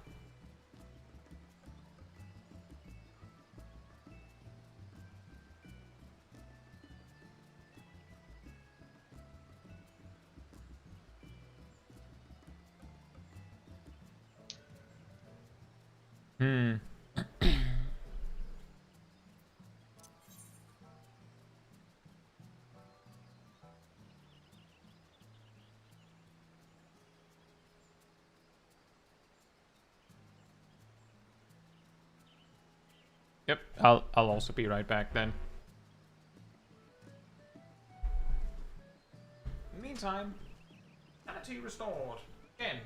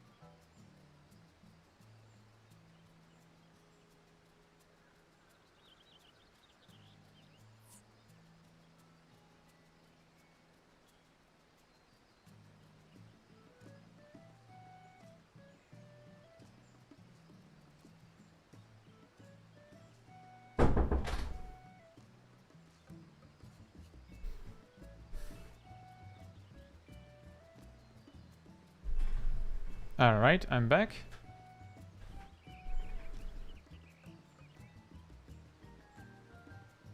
And yeah, exactly, Victor. The problem is specifically that the high fives, they're probably not that dangerous, but the magic volume they give is the only problem. Because they will just straight up kill us on whatever comes next. Even though we did everything right. 1 second too late. Wipe.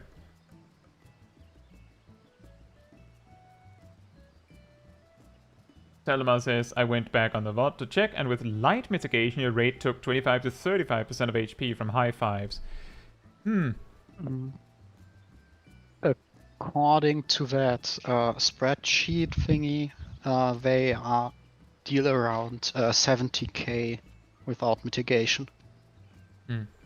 Which is notably not enough to kill a DPS. I'm not entirely sure how to read your name. I don't know if it's Noko or Rocco.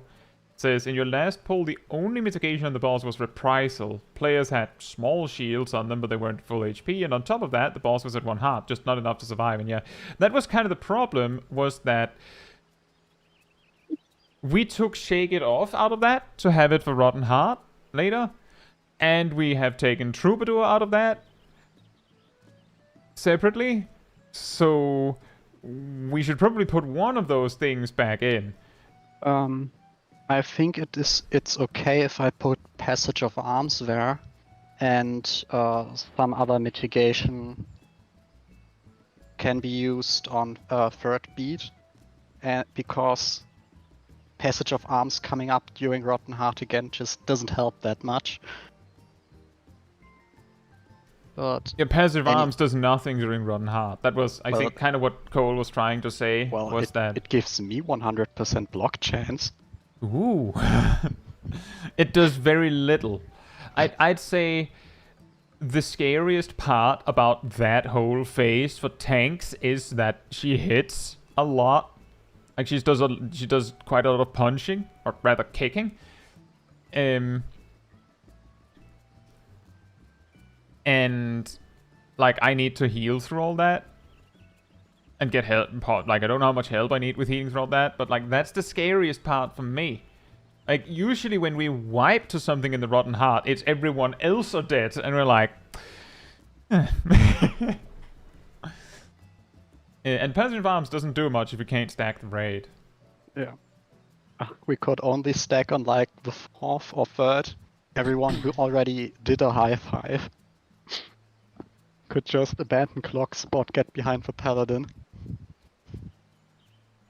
But I don't think that's a good idea.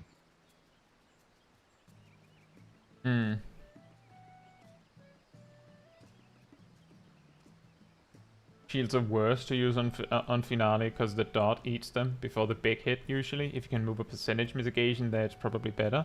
Well, I usually use Shake It Off for the Finale specifically because it heals so that it tops up people, and I usually use it like rather late in the cast, so the dots from having hearts on you doesn't always manage to eat the whole thing. That's the reason I usually use Shake It Off for that, but like I have 2 mitigations total, and the plan is already to use Reprisal during Rotten Heart. Also, the damage that gets eaten by the shields from the dots is still damage that would apply otherwise. So, the others might just not be topped off without a shield when the raid wipe comes.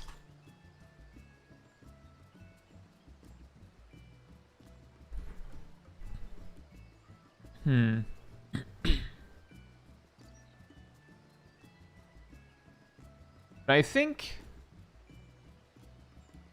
it might be good if we go back to using Troubadour for the 3rd finale. Does that make sense, or did we need that somewhere else in Rotten Heart? I think that it would also then come up at the end of Rotten Heart. Isn't Troubadour 90 seconds? Yeah, it's 90 seconds, and Rotten Heart is 1.5 minutes, so it would be up for sheer heart attack. Way! I can die a little bit less.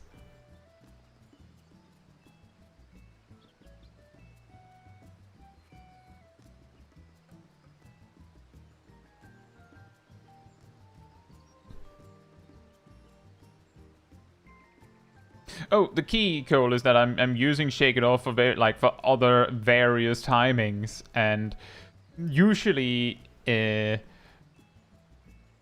believe we're like sort of alternating on some of these things.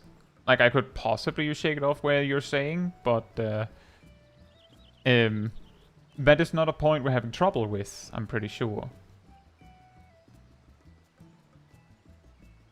I'd have the stacks or spreads.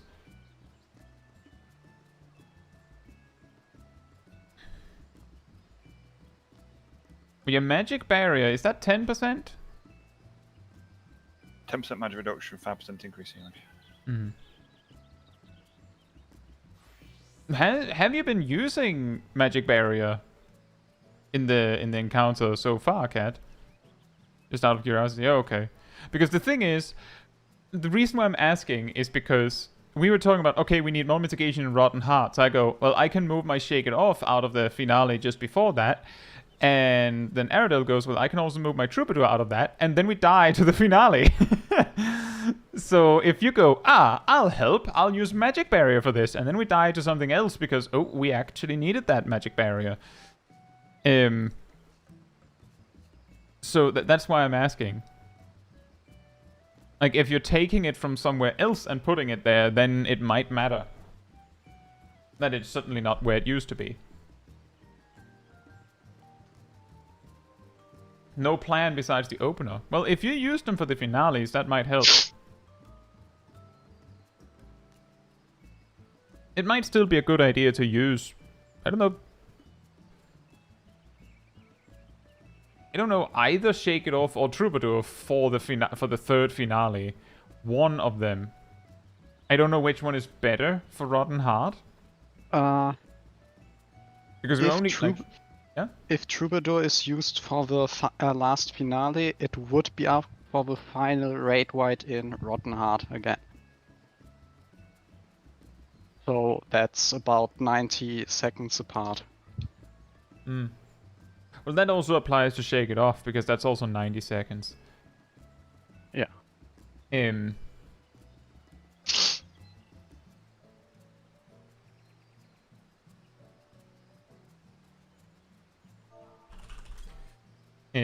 So if we use Troubadour and Anti-Magic on the first finale, I should be able to leave Caracolli to the transition to Rock, shouldn't I?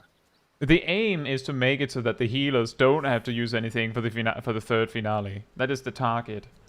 So that they have everything that they possibly can have that we can offer in the Rotten Heart bit. That is the plan. So preferably, you shouldn't need to use anything, Shaq and Sip, for the third finale. But the problem is figuring out what we should use and what we can spare. Oh, I can use Temperance before it, it's fine. I just have to do it after the first auto attack or second. Because it's 2 minutes, which roughly when Rotten Heart appears, it'll be back up after the Rotten Heart. Which will be before the Call Me Honey parts in the phase. You do know the third finale is like, after that there's like, what, a Tank Buster or something, yeah. And then it's Rotten Heart.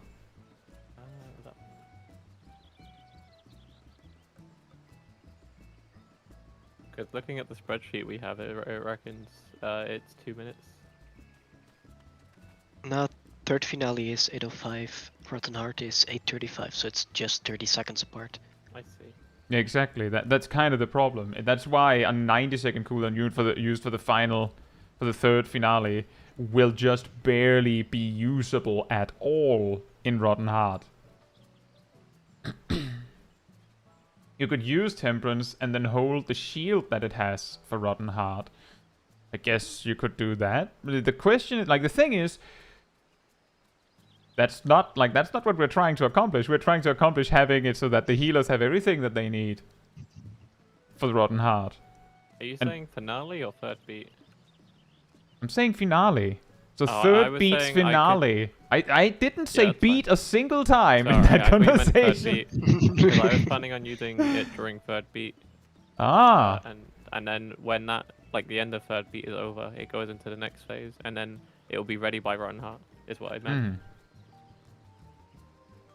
Well, then we come back to the question I posed earlier, is that for the third finale, we could use Shake It Off or Troubadour. If we also now have Magic Barrier, I don't know if that was, according to Noko, it was just Reprisal and a small shield. So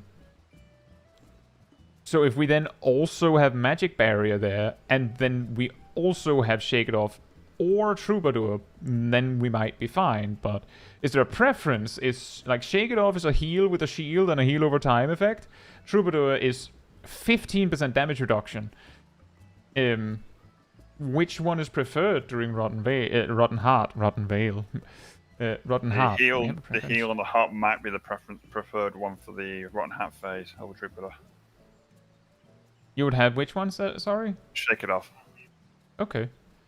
In that case, Ardell, if you can Troubadour on the third finale, which I think you said you were doing previously and then specifically stopped doing.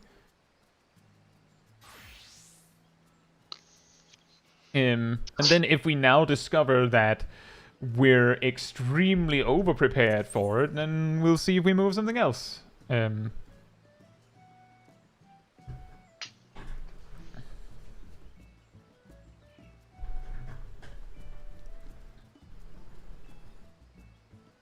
it would also be good if we had Addle and Feint, but I think Kat said that they're using Feint for the beat itself. I've been putting feints on all the finales I've tried, just not the third one, so I could get it on Rotten Heart. When has Girahim been using their feints?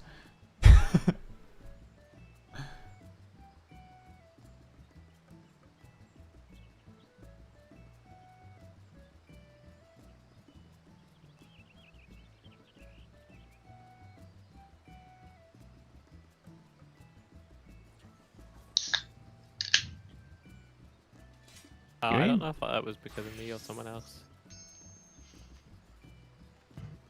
And that was you. My cat's in my room because I have to keep her in my room to eat food. I was giving her attention. Girahim says they can use feint on the third finale, so that would resolve that.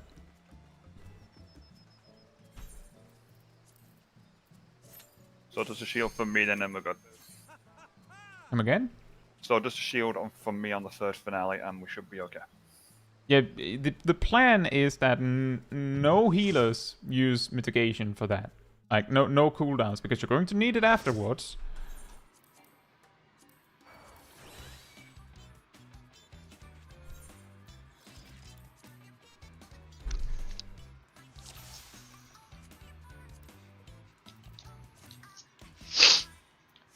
Is everyone's gear repaired and ready to go? And yeah, also, like, an E-prog is good, but that's kind of what Shaq already said they were going to do.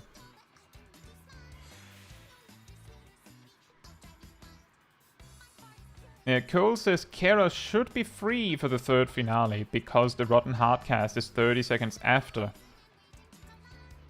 Does that work, Shaq? I haven't tested it. If I'm honest, I can give it a go. I think it was like 30 seconds apart. So you might have to use Kara early in the cast, just to be on the safe side, as long as the mitigation is there. Yeah, if you use it early on the third finale, it should be up again. Yeah, I'll dump it before I do shields. Yeah. According to the timeline, they are like exactly 30 seconds apart. Me too, I'm gonna get my cat out of my room. Special mechanic. Black cat has entered Sip's room. Wait, we already beat the cat. Well, she saved a 10th extra life. Also remember what happens in the story afterwards.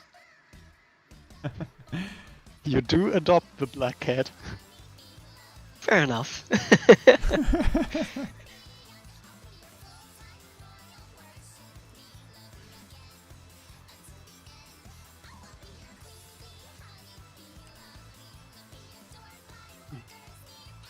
She's watching over his shoulder right now.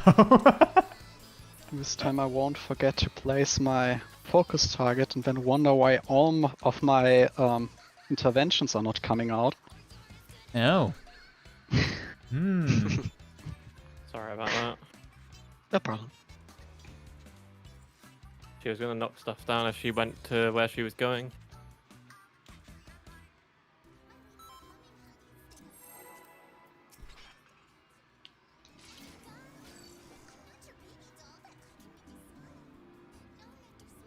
Remember food? Melo, you don't have food? No, I do. No clue what you're talking about. Let's put on a lovely show for the Optimized audience. food duration. Food is part of my burst weaving. It'll Are be you playing pairs. Pictomancer? I'm playing Pictomancer. I think Pictomancer is the only job that can It'll be weave pairs. It'll be food pairs. It'll be pairs. without loss. It'll be pairs. Here comes our fearsome venom strike! It'll be spreads.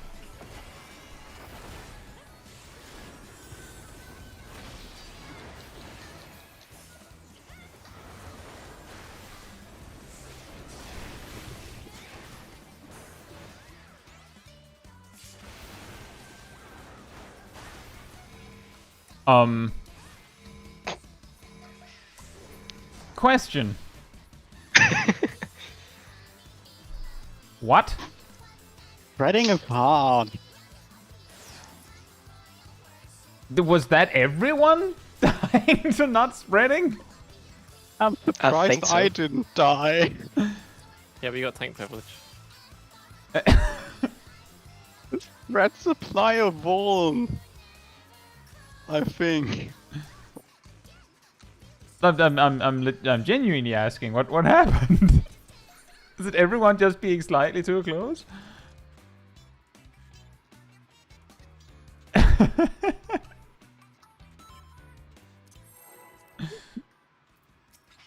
Well then.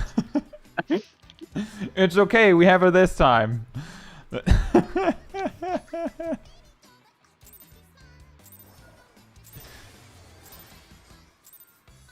Honeybee Lovely Show has begun. Let's put on a lovely show for the audience.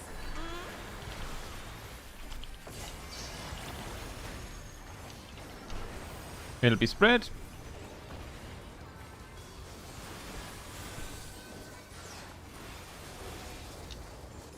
Submit to your love. It'll be spread.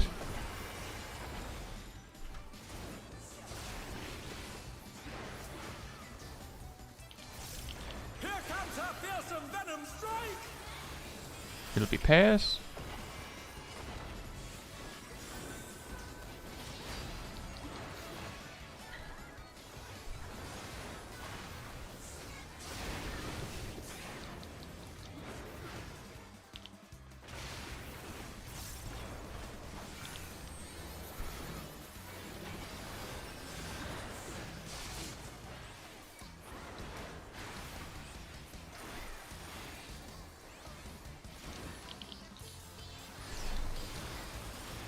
Hope you're ready for me to steal your heart.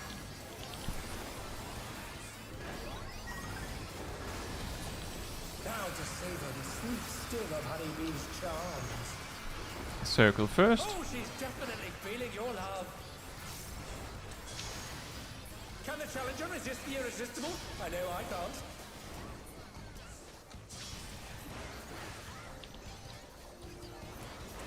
I'll make you mine.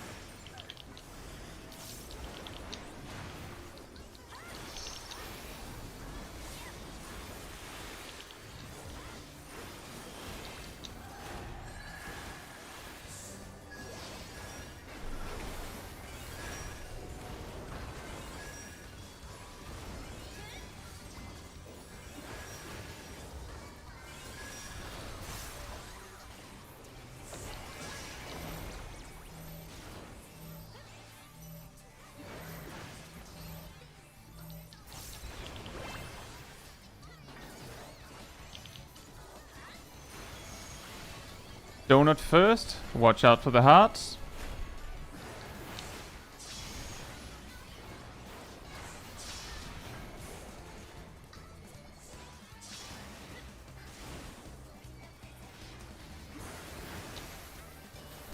Is everyone having a good time?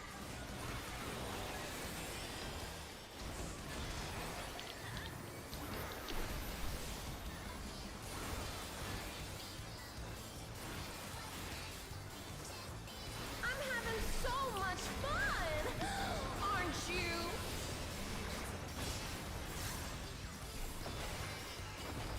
B is for brilliant. Stag on A. What's this? Honeybee has changed her routine. Go.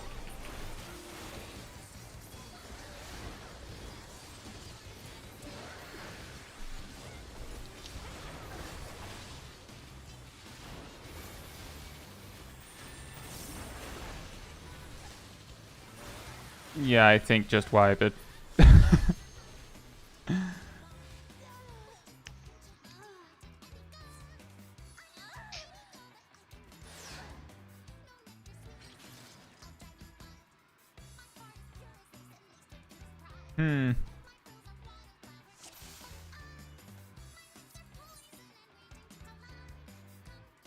So next we wipe on second beat. I wish we could. It was that easy. Let's see.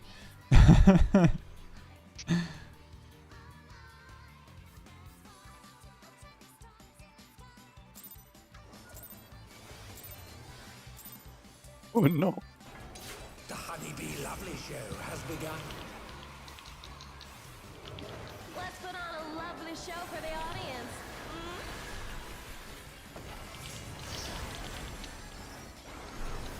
It'll be spreads.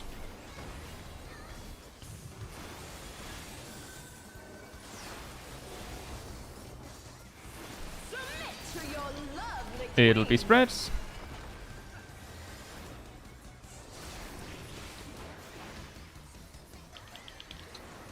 Here comes her fearsome venom strike! It'll be pairs.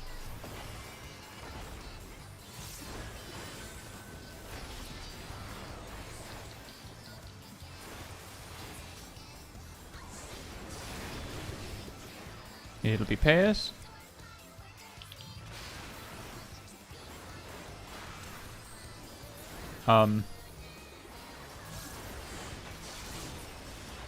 Thank you for the sacrifice. Just nope. Not this early. It's I knew okay, I it's forgot okay, Ham. You something. can start with the tank stance on. I taunt on pull every time. You asked me to do that last week. It's fine. Yeah, this was the first time today I made that mistake. Yeah, I know. Mm-hmm. I'm just saying you don't have to risk it. I'm making sure that there is no reason to worry.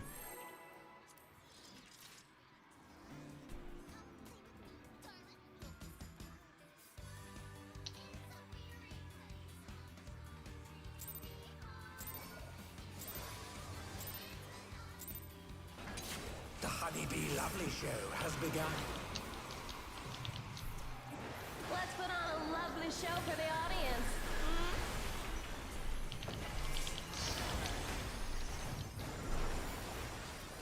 It'll be spreads.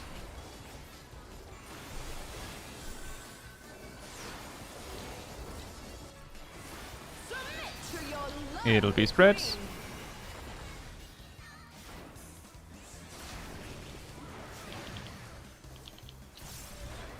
queen. Here comes her fearsome venom strike! It'll be pairs.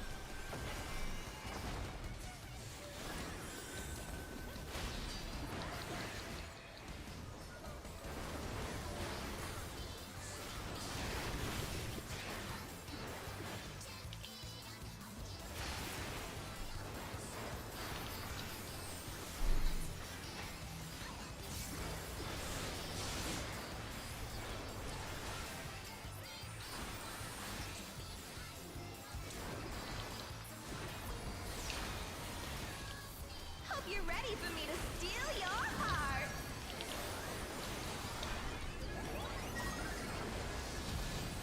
Now to savor the sweet sting of Honeybee's charms. Donut first. Oh, she's definitely feeling your love.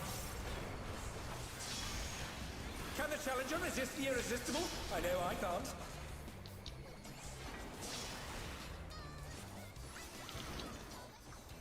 I'll make you mine.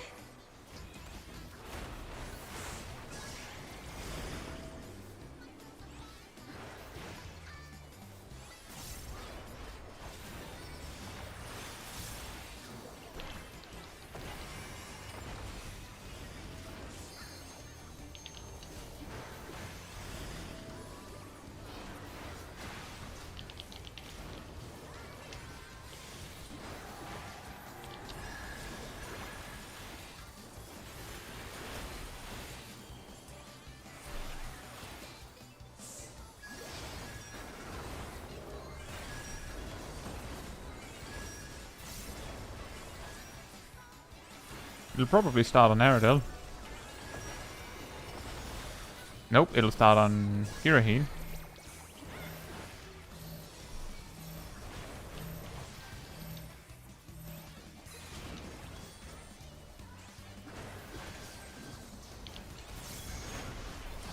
Circle first.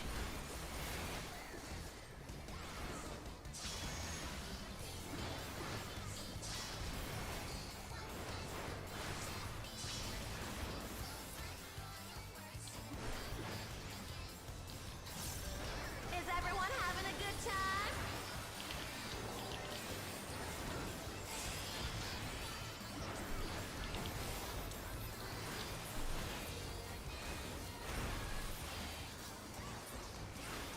I'm having so much fun!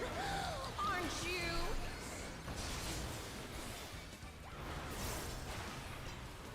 B is for Stag on A. brilliant. What's this? Honeybee has changed her routine. Go.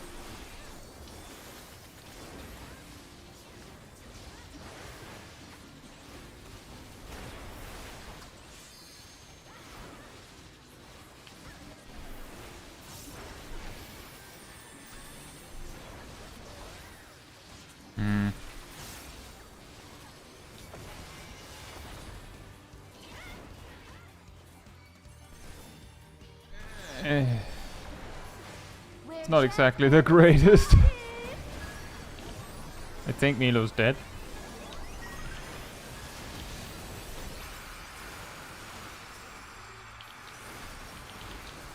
It'll be spread. Check your heart count.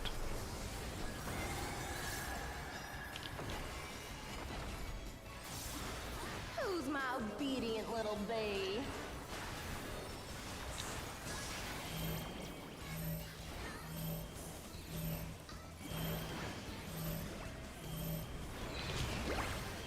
What? I didn't even see that I got one. Well, I won't be able to do the mechanic now. It'll be spread.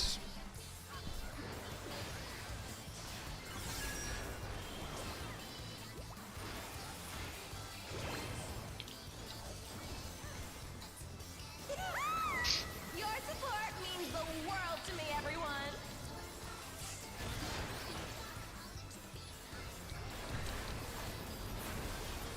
I didn't have Shake It Off because I used it to survive a moment prior. And I realized when I saw the finale, I was like, oh right, Friends, if I kill you? it'll be spread later. Hmm.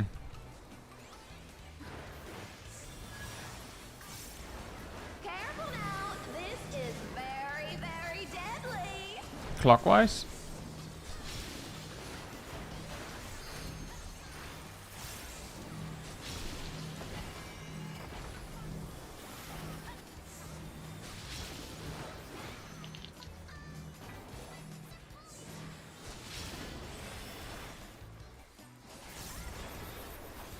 This may sting a little.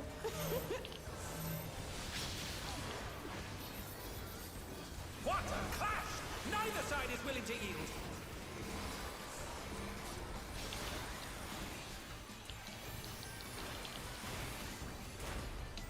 Ooh, what a delightful battle this is. It'll be spread.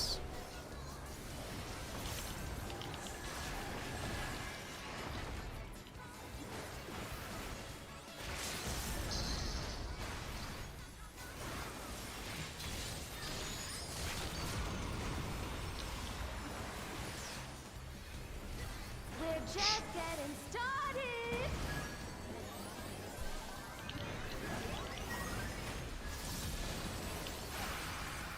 Support has the short fuse.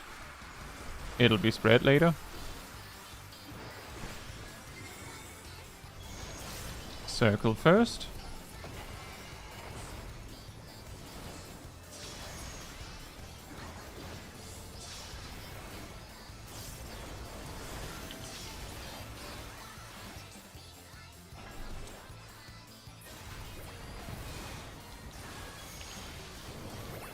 Donut.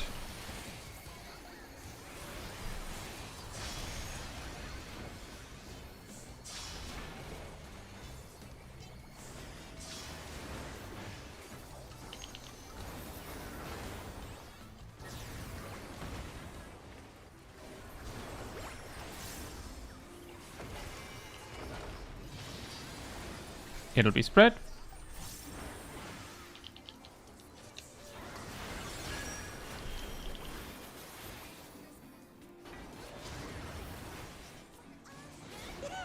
Your support means the That was world me. to me, everyone.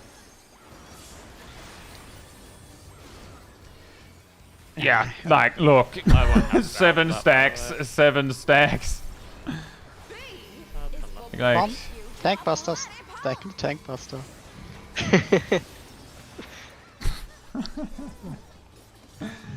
oh man.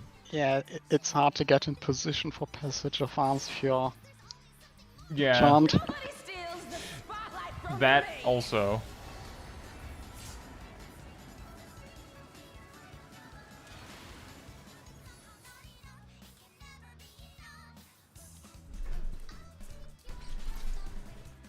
Right.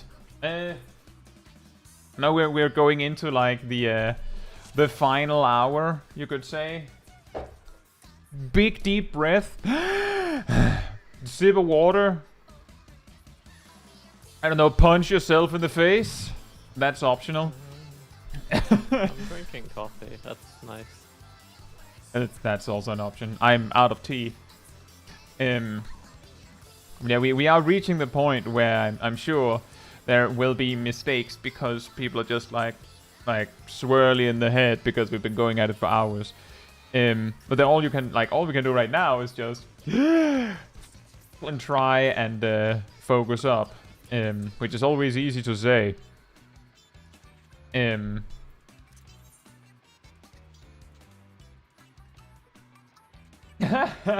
Cat says, I forgot to take a shot every time Mario Kart was mentioned. Anyone keeping count?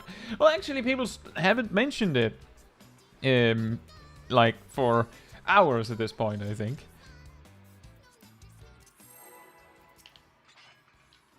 How big is the bottle, Milo? Yes.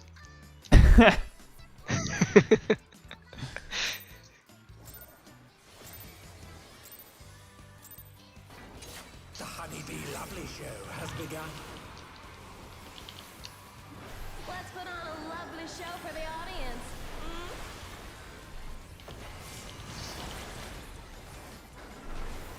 It'll be pairs.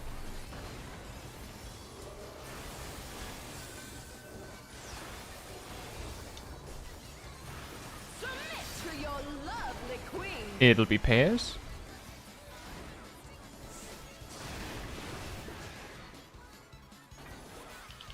Here comes our fearsome venom strike! It'll be spreads.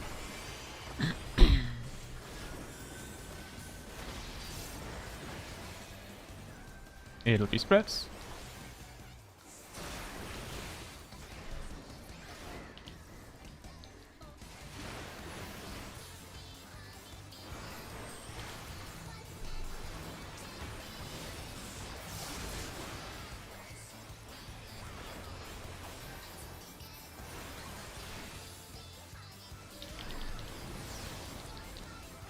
Hope you're ready for me to steal your heart.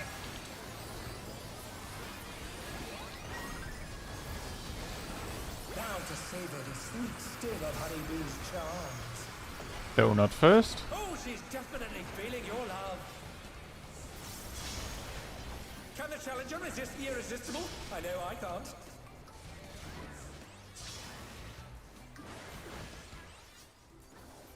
I'll make you mine.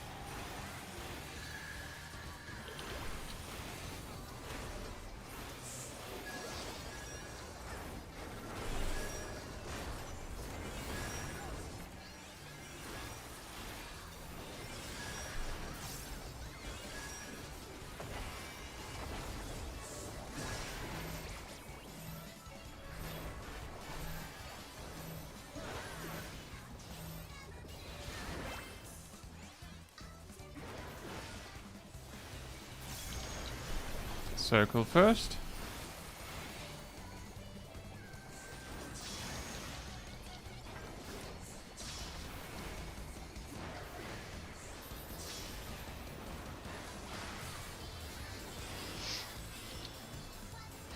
Is everyone having a good time?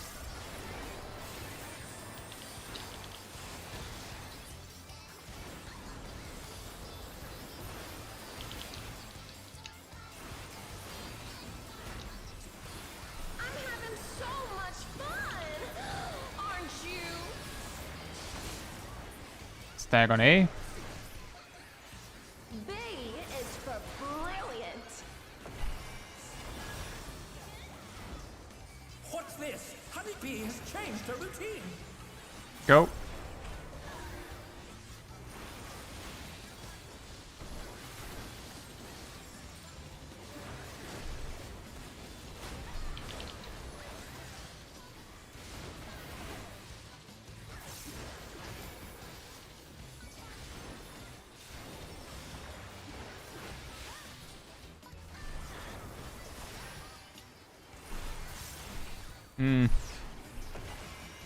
We're just getting started.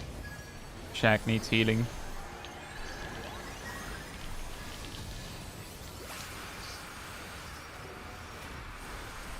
It'll be spreads.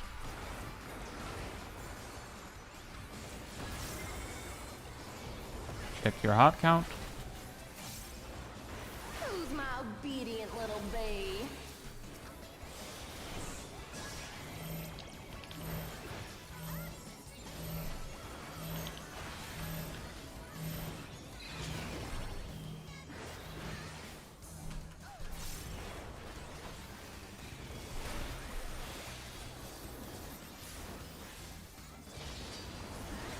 It'll be spreads.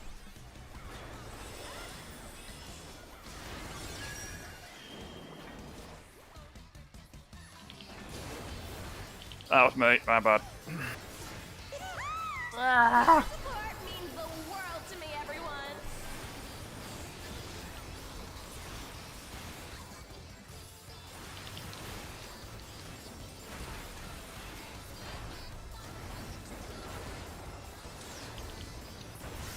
No hard feelings if I kill you? It'll be pairs.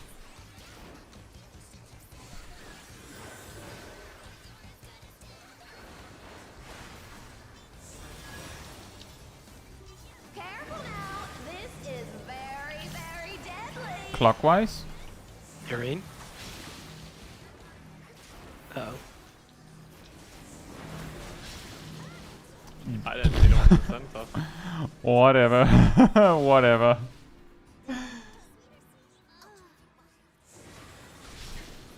To be fair, I think I placed mine poorly as well. This may sting a little.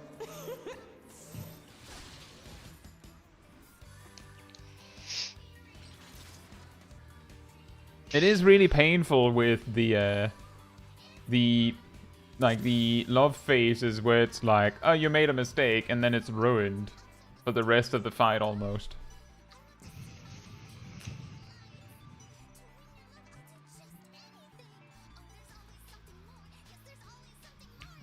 From what I've seen, at least, like, I'm mainly looking up at the D1A direction, right? But typically, the middle, like the safe middle spot of the of that side is you look at the first B, you look to the right of it, there's an arrow. So like if I'm the first B coming down, then Ham is standing on the middle. I would assume that the arena is symmetrical such that it's the same over on the other side, and yet technically to the right of the B would also work, but like that depends on where you're trying to stand. But like it's one of those, you just look at the B and then you just like think which of the arrows is it that I need, and you just go there, and then you can like micro adjust if there's something wrong there. But it seems to be something like that.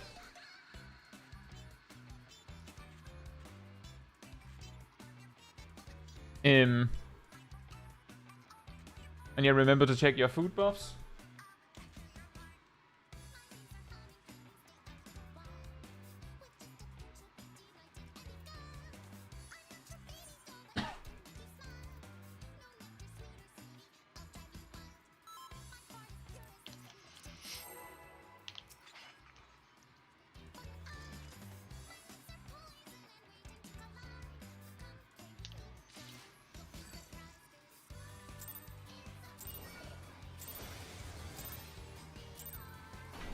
The Honeybee Lovely Show has begun.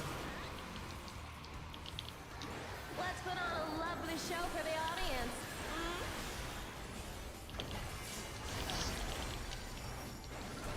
It'll be pass.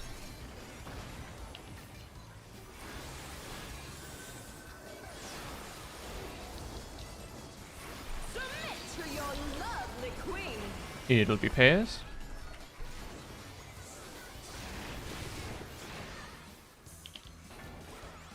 Here comes her fearsome venom strike! It'll be spreads.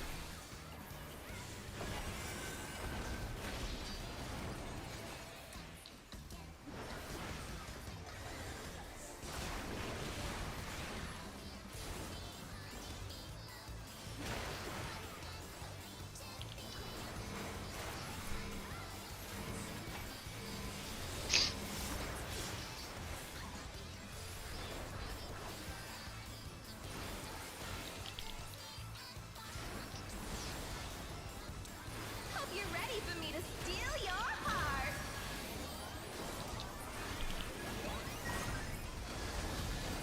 Now to savor the sweet sting of Honeybee's charms. Circle first. Oh, she's definitely feeling your love. Can the challenger resist the irresistible? I know I can't.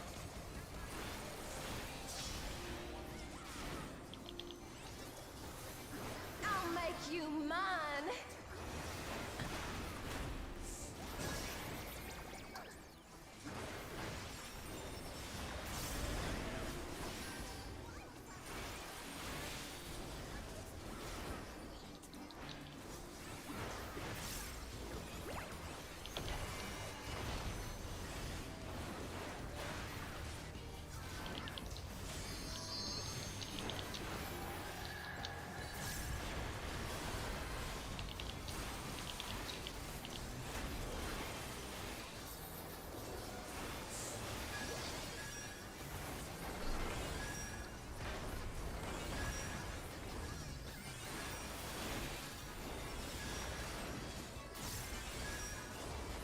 Probably going to be on me. Mm-hmm.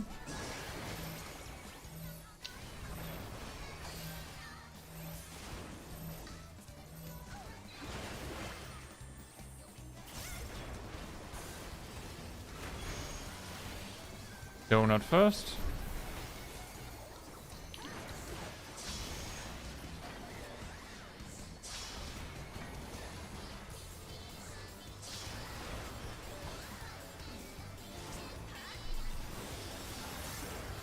Is everyone having a good time?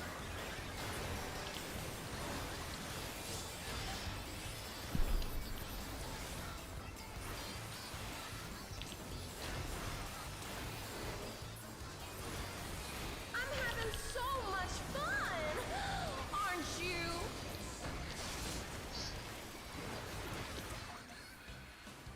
B is for Stack on A. brilliant. What's this? Honeybee has changed her routine. Go.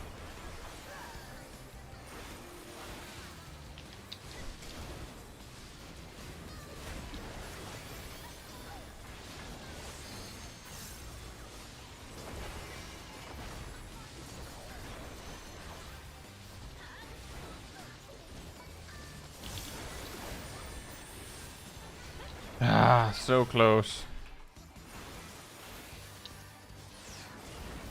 We're just getting started.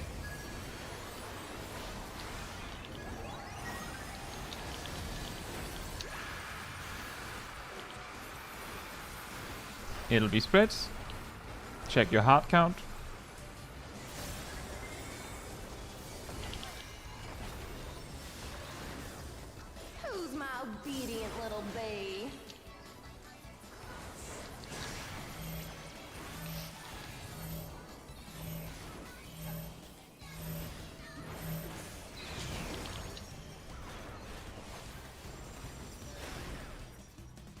Hmm.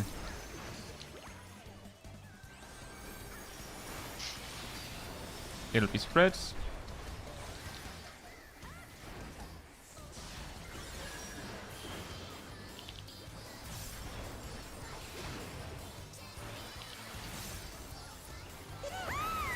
Your support means the world to me, everyone.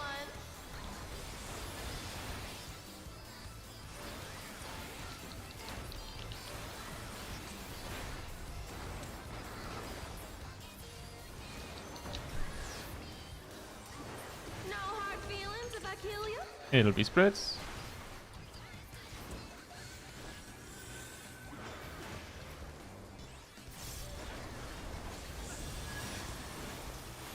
Careful now. This is very, very deadly.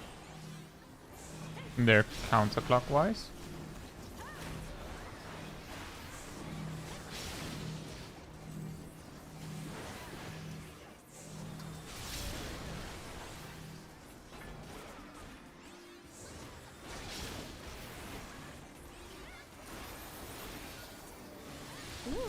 This may sting a little.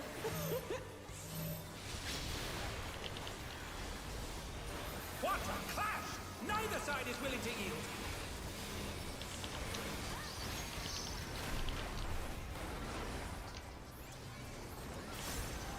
Ooh, what a delightful battle this Spreads. is.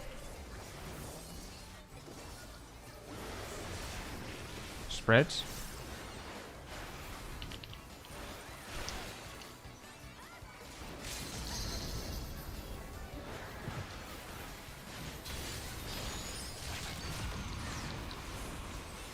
We're just getting started.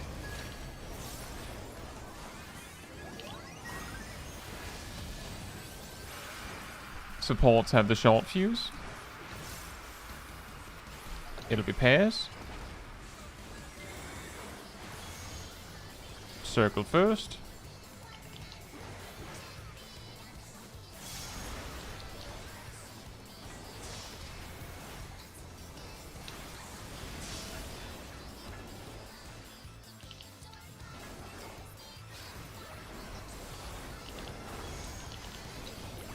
Donut.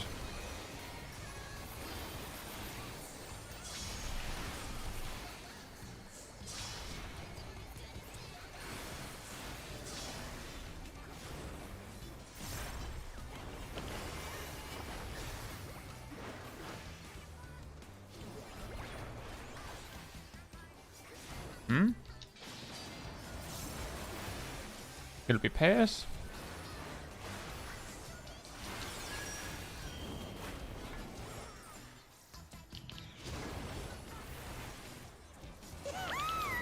Your support means the world to me, everyone.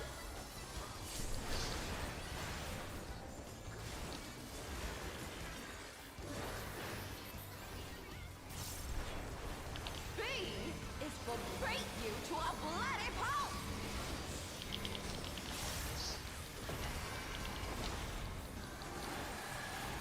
Hot spots.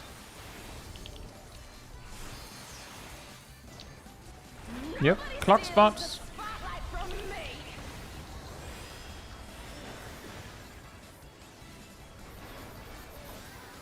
First pair go.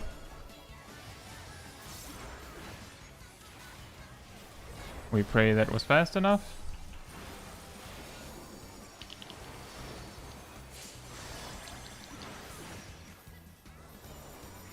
Second pair go.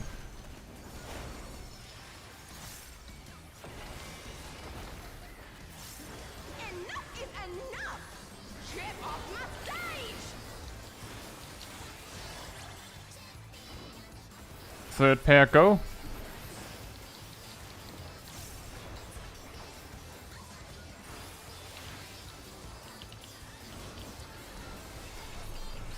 I don't have anything left.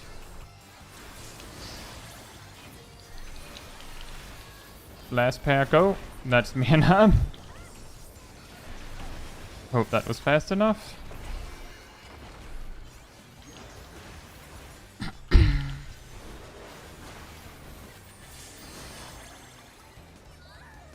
Alright, well, this is a case of use everything you have. There will be no more burst windows. This is it. It's curtains for you.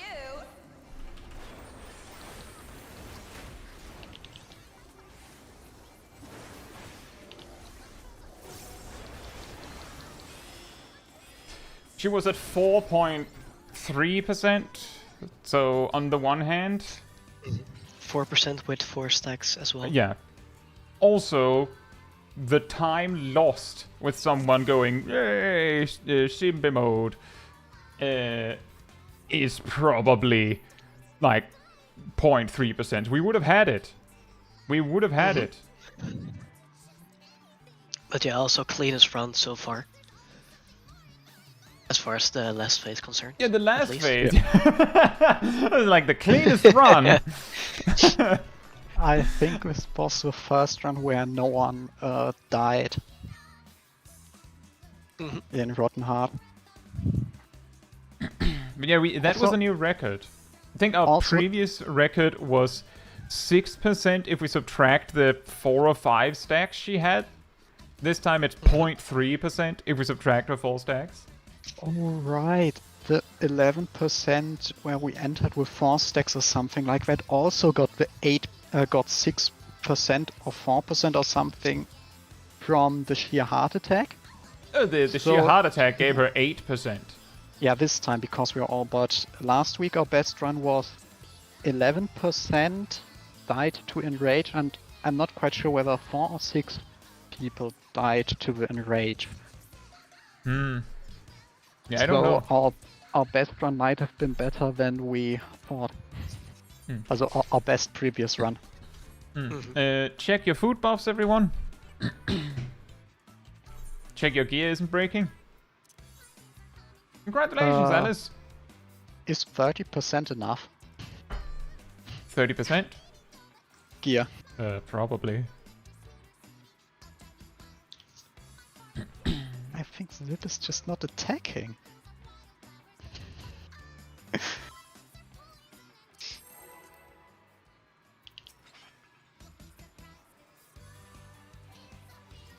Yeah, we also got the answer. We did have an LB2 at the end. The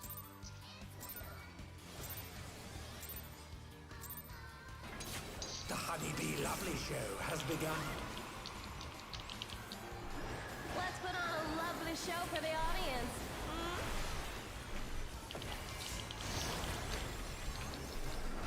Pairs first. Harrison Donut.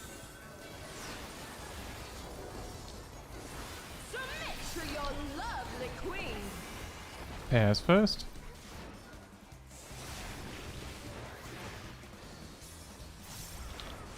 Here comes her fearsome venom strike!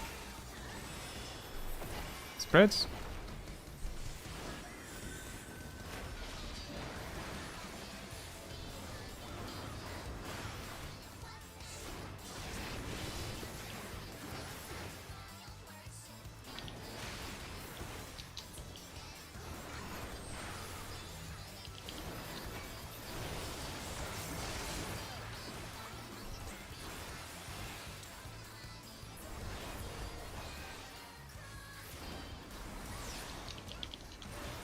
Hope you're ready for me to steal your heart.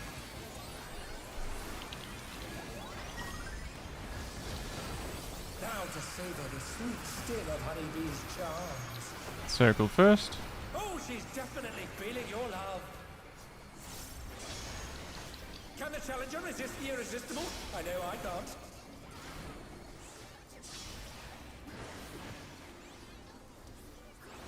I'll make you mine.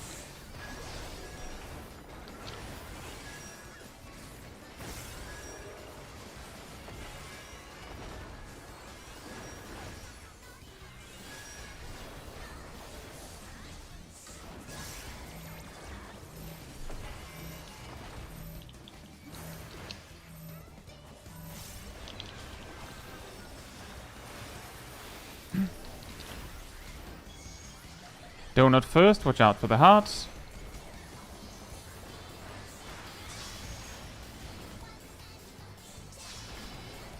Watch out for the hearts. Nice. Is everyone having a good time?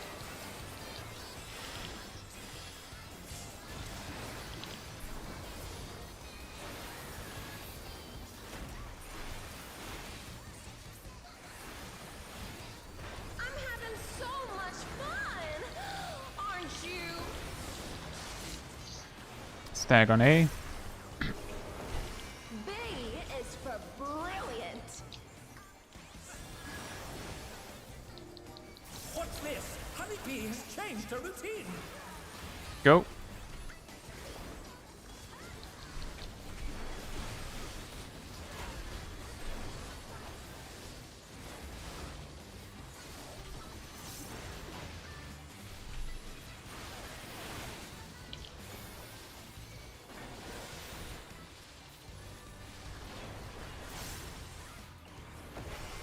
I think we can recover from that. Oh man. We're just getting started.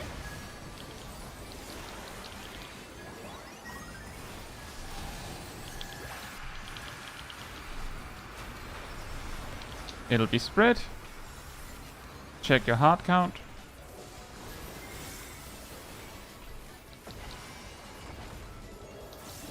Who's my obedient little bee?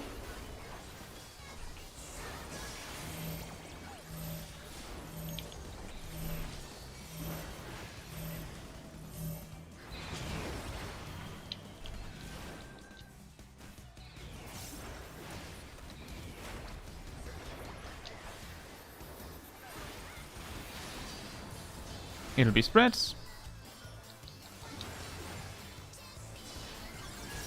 Spreads.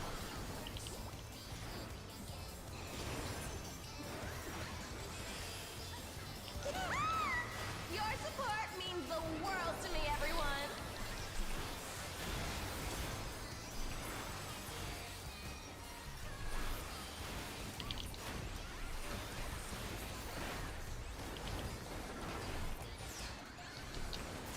No hard feelings if I kill you?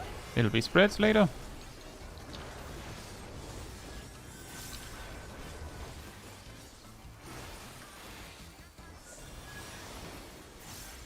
Careful now. This is very, very deadly. Clockwise.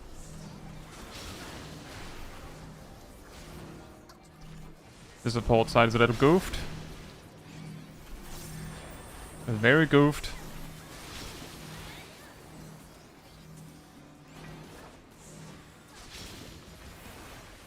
That is very smart thinking, Han. This may sting a little.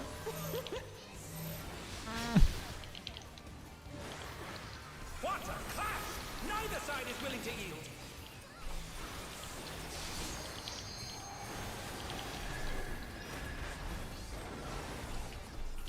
Ooh, what a delightful battle this is. Spreads.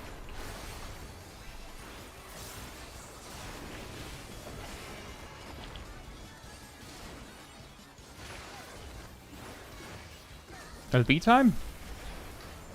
In a moment now. We're just getting started.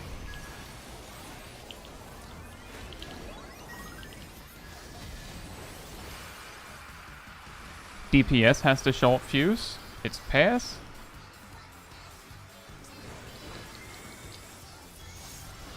Circle first.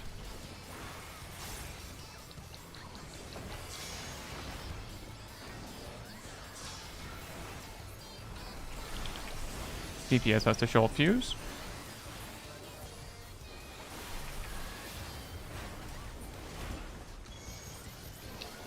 Donut.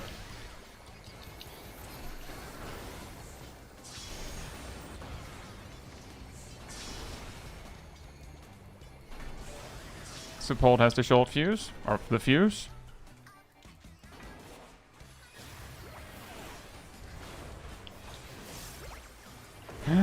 Sip. Pass. Pass.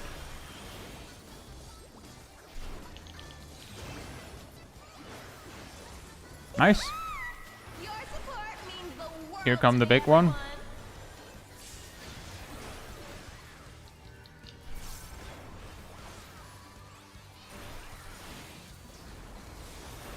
B is for break you to a bloody pulp.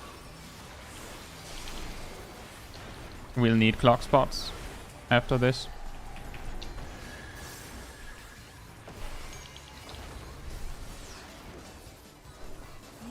Clock spots. The spotlight from me.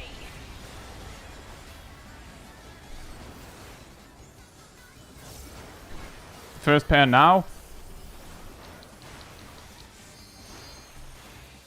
That's Abandon gonna be first tonight. pair. I was also one of them, but I also didn't see Shaq move.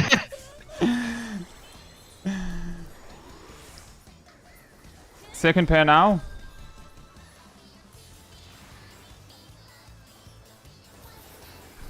Enough is enough. Get off my stage.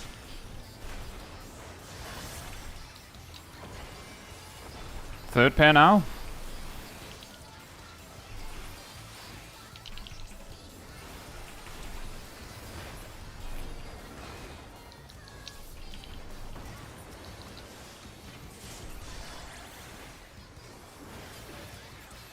Last pair go.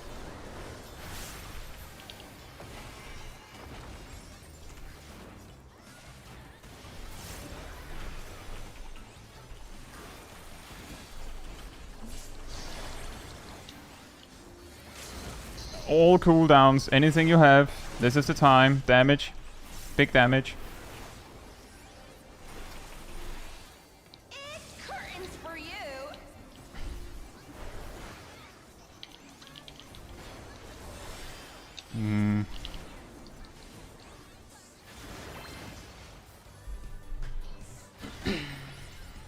Even closer.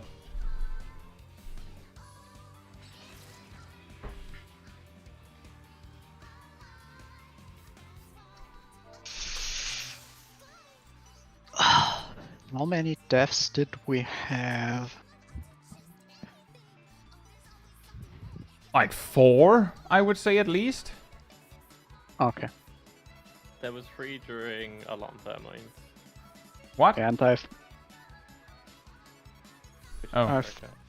I think some more got also hit and got the damage done during alarm pheromones one. Oh yeah, we had a lot of those and we also had some that died. Yeah.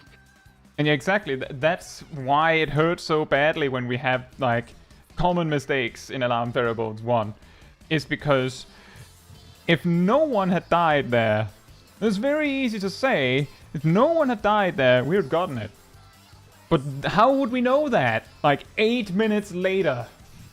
Yeah. But I now know that you can cheese the puddles with invuln Yes. if you're a paladin.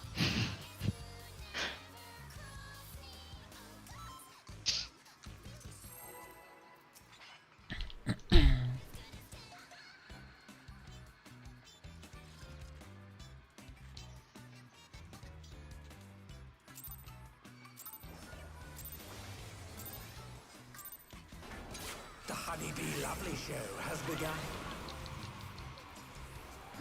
Let's put on a lovely show for the audience.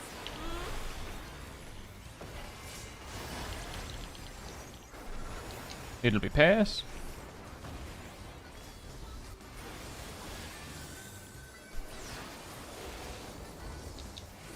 Submit to your lovely Pass.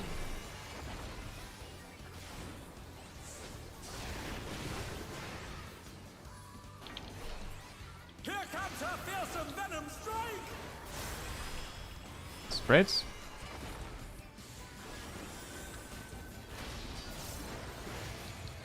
Spreads.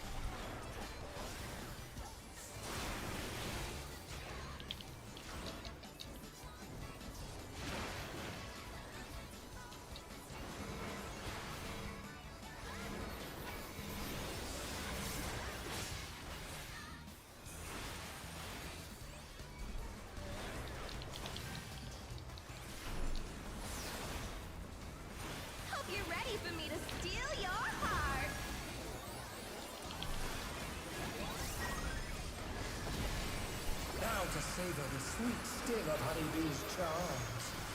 Donut first. Oh, she's definitely feeling your love. Can the challenger resist the irresistible? I know I can't.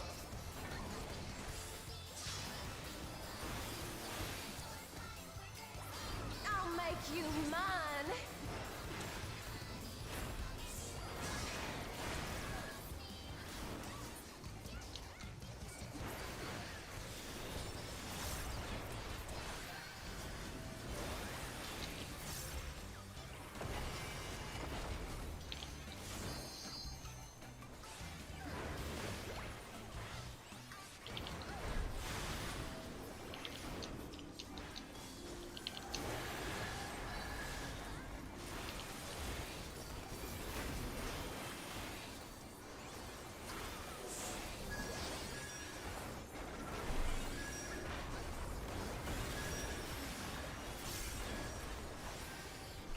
It's like more gonna be me.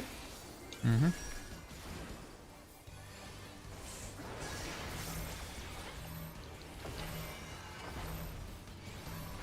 Uh-oh. Plus one. Circle first. Be careful for the bark, for the hearts. Careful, watch for the hearts.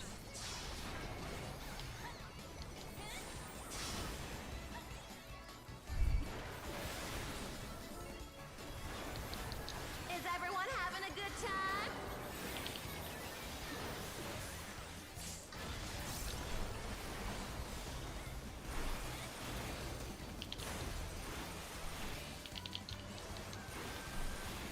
I'm having so much fun, aren't you? Stag on A. B is for brilliant. What's this? Honeybee has changed her routine. Go.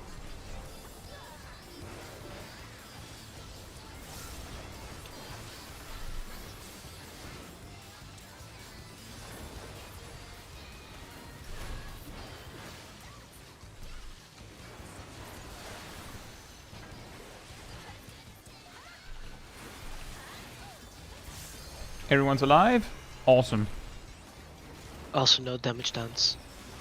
Ah, absolutely perfect. We're just getting started.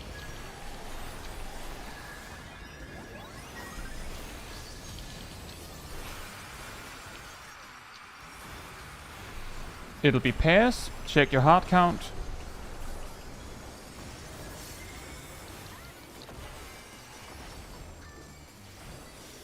Who's my obedient little bee?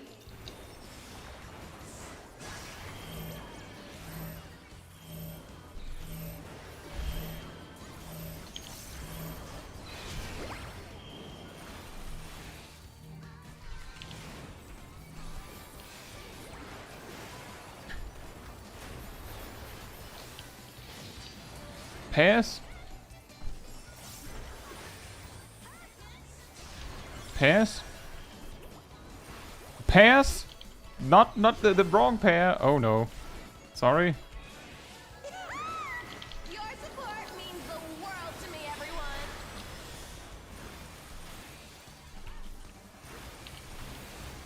RNG was on my side. How so? I didn't get shocked by the pair mark. No hard feelings if I kill you. Spreads.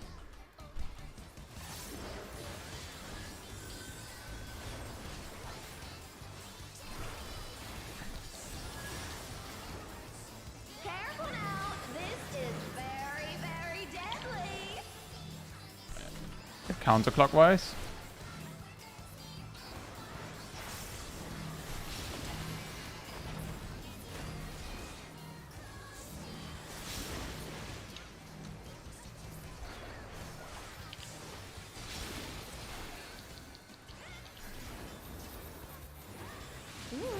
This may sting a little.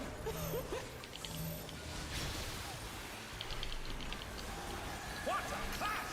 Neither side is willing to yield.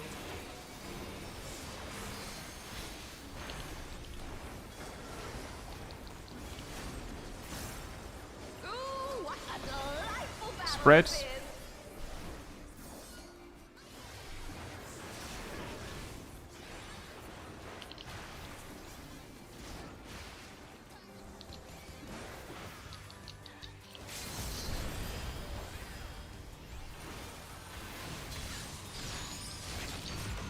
We're just getting started.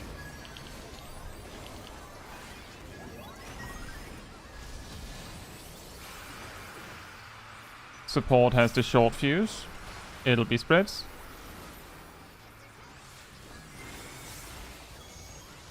Circle first.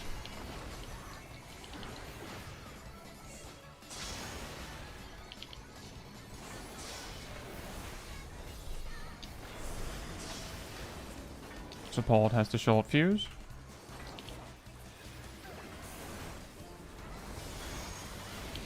Donuts.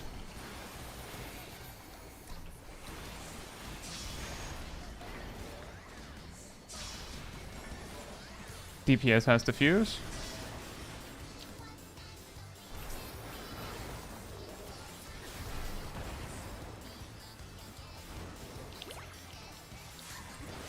We're going to get one more stack on her. Spreads.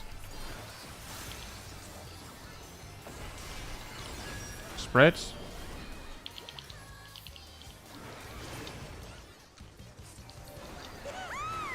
Your support means the world. Here to comes me, the big everyone. one.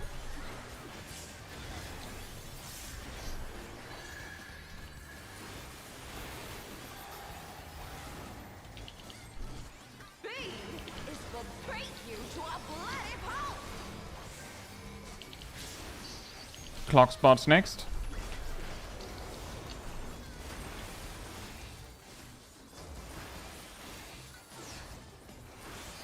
Clock spots. Nobody steals the spotlight from me.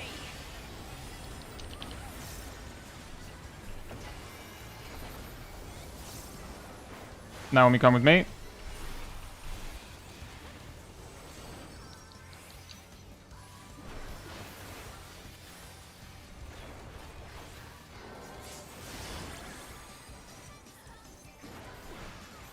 Next pair, go.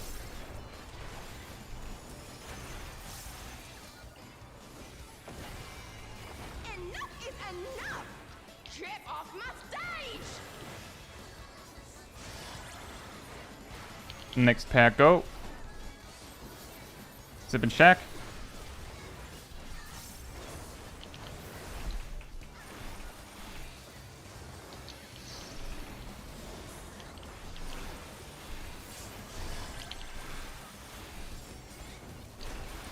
Last pair, go. Ham and Ardell.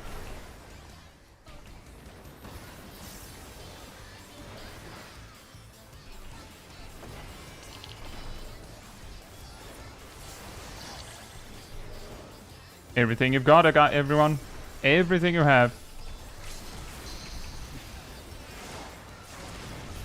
Nice. See, that wasn't so hard. Finally. Fuck Cut the music. yes. Stop with this music already. Right, don't touch the chest immediately. Just take a moment to check the loot that people need. Right? Goes to the challenger. First try.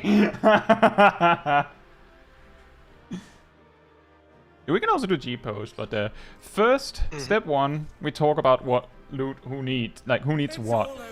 And then we distribute the loot, which is probably going to be like partly random. Don't touch the chest. Then we take a picture.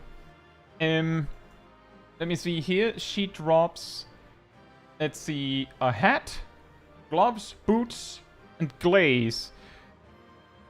Everyone here needs glaze. But there's 4 of us that needs 3 glaze and 4 that needs 2. So don't know if that needs to play in at all. I also see that there's 4 people that need hats and gloves, and there's 6 that need boots. So I think the best way we can do it initially is still to go, like, take them one thing at a time. Yeah. So, when we open the box, I'm pretty sure they'll show in the same order for everyone, but I'm not entirely sure what order they'll be in. But if we distribute them from the left, and people then choose need or pass, essentially, depending on whether they need it or not, then we have that solution. The reason why I eyed specifically the fact that some people need 2 glazes and some need 3 is that we need so many glazes from this boss that when we have enough books, we're probably buying glazes. And if someone already, has a glaze from looting it and they only needed 2, well, then that might limit options. Whereas if one of those people that need 3 glazes win it first, there's a better chance that it'll reach a point where we all finish our glazes equally fast.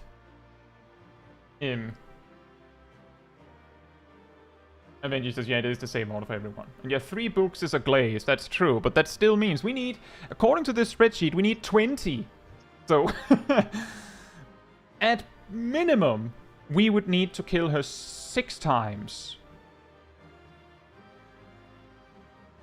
Well, let's see, at minimum, we would need to kill her 6 times if everyone, invests their books and glazes. And then, within 4 of them, we would have gotten enough glazes for those that need 3. But that also requires everyone else to, that only need 2 glazes to leave it.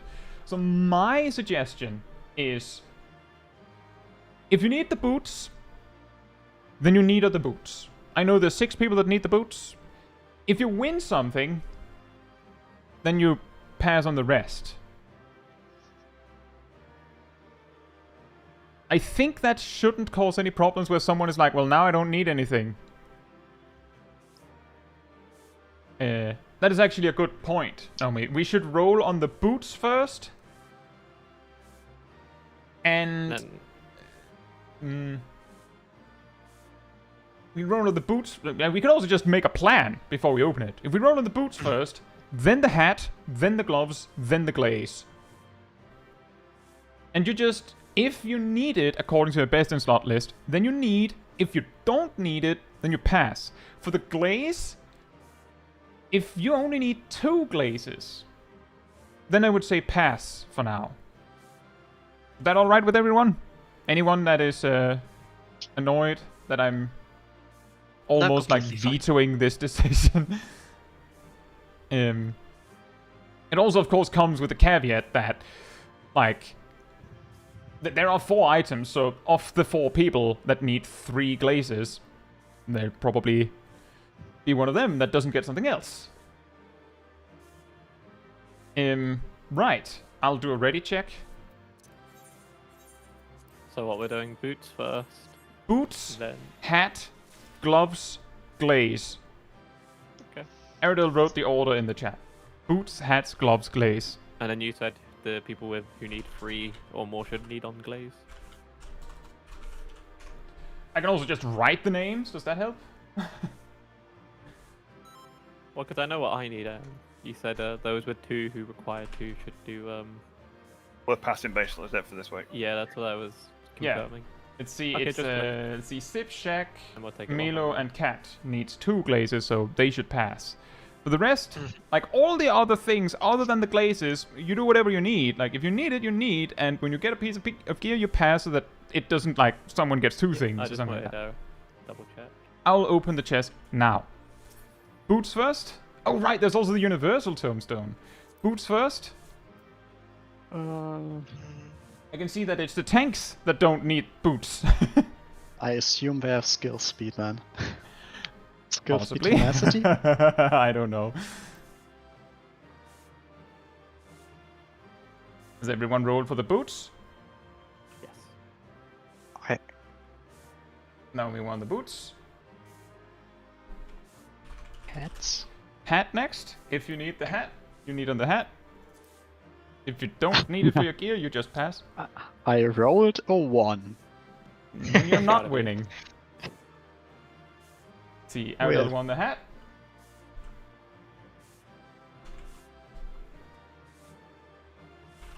The gloves. If you need the gloves, you need on the gloves. Now You that don't. looks better. You pass. I rolled a 3. I rolled 92. Ooh, 95. Well, there, probably win that one. Oh, No, you didn't. Shaq got 95. Ooh. Well then, finally glaze. If you need 3 glazes, then you need on it. If you need only 2, then you pass. That means Shaq, Zip, Milo, and Cat, you can pass. Everyone else that hasn't won anything yet needs. And if you have won something, you pass, of course. How? What is the universal How? tombstone for? How did Finally- I win with a 29? Well, so finally, for the Universal Tombstone, that's the thing you need to buy the 720 weapons. The only person in this raid who didn't already have the option is Milo. So I would say Milo gets the Tombstone. It, of course, comes with a slight asterisk of hopefully you'll use it. You will need 500 weekly Tombstones to actually use it. But because you were late to the normal raids opening, this is your first chance to get one of these. So everyone else just...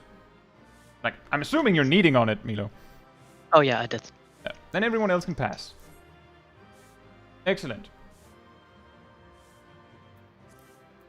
Right. And, Kylan, don't you worry about it. Everyone in the raid, except Milo, has the item to get a 720 weapon. So that's the reason why we're just handing it to Milo. Because everyone else already had it, kind of. Either has it or has the opportunity to. There might be... Yes, go ahead. And I think everyone besides me also used the opportunity. Yes. It might be worthwhile to consider using the opportunity as well on your end. Oh, it And- would have been better than getting my bracelet according to the gear calculation I That made. is no surprise. Weapon damage is very effective. So I will probably use that for next week. As that is the only thing I can really do with my tombstones.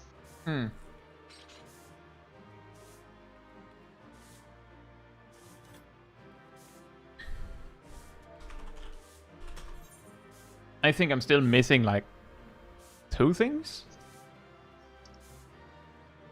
I'm missing only the earrings for Bastion slot, but I have the Savage earrings for that. And Oh, yeah. Well, I mean, that while of the course nine- you can... Yeah, that's true. It's probably only better to get, like, the 730... no, according did- to the calculation, not. Are the Savage earrings that bad? They have skill speed. Oh. And I'm- let's just see. say I don't think I used my skill speed bonus. I don't think I got a single extra GCD. Yeah, I'm missing both a ring and a bracelet.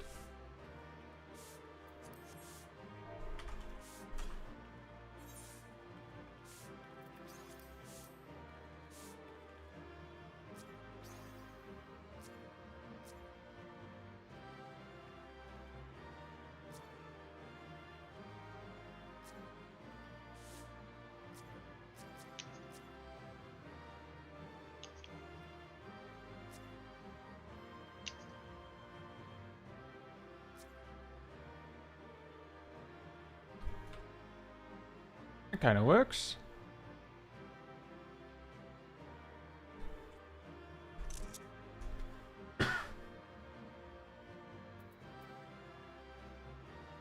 There's a lot of light coming out of the arena, isn't there?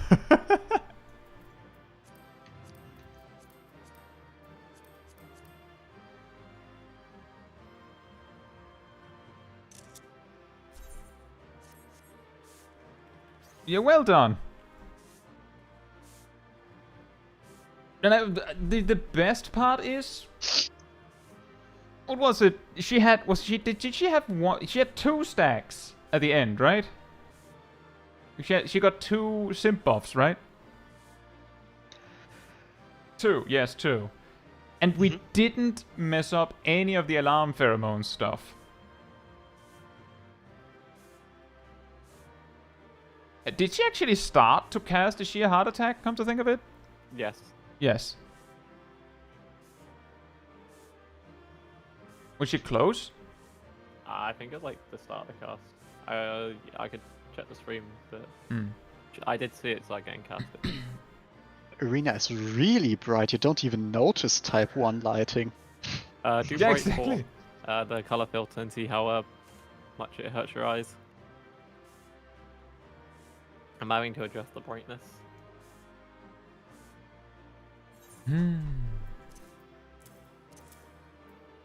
It's way too bright. Exactly. Okay, this should work.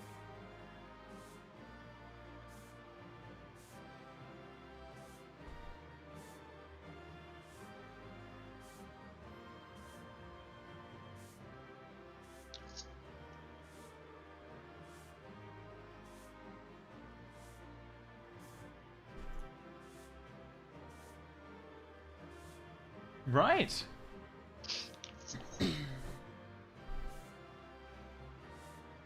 We are also interesting point about we would need to beat her at least 6 times to get all the glazes we need.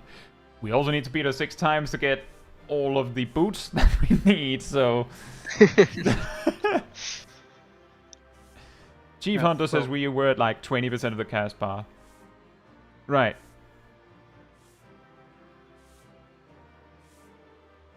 Zandamar said something similar. Thank you for checking. I think that was a really, really great success to like actually have like the final, like the actual kill 1v1 where we actually did really well.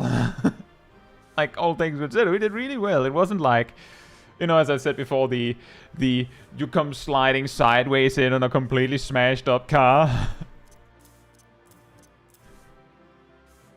Although given how tight it was for us, we probably don't have the excess to do it like that.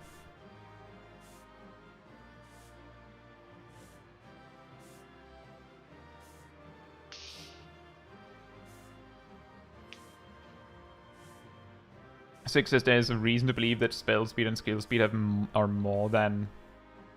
To what?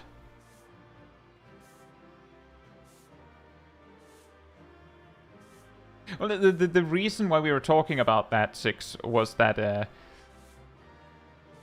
Oh, 2 decimal places. Right. Well... the reason why we're in this situation is because for the first 2 weeks, I believe, of these streams, we weren't a full pre-made. So, like, when loot dropped, we were more in a, like, you know, like a party finder state of, well, you click need if you want something. And if it's free, right? Everyone wants something. And I pretty much said, almost like demanded, that people click need on everything. And you see what happens. Let me see where the randomness goes, because we hadn't agreed on any different loot rules before the kills, so it's only fair that there are no rules. And incidentally, in that mayhem, Ham won earrings, and I mean, the crit is good. The earrings have only 1 substat, so... Well, the skill speed isn't completely pointless, it's just mildly annoying, right? As a paladin. Well, it increases with dot damage of Circle of Scorn. Isn't your GCD 249? 48, but... 248? On your on your no. weapon skills, right? That's Mildly disgusting. annoying? 248 and my spells don't profit. Yeah. So I'm pretty sure that I didn't profit at all from that increased skill speed throughout the entire fight because of other drifts and such.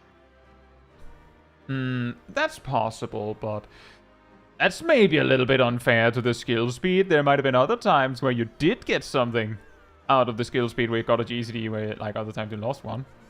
Yeah, I got extra damage on Circle of Scorn, right? My favorite That ability. too. I would say,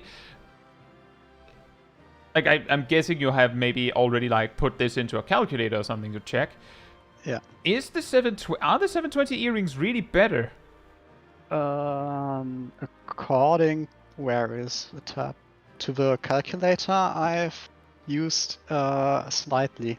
Where like 12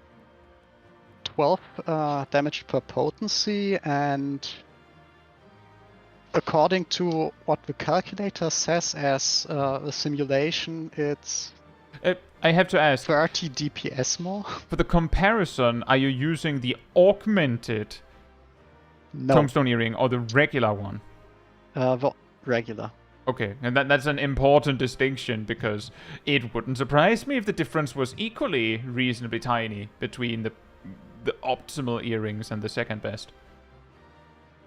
I'm not saying, well, you already have 730 earrings, so why bother? It was more to say, well, It's my lowest priority, and I will yes. probably get the weapon for next week. Hmm. Because the difference should be extremely low. If even existent, because skill speed calculation and all that is weird. And also, thank you everyone in the stream for the congratulations. Thank you. Oh yeah, definitely. Time to switch to 2.4 GCD Gunbreaker. Well, my talking about it like that, I could remelt and all that. I have all tanks besides Warrior at 100. Well, it's going to suck for all your other tanks than Gunbreaker, I guess. Especially Paladin. Surely you chose Paladin because you like Paladin. Yeah, Right. also it was the only tank I had at 100 at that point. Oh. Well, I mean, I'm pretty sure you initially said you could tank.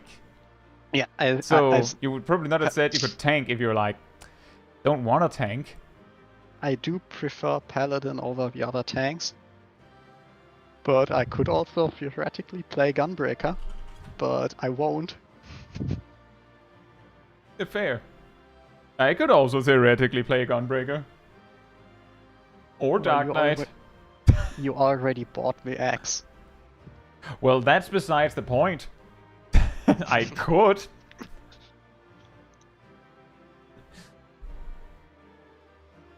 I cast Tomahawk. We could also now shuffle our positions. I feel like that is something that could be fun to do if we beat, like, if we beat M4S.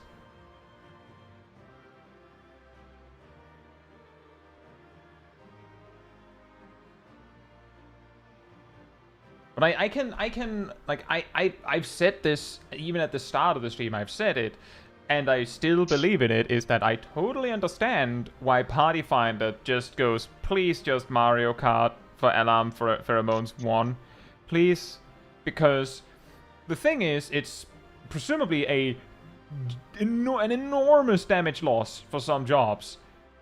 Too bad. Because I imagine the players that host the groups that say, "Bam! Mario Kart! Don't try to get smart, just Mario Kart," has been in groups where they've had, like, they nailed the first beat. Like, they nailed it. No stacks on Honeybee. And then Alarm Pheromones come up, just wipe it.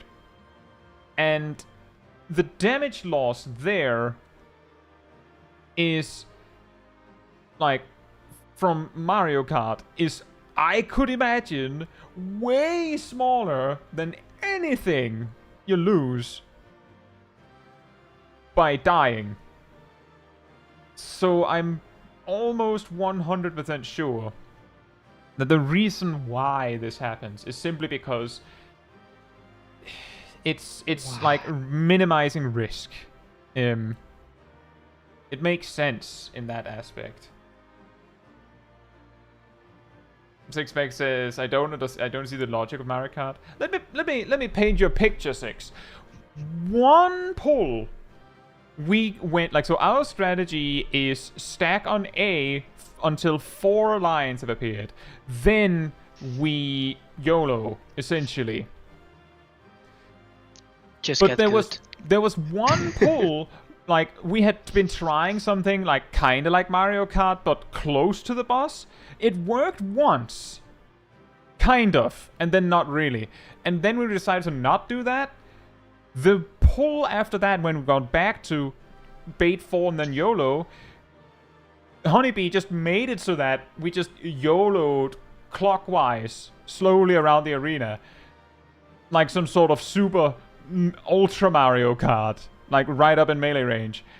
And it didn't happen again for the rest of the evening. In fact, the following pull, she basically just nailed down the spot we were going to with line AoEs. Like, you're just like, you're not going to do that again. So the logic is, if you go, well, I guess north is here. Like, if you go all the way out to like the edge of the arena and then bait, then you start just like the logic we ran through was, we bait to a spot we like, which is, you know, around here. And then when we can't bait anymore, we have to move somewhere, but optimally we move in a blob so that we know where the lines are going next so that we can bait those as well. But where do we go? Because by the time the 4th line comes down, personally, I can't remember which one was first. I was counting the lines. I was not counting where they were. So if I see a line pointing at B at all, then I'm like, B is dangerous. Unless it is the 4th line, because that's the one I check. But if it is the 4th line, then we go to B, and then we wait there for 3 baits at most. And then we go to C, but did anyone see if, like, which one of the lines pointed there? And, like, that's when it starts to unravel. Which means that the alternative is, like, you go as a group, but do you go left or right? Do you go somewhere else? And that's where YOLO comes in. The reason why Mario Kart works is because you go all the way out to the edge. There's almost 0% chance that going this way is safer. So you're not going this way. So the question is, are you going this way or that way? So we just decided. You go groups just decide. You go clockwise. So you just go bait 4, and then like, oh, this spot isn't safe. This spot isn't safe. This spot is safe. Like, I'm not entirely sure if that's exactly how Mario Kart works, but, like, the idea of basically going, okay, we go to a spot where there's a reasonably small chance that anything we bait to this spot will overlap with anywhere else. Like, if a B spawns over there, the line will go here, so all of this is safe. If the B spawns there, then all of this is not safe, so you just go over there. You can reasonably estimate where you're going to be safe next because you're so far out on the edge. And then you just start making your way through, and if everyone's in a blob, then you know where all of the lines are going. And then you can just make your way through. And the part about standing on the edge is both a combination of, we're reasonably confident where all of the lines are going, and we can reduce the optimal path to 1. There's only one way you want to go. It's this way. This way around, nowhere else.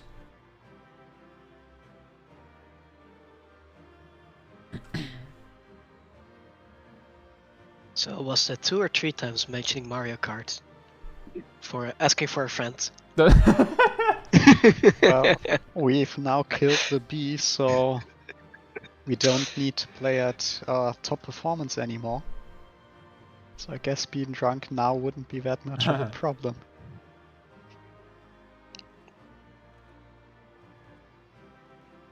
Yeah, let's see, Telemann says, this pool used in melee LB at 30.5%-ish.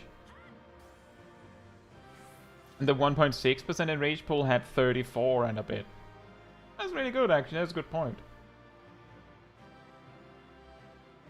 And Cole also mentioned that going with Mario Kart, farm groups can skip Rotten Heart completely. That would also be pretty huge. If we reach a point where we skip, like we don't see Rotten Heart, then we can be like that like third finale is wow, we just smash cooldowns.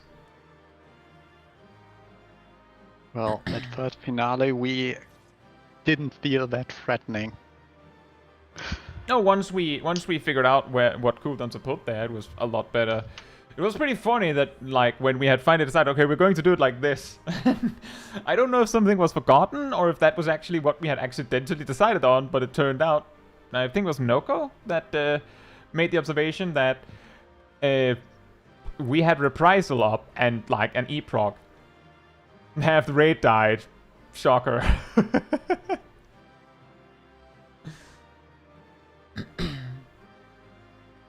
And Cole also says, I've seen both enough, meaning Mario Kart and YOLO, and says, generally in Mario Kart, either 6 people die or none.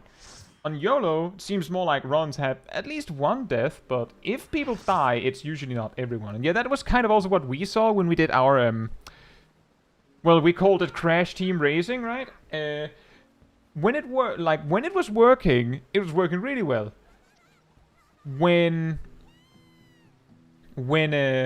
it wasn't working, everyone died immediately. Also, thank you, Emir. I don't think we're going on to M3S tonight. We could test the wall. I think there's one thing we could do is, I believe Kylan said that they had markers we could have. So we could go and get those.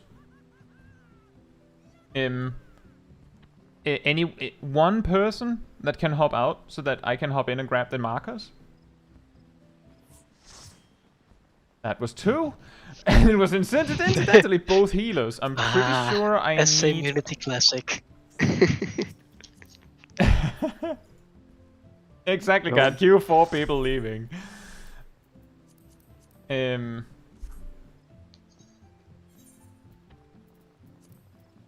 solo heal that? We just go in real quick. And I'm sure Cap Striker can. Didn't you have to make the M2 markers yourself? And exactly, Erothar. That was also what we ran into with our Crash Team Racing strat, was that we were a little too focused on just following, which then caused everyone to die. And that the sad part about that is the biggest benefit of Mario Kart is exactly that it reduces the amount of thinking necessary, which of course has the side effect that some are we placed in a hard formation? That while you're trying to, it's trying to no-brain a thing that cannot be no-brained, and if someone assumes... The man you love to hate with a fiery passion, the Brute Baba! The problem is that you can't fully no-brain it. You just can't.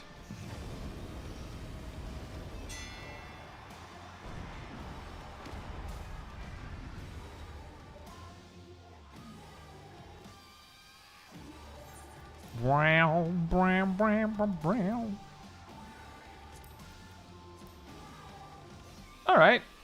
Thank you.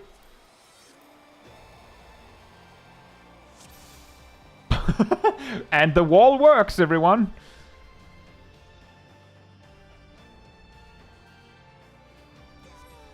It does precisely 100% of your HP. I assume it hits through shields. Oh, do we need to test this as well? We have a shield. It kills. With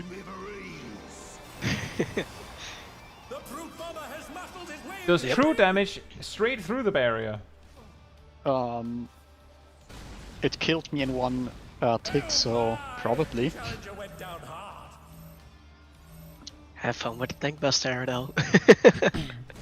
Now, that one is interesting. Cole says, I had a party finder do like split Mario Kart the other day. Melee north, range south. It felt surprisingly consistent, but we cleared too fast to really see how it holds up. Can ranged consistently reach from that far away?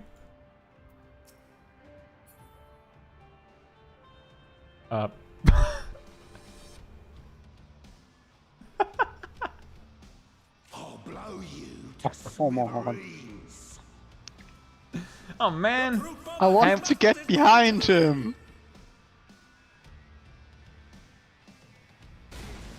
How much do we know of M3S?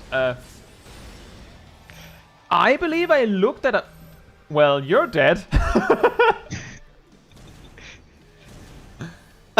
Wow!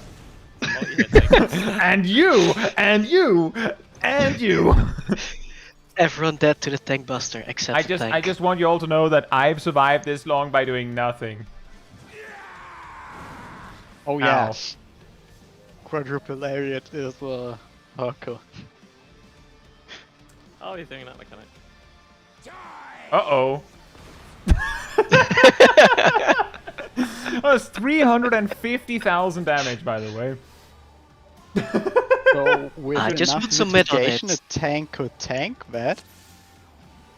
Yeah, probably. And also more HP. Yeah, just I 50% think- mid. Wait, with Guardian I should survive that, right? Kai wins by doing absolutely nothing. Luigi Chaiji.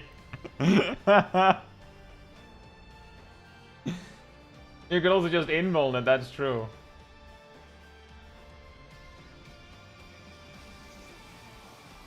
Yeah, Philippe, I think I watched a guide on M3S last week, but I wasn't paying that close attention. So I remember that this hits like multiple times, right? 1, 2, 3, 4. and when he drinks his super juice, it goes up to 6 and then 8. Oh, also, the damage of his auto attacks increases with each time he juices. Oh yeah. That sounds fun. At the beginning, the auto attacks are kind of pathetic. Oops.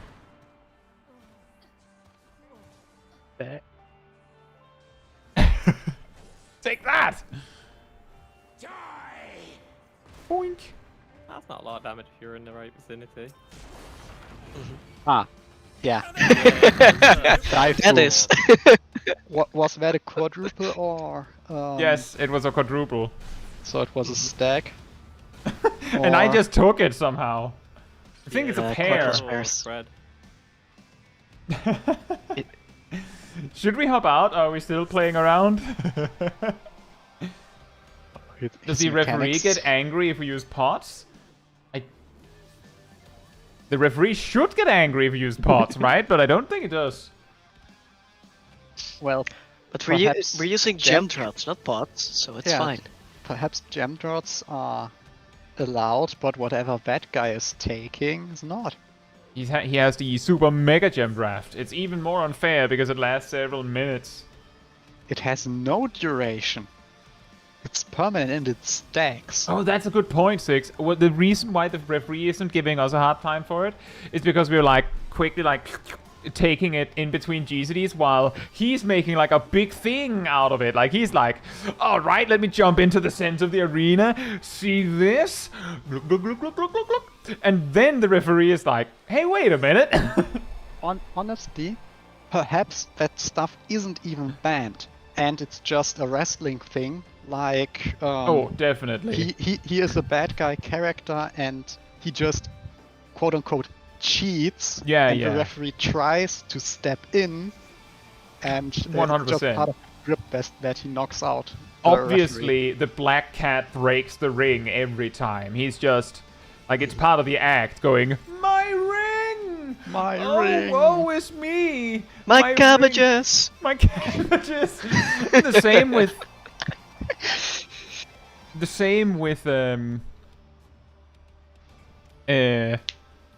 with Honeybee. Oh, she's changed her routine. Well, Perhaps when fighting other opponents, she does that mechanic after second beat. Who knows? Oh, maybe. Or her normal opponents are like other bosses, so her other opponents are knockback immune. So perhaps she doesn't even use alarm pheromones against them. Well, let's see. At least on normal, I believe when she uses alarm pheromones the first time, where it just goes in like, I can't remember if it's clockwise or counterclockwise, but it's just line AoEs spinning around the room like that. After it, she goes something like, "Oh, you're kidding! It didn't work!"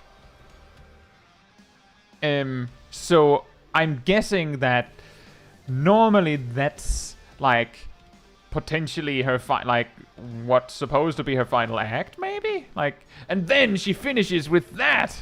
She changed her routine. Well, thinking about it that way, how many groupies does he summon during that first one in normal? How many slash wolves would it be if you take all of them? All of the lines? Yeah, if you take all of the lines, it must be an incredible amount of damage for like Brute Bomber if he were to just stand in the middle and take all of them. So it might be her finisher. Oh yeah, that's a good point. I don't think they stack though, but I get what you mean. Vape says, forgot to ask, what's your general opinion on M2S now that you've cleared it? I think I would enjoy the fight a lot more if it wasn't for the first beat and the first alarm pheromones.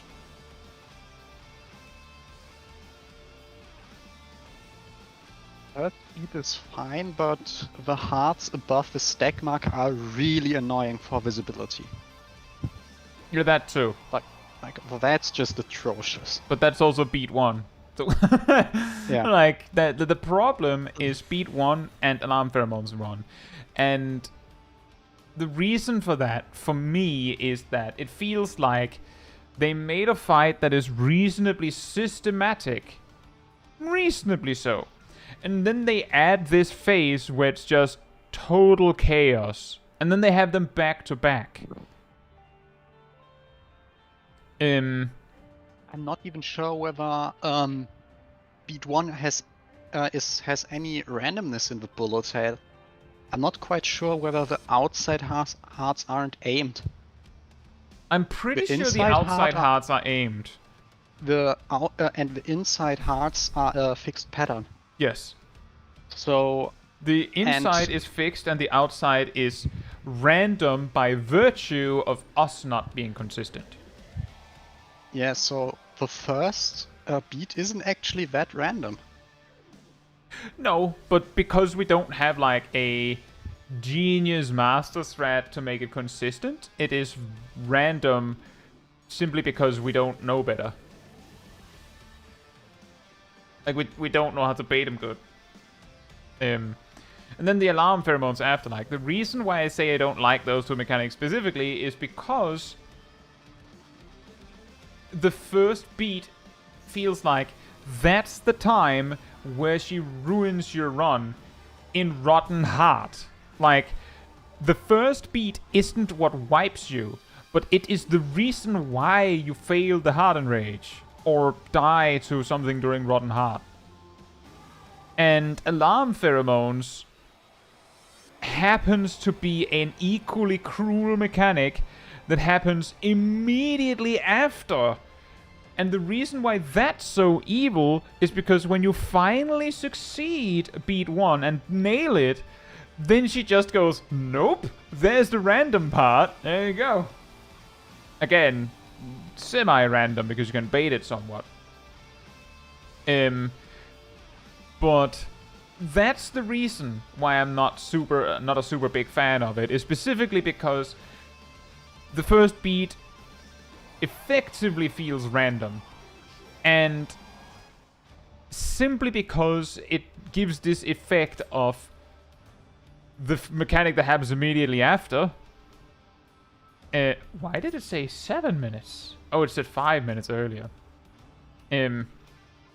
I don't hate Beat 2 nearly as much. Or hate is maybe a strong word. I think I kind of like Beat 2. But I think part of the reason for that is simply because it's so much further in the fight that the worst part is over.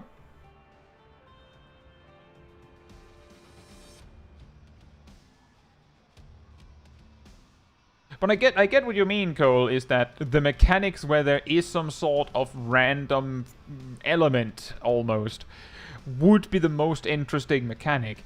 The reason why... I guess the reason why I don't like that kind of mechanic is because back when I raided regularly in World of Warcraft, I usually tanked. Now, in Legion... there was like there's 20 players and 2 of them are tanks, which means, like, if you think for a moment how often tanks communicate with, like, have to work with each other in a Savage boss, it's kind of the same in World of Warcraft, where for raids it's pretty normal that the tanks only need to coordinate with each other and no one else, which means that a lot of the time, even back when I was in a 10-man raid, like years prior to that, but what would usually happen is I had figured out how to do my part, and my co-tank had figured out how to do their part, but some derp DPS was still greeting uptime and died to something simple. For the 10th time tonight. Which gives me that feeling of, well, I got it, mostly. I wish we could move on. And, like, systematic mechanics have a tendency to be more likely to be something that you can figure out and move on.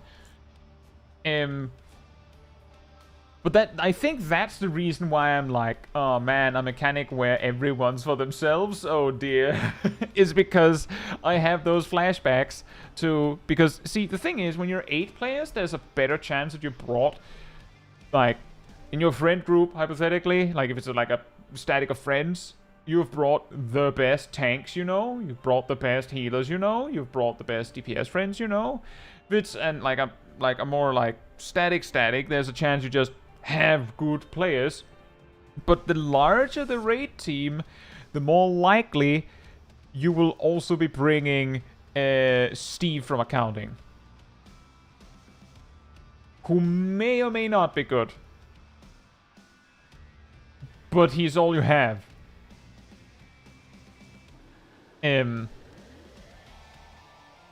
Which, like, I will say on that, there's this hilarious observation that World of Warcraft gamers probably, observed if they played back in vanilla. Like, oh yeah, 40-man raids. Then when they scaled it down to be 25-man raids, they're like, oh yeah, perfect. Now we can call the fat. We can just, like, cut out the worst 15 players and the group will be way better for it. Shocking, it wasn't that much better for it. Then it was like, oh yeah, well, now you have the choice between 10 or 25 men, and like, oh yeah, awesome, we can cut the worst part. Now we're down to 10, only the 10 best players, and shockingly, it isn't that much better for it. So, you know, maybe it doesn't matter. Also, you can get surprisingly close to this guy.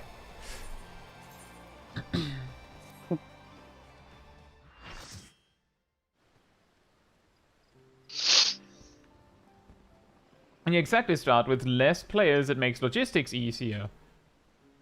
And yes, 24-man Savage was confirmed, I believe, for some point in 7.1. I think people immediately thought on that and said it's probably not going to be 7.10. It'll probably be a little bit later. The first raid-wide barrage doesn't deal enough damage to kill DPS. At least Ardo was still standing.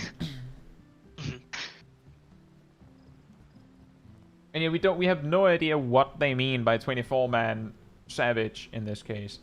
There's also the part that Deliberation Regine Savage was 48-man, I believe.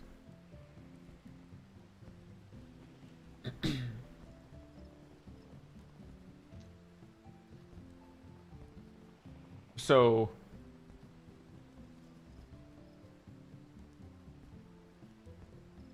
clearable by like 24. Ah, yes. The molten core balance. Oh, yeah, it's 40, man. We can do it with like 20 people easy. I'm not sure I can solo this mechanic. No. No?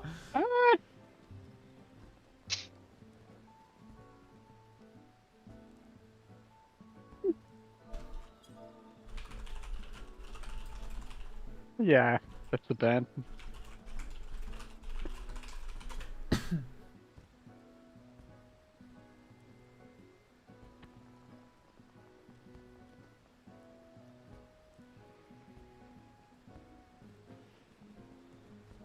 Oh, wouldn't that be amazing, Cole? They finally released the exciting 24-man Savage. It's Circus Tower. Oh, Circus Tower Savage could be really interesting. Now just imagine you wouldn't skip the second phase of the first boss, so these little purple orbs would actually do something. Yeah. Yumi would scream if you had to go in Circus Tower. The funny thing is that for a lot of players, if they actually released Circus Tower, but harder, it would almost feel like a completely new experience. Because it would be like, oh wow, they've added new mechanics to this. Nah, they just added HP to it. Just imagine ancient Quagga, whatever. But I think it's Quagga, yeah. You can't have everyone stand on the platforms, so some players have to take the damage. Oh, that would be interesting. Considering how easy it is to survive that if the healers cooperate, that shouldn't be a problem. Because that mechanic is pathetic. The second boss in Circus Tower is the guy with the floating platforms, right? Yeah. I remember to the the way outside platforms. Yeah, the way that fight is designed, according to Synced Circus Tower, is if he starts doing something that requires you to not be in melee range and just smack him, then it's every man for himself, man. Just good luck, you're dead.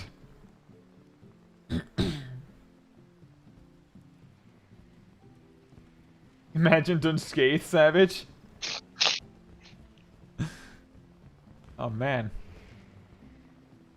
What would that even entail? Like, I don't know, would but Diabolus take 90% of tank's HP after he buffs with each auto attack, and his tank buster takes 200% and has to be mitigated to hell? Well, at least everything on the boat cannot be knockback immune anymore. Oh yeah, that's the funniest thing to make people die.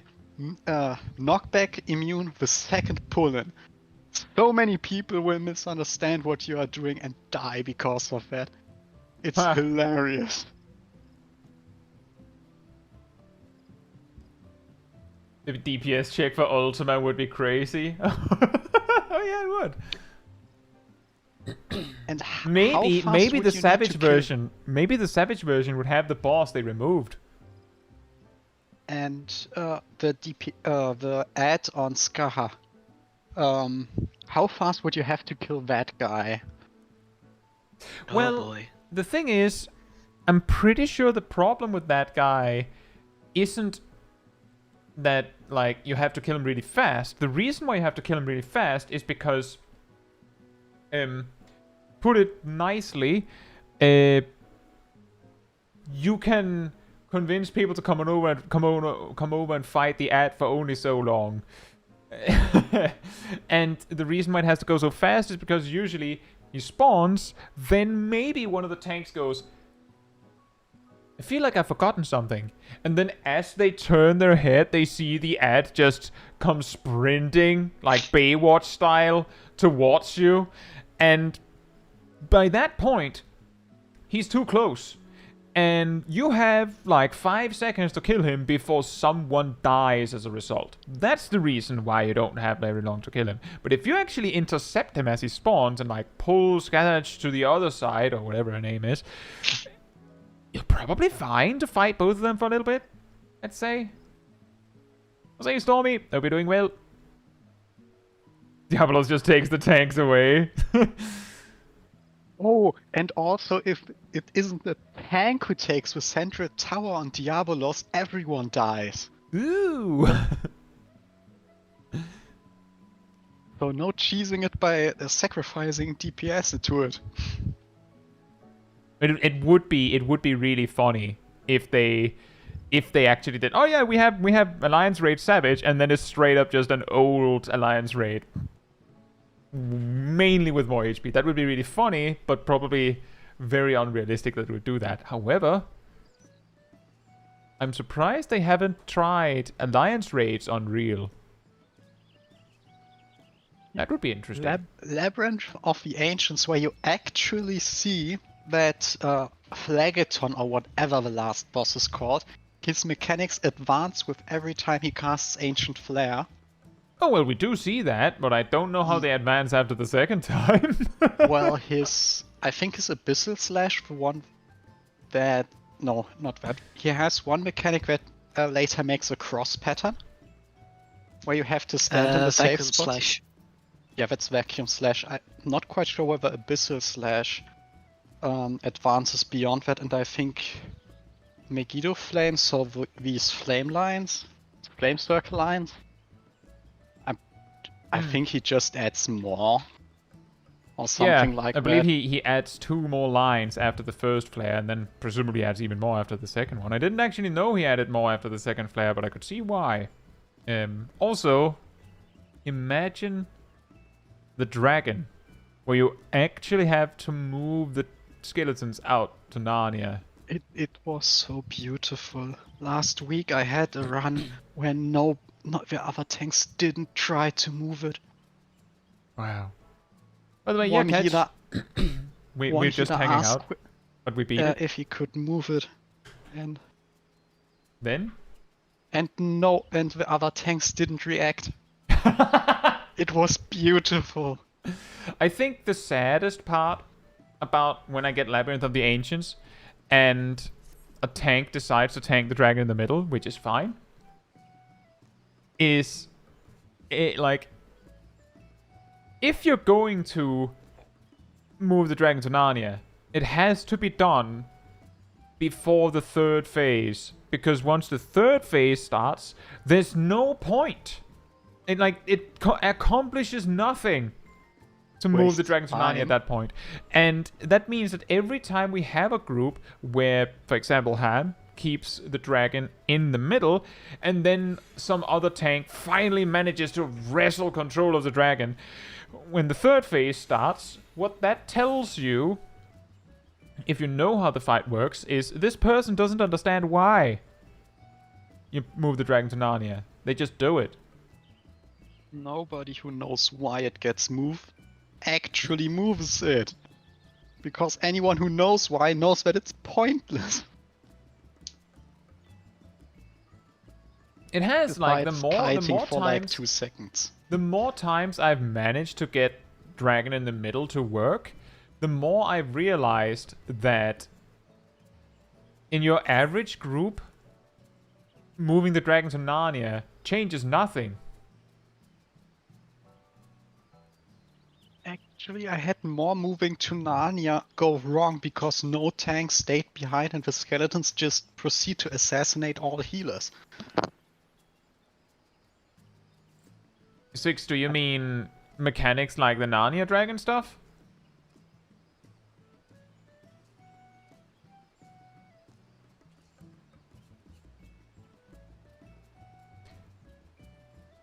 Maybe.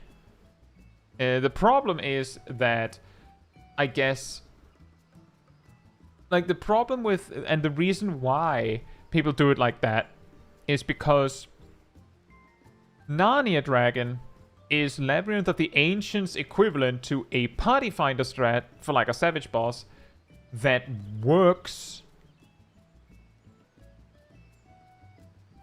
But that's it. Like, it works. Is it optimal? No, but it works. And players have just decided they don't want to learn something more complicated. Or less complicated. It's just that we like... We stop here. This is the strat we're going with. This can sometimes lead to situations where you'll see some players that recognize that there's a better strategy that will, like, scream the person who came up with the guide's name to the heavens, like, screw you! And, like, sometimes, like, there might be some good reason to it in the way that, well, if they hadn't made that guide, we wouldn't have been stuck with that strategy. On the other hand, the creator who made the guide didn't say that it had to be the one, right? Like, that's not their fault that everyone just decided to do that one. And Narnia Dragon, the purpose of it is if you move the dragon to Narnia, then all of the skeletons have longer to run, which means you have more time to attack them. Now, the problem with that logic is that by the time the skeletons start moving, you have about 1 GCD before they'll reach the dragon. About 1. Which means that you need to kill the skeletons before they start moving, but if everyone, like if all the melee DPS and the tanks are over in Narnia with the dragon, then they're too far away to kill the skeletons. So it's up to the healers and the ranged. And the healers might be there, like, be ready, like, standing there, like, if they're barrier healers, they're probably going, well, I need a sucker for this, because these skeletons are probably not dying. And that means that the extension is, because the skeletons have to run this far, they usually, like, burst one at a time, which means, well, hopefully, they burst one at a time, which means that healers can actually, like, sneak in a Medica 2 or a sucker or something in between the damage hits. Which means that the strategy is setting up assuming failure. Right? Like, they're assuming that the skeletons are not going to get dealt with. And that works if everyone's in, like, Ironworks Magitech gear or better, but not everyone will be. And those players will just die. The reason why that is a quote-unquote problem is because the strategy where you just leave the dragon in the middle, you lose that extra GCD of time where the skeletons sprint towards the dragon. You weren't going to use that GCD anyway, we know that. We know that. But all of the skeletons will spawn right next to each other and you're in melee range to just click Overpower, Reaving Maw, Death Blossom, Caton, whatever. You just click your AoE button, and if everyone clicks their AoE button, done. No problem. Only like 6 players need to press the AoE button. Skeletons Even aren't that, like, tanky. also true. But the point is, if everyone, like, the reason why I'm saying if everyone clicks their AoE button is the dragon isn't targetable in that time frame. So, like, that's the reason, but the reason why, like, the progress of actually moving to a strategy that might work better than Narnia Dragon is going so slow is because who cares? Exactly. Which means that, like, I genuinely believe that very few people would care if someone actually put out a Labyrinth of the Ancients guide for 2024, actually explaining how to optimally do the fight, or the fights, synced in 2024. That sounds like a funny April 1st video. Yeah, yeah. Now that you mention it, that is that's almost sadder in a way, isn't it?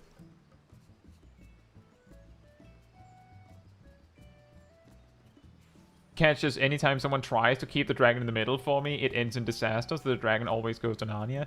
Part of the reason why keeping the dragon in the middle often becomes a disaster is because if someone taunts the dragon to Narnia, and the person who's trying to keep it in the middle tries to, like, hold on, then what happens is the dragon is, like, tank pulls a dragon, turns them away from the raid.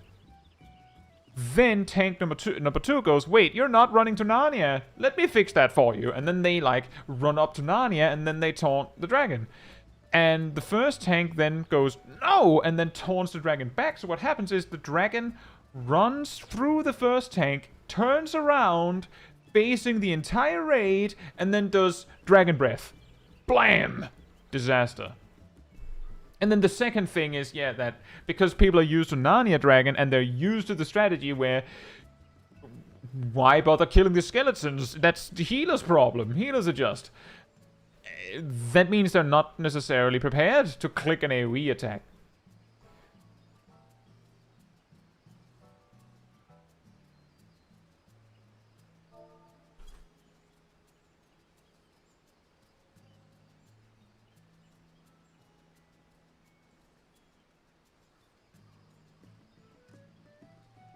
And yeah, that is correct, Kylan.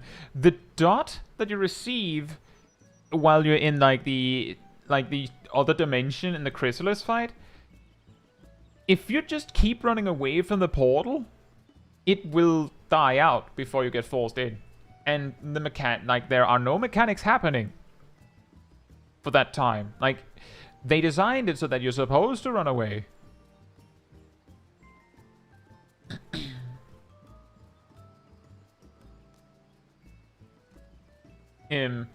Don't know about the taking the towers part if you're not a tank. If you're a tank, you take the towers. If you're not a tank, you can, like, if everyone's going full blast, you can usually kill the tear before it becomes a problem. Even without limit break. We managed to do that somewhat recently by accident. We did trials roulette. We're 7 players. The 8th player used LB3 on Nabrialis just before the intermission. Yeah, it's just also a convenient moment to use the limit break. Yeah, it's almost like Nabrialis is baiting you to do it, right?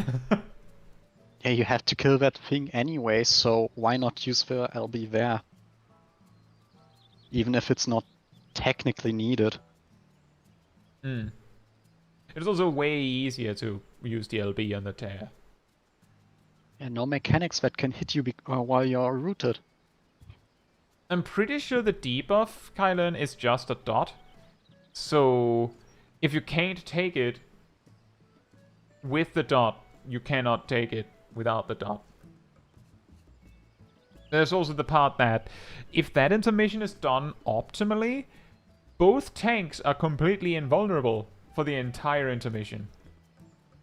So if you assume those towers are meant to be taken by completely invulnerable tanks, you can probably imagine that they'll hurt a lot. Like, they don't kill a tank with no defensives, I'm pretty sure, but they're meant to be taken by a tank with free, like, maximum uptime, in unlimited uptime almost, on their defensives. But, yeah, amazing. Really glad that we actually got M2S. I was getting worried that we'd go round 5 on Honeybee Lovely prog. Because it does eventually reach a point for group progging that it feels like you can't do it. And yeah, we got it, Catch. That was why I showed the book. But yeah, we got her.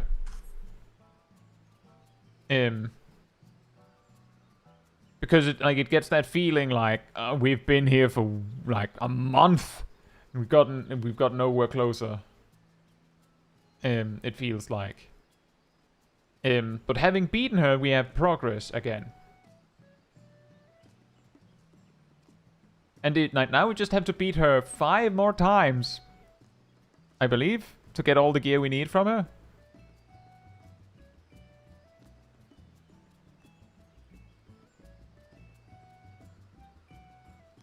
And then we can start, like, reading stuff out there.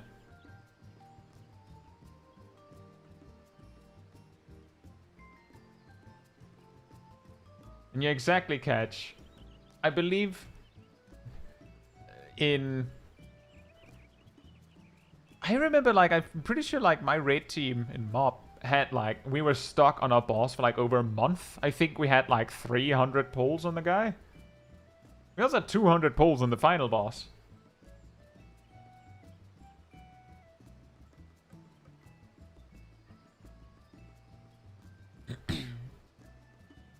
Just consider that for a moment. 200 pulls. How do you know it's 200? Well, in WoW, you use an add-on, and one of the things it does when you pull the boss is it goes, all right, we are engaging this boss. This is attempt number, blah, blah, blah, blah, blah.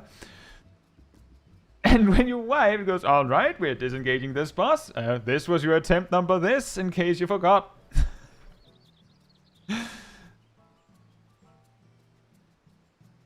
Tandaman says, I have 1,800 pulls on top. Have you beaten top, Taldemar? Or is that 1,800 pulls on top? With no success.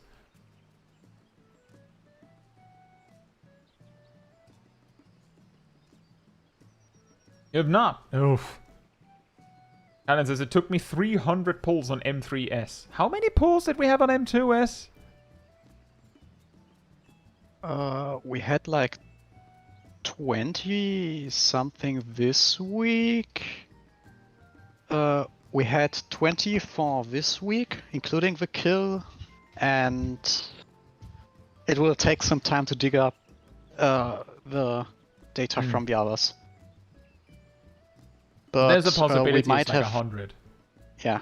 Yeah. Slightly under 100, I think, considering today was we also had the most. We killed the cat the fastest. Mm.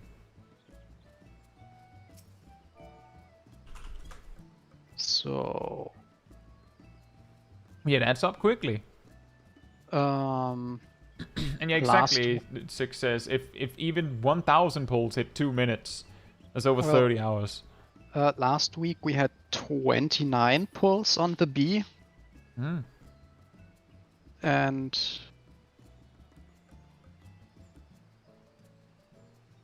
wait, that's not. Yeah, exactly. The reason why the 200 pulls stood out so much to me for the final boss in Mob, Mr. Pandaria, was that final boss took like 15 minutes. And I know we wiped when the timer had gotten past 15 minutes at least like 3 times. So out of those 200 pulls, at least 3 of them was 45 minutes combined. Just 3.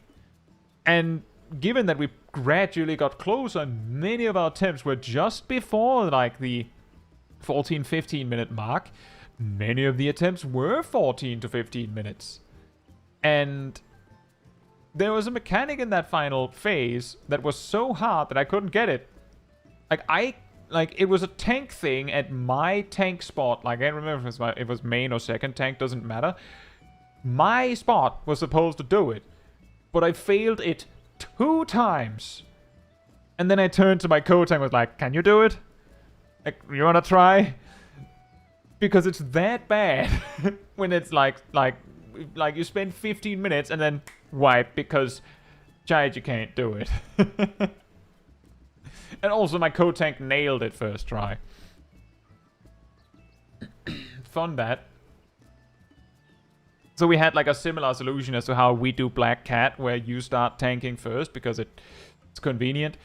Where in that last phase we just have like a weirdly large amount of tank switches.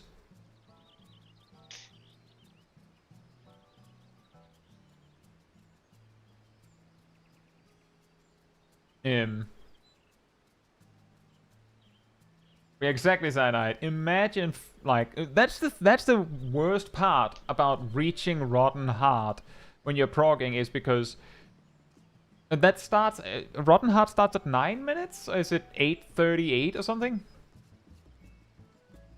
It's at 8:35. 8:35. Does Rotten Heart start at 8:35? That's according to this timeline here. That's when the Rotten Heart raid wide hit. That's phase transition Right.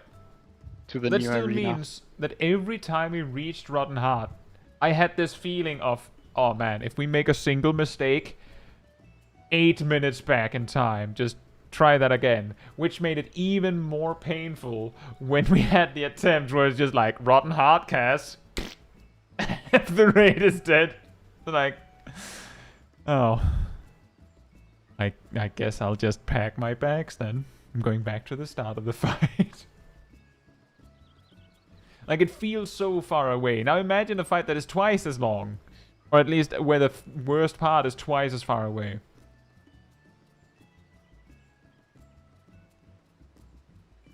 It was particularly funny that there was a mechanic in that fight, in that garage fight I mentioned, where people found out that you didn't have to do the mechanic. Like, it was like in intermission where you get put into like a different room, and you're supposed to fight through like mobs and then like attack the boss a little bit so that he doesn't get this resource. But he's basically right next to the next phase where he just maxes out the resource anyway. So people found out that the best solution is just hug the wall when you enter and then just wait a minute, and then the intermission ends automatically. So like you have a 15-minute fight where you have a 1-minute break planned in the fight. Consistently.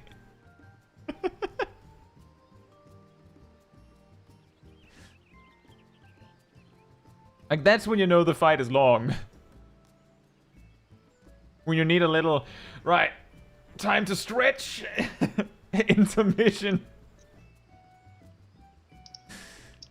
Meanwhile, we have ultimates that are, I think, that long.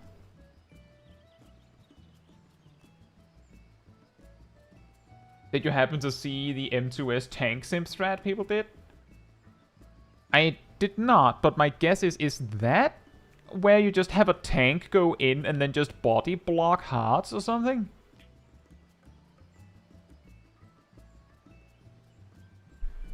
Green says it looks like we had 88 pulls in total on M2S.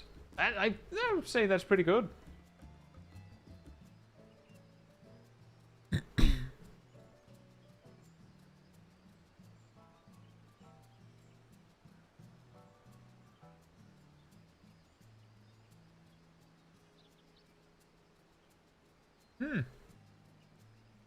But the face isn't even that hard.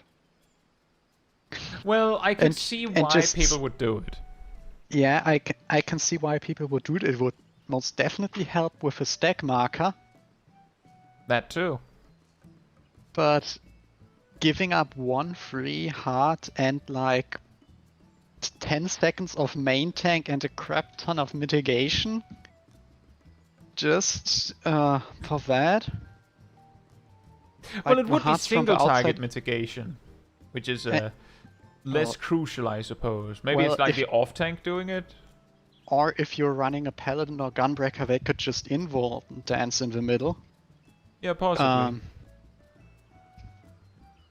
Warrior could do so as well, but they would need to get healed up afterwards. But still, It's more than 10 seconds.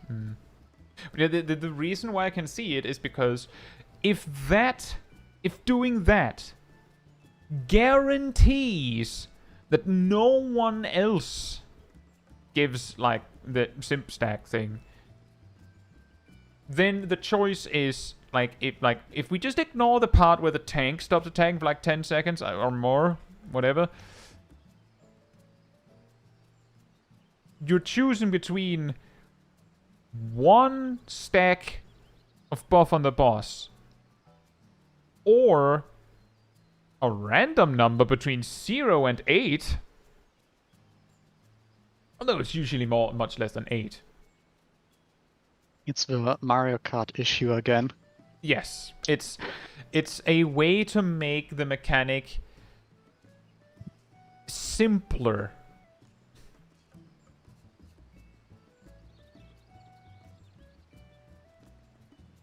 1,824 pulls of top. Wow.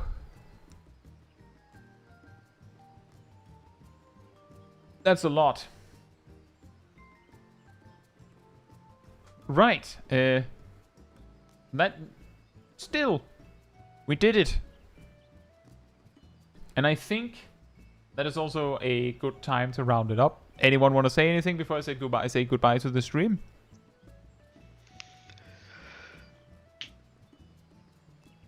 No. Indeed. Nothing specific. Just going to be here again next week, I guess.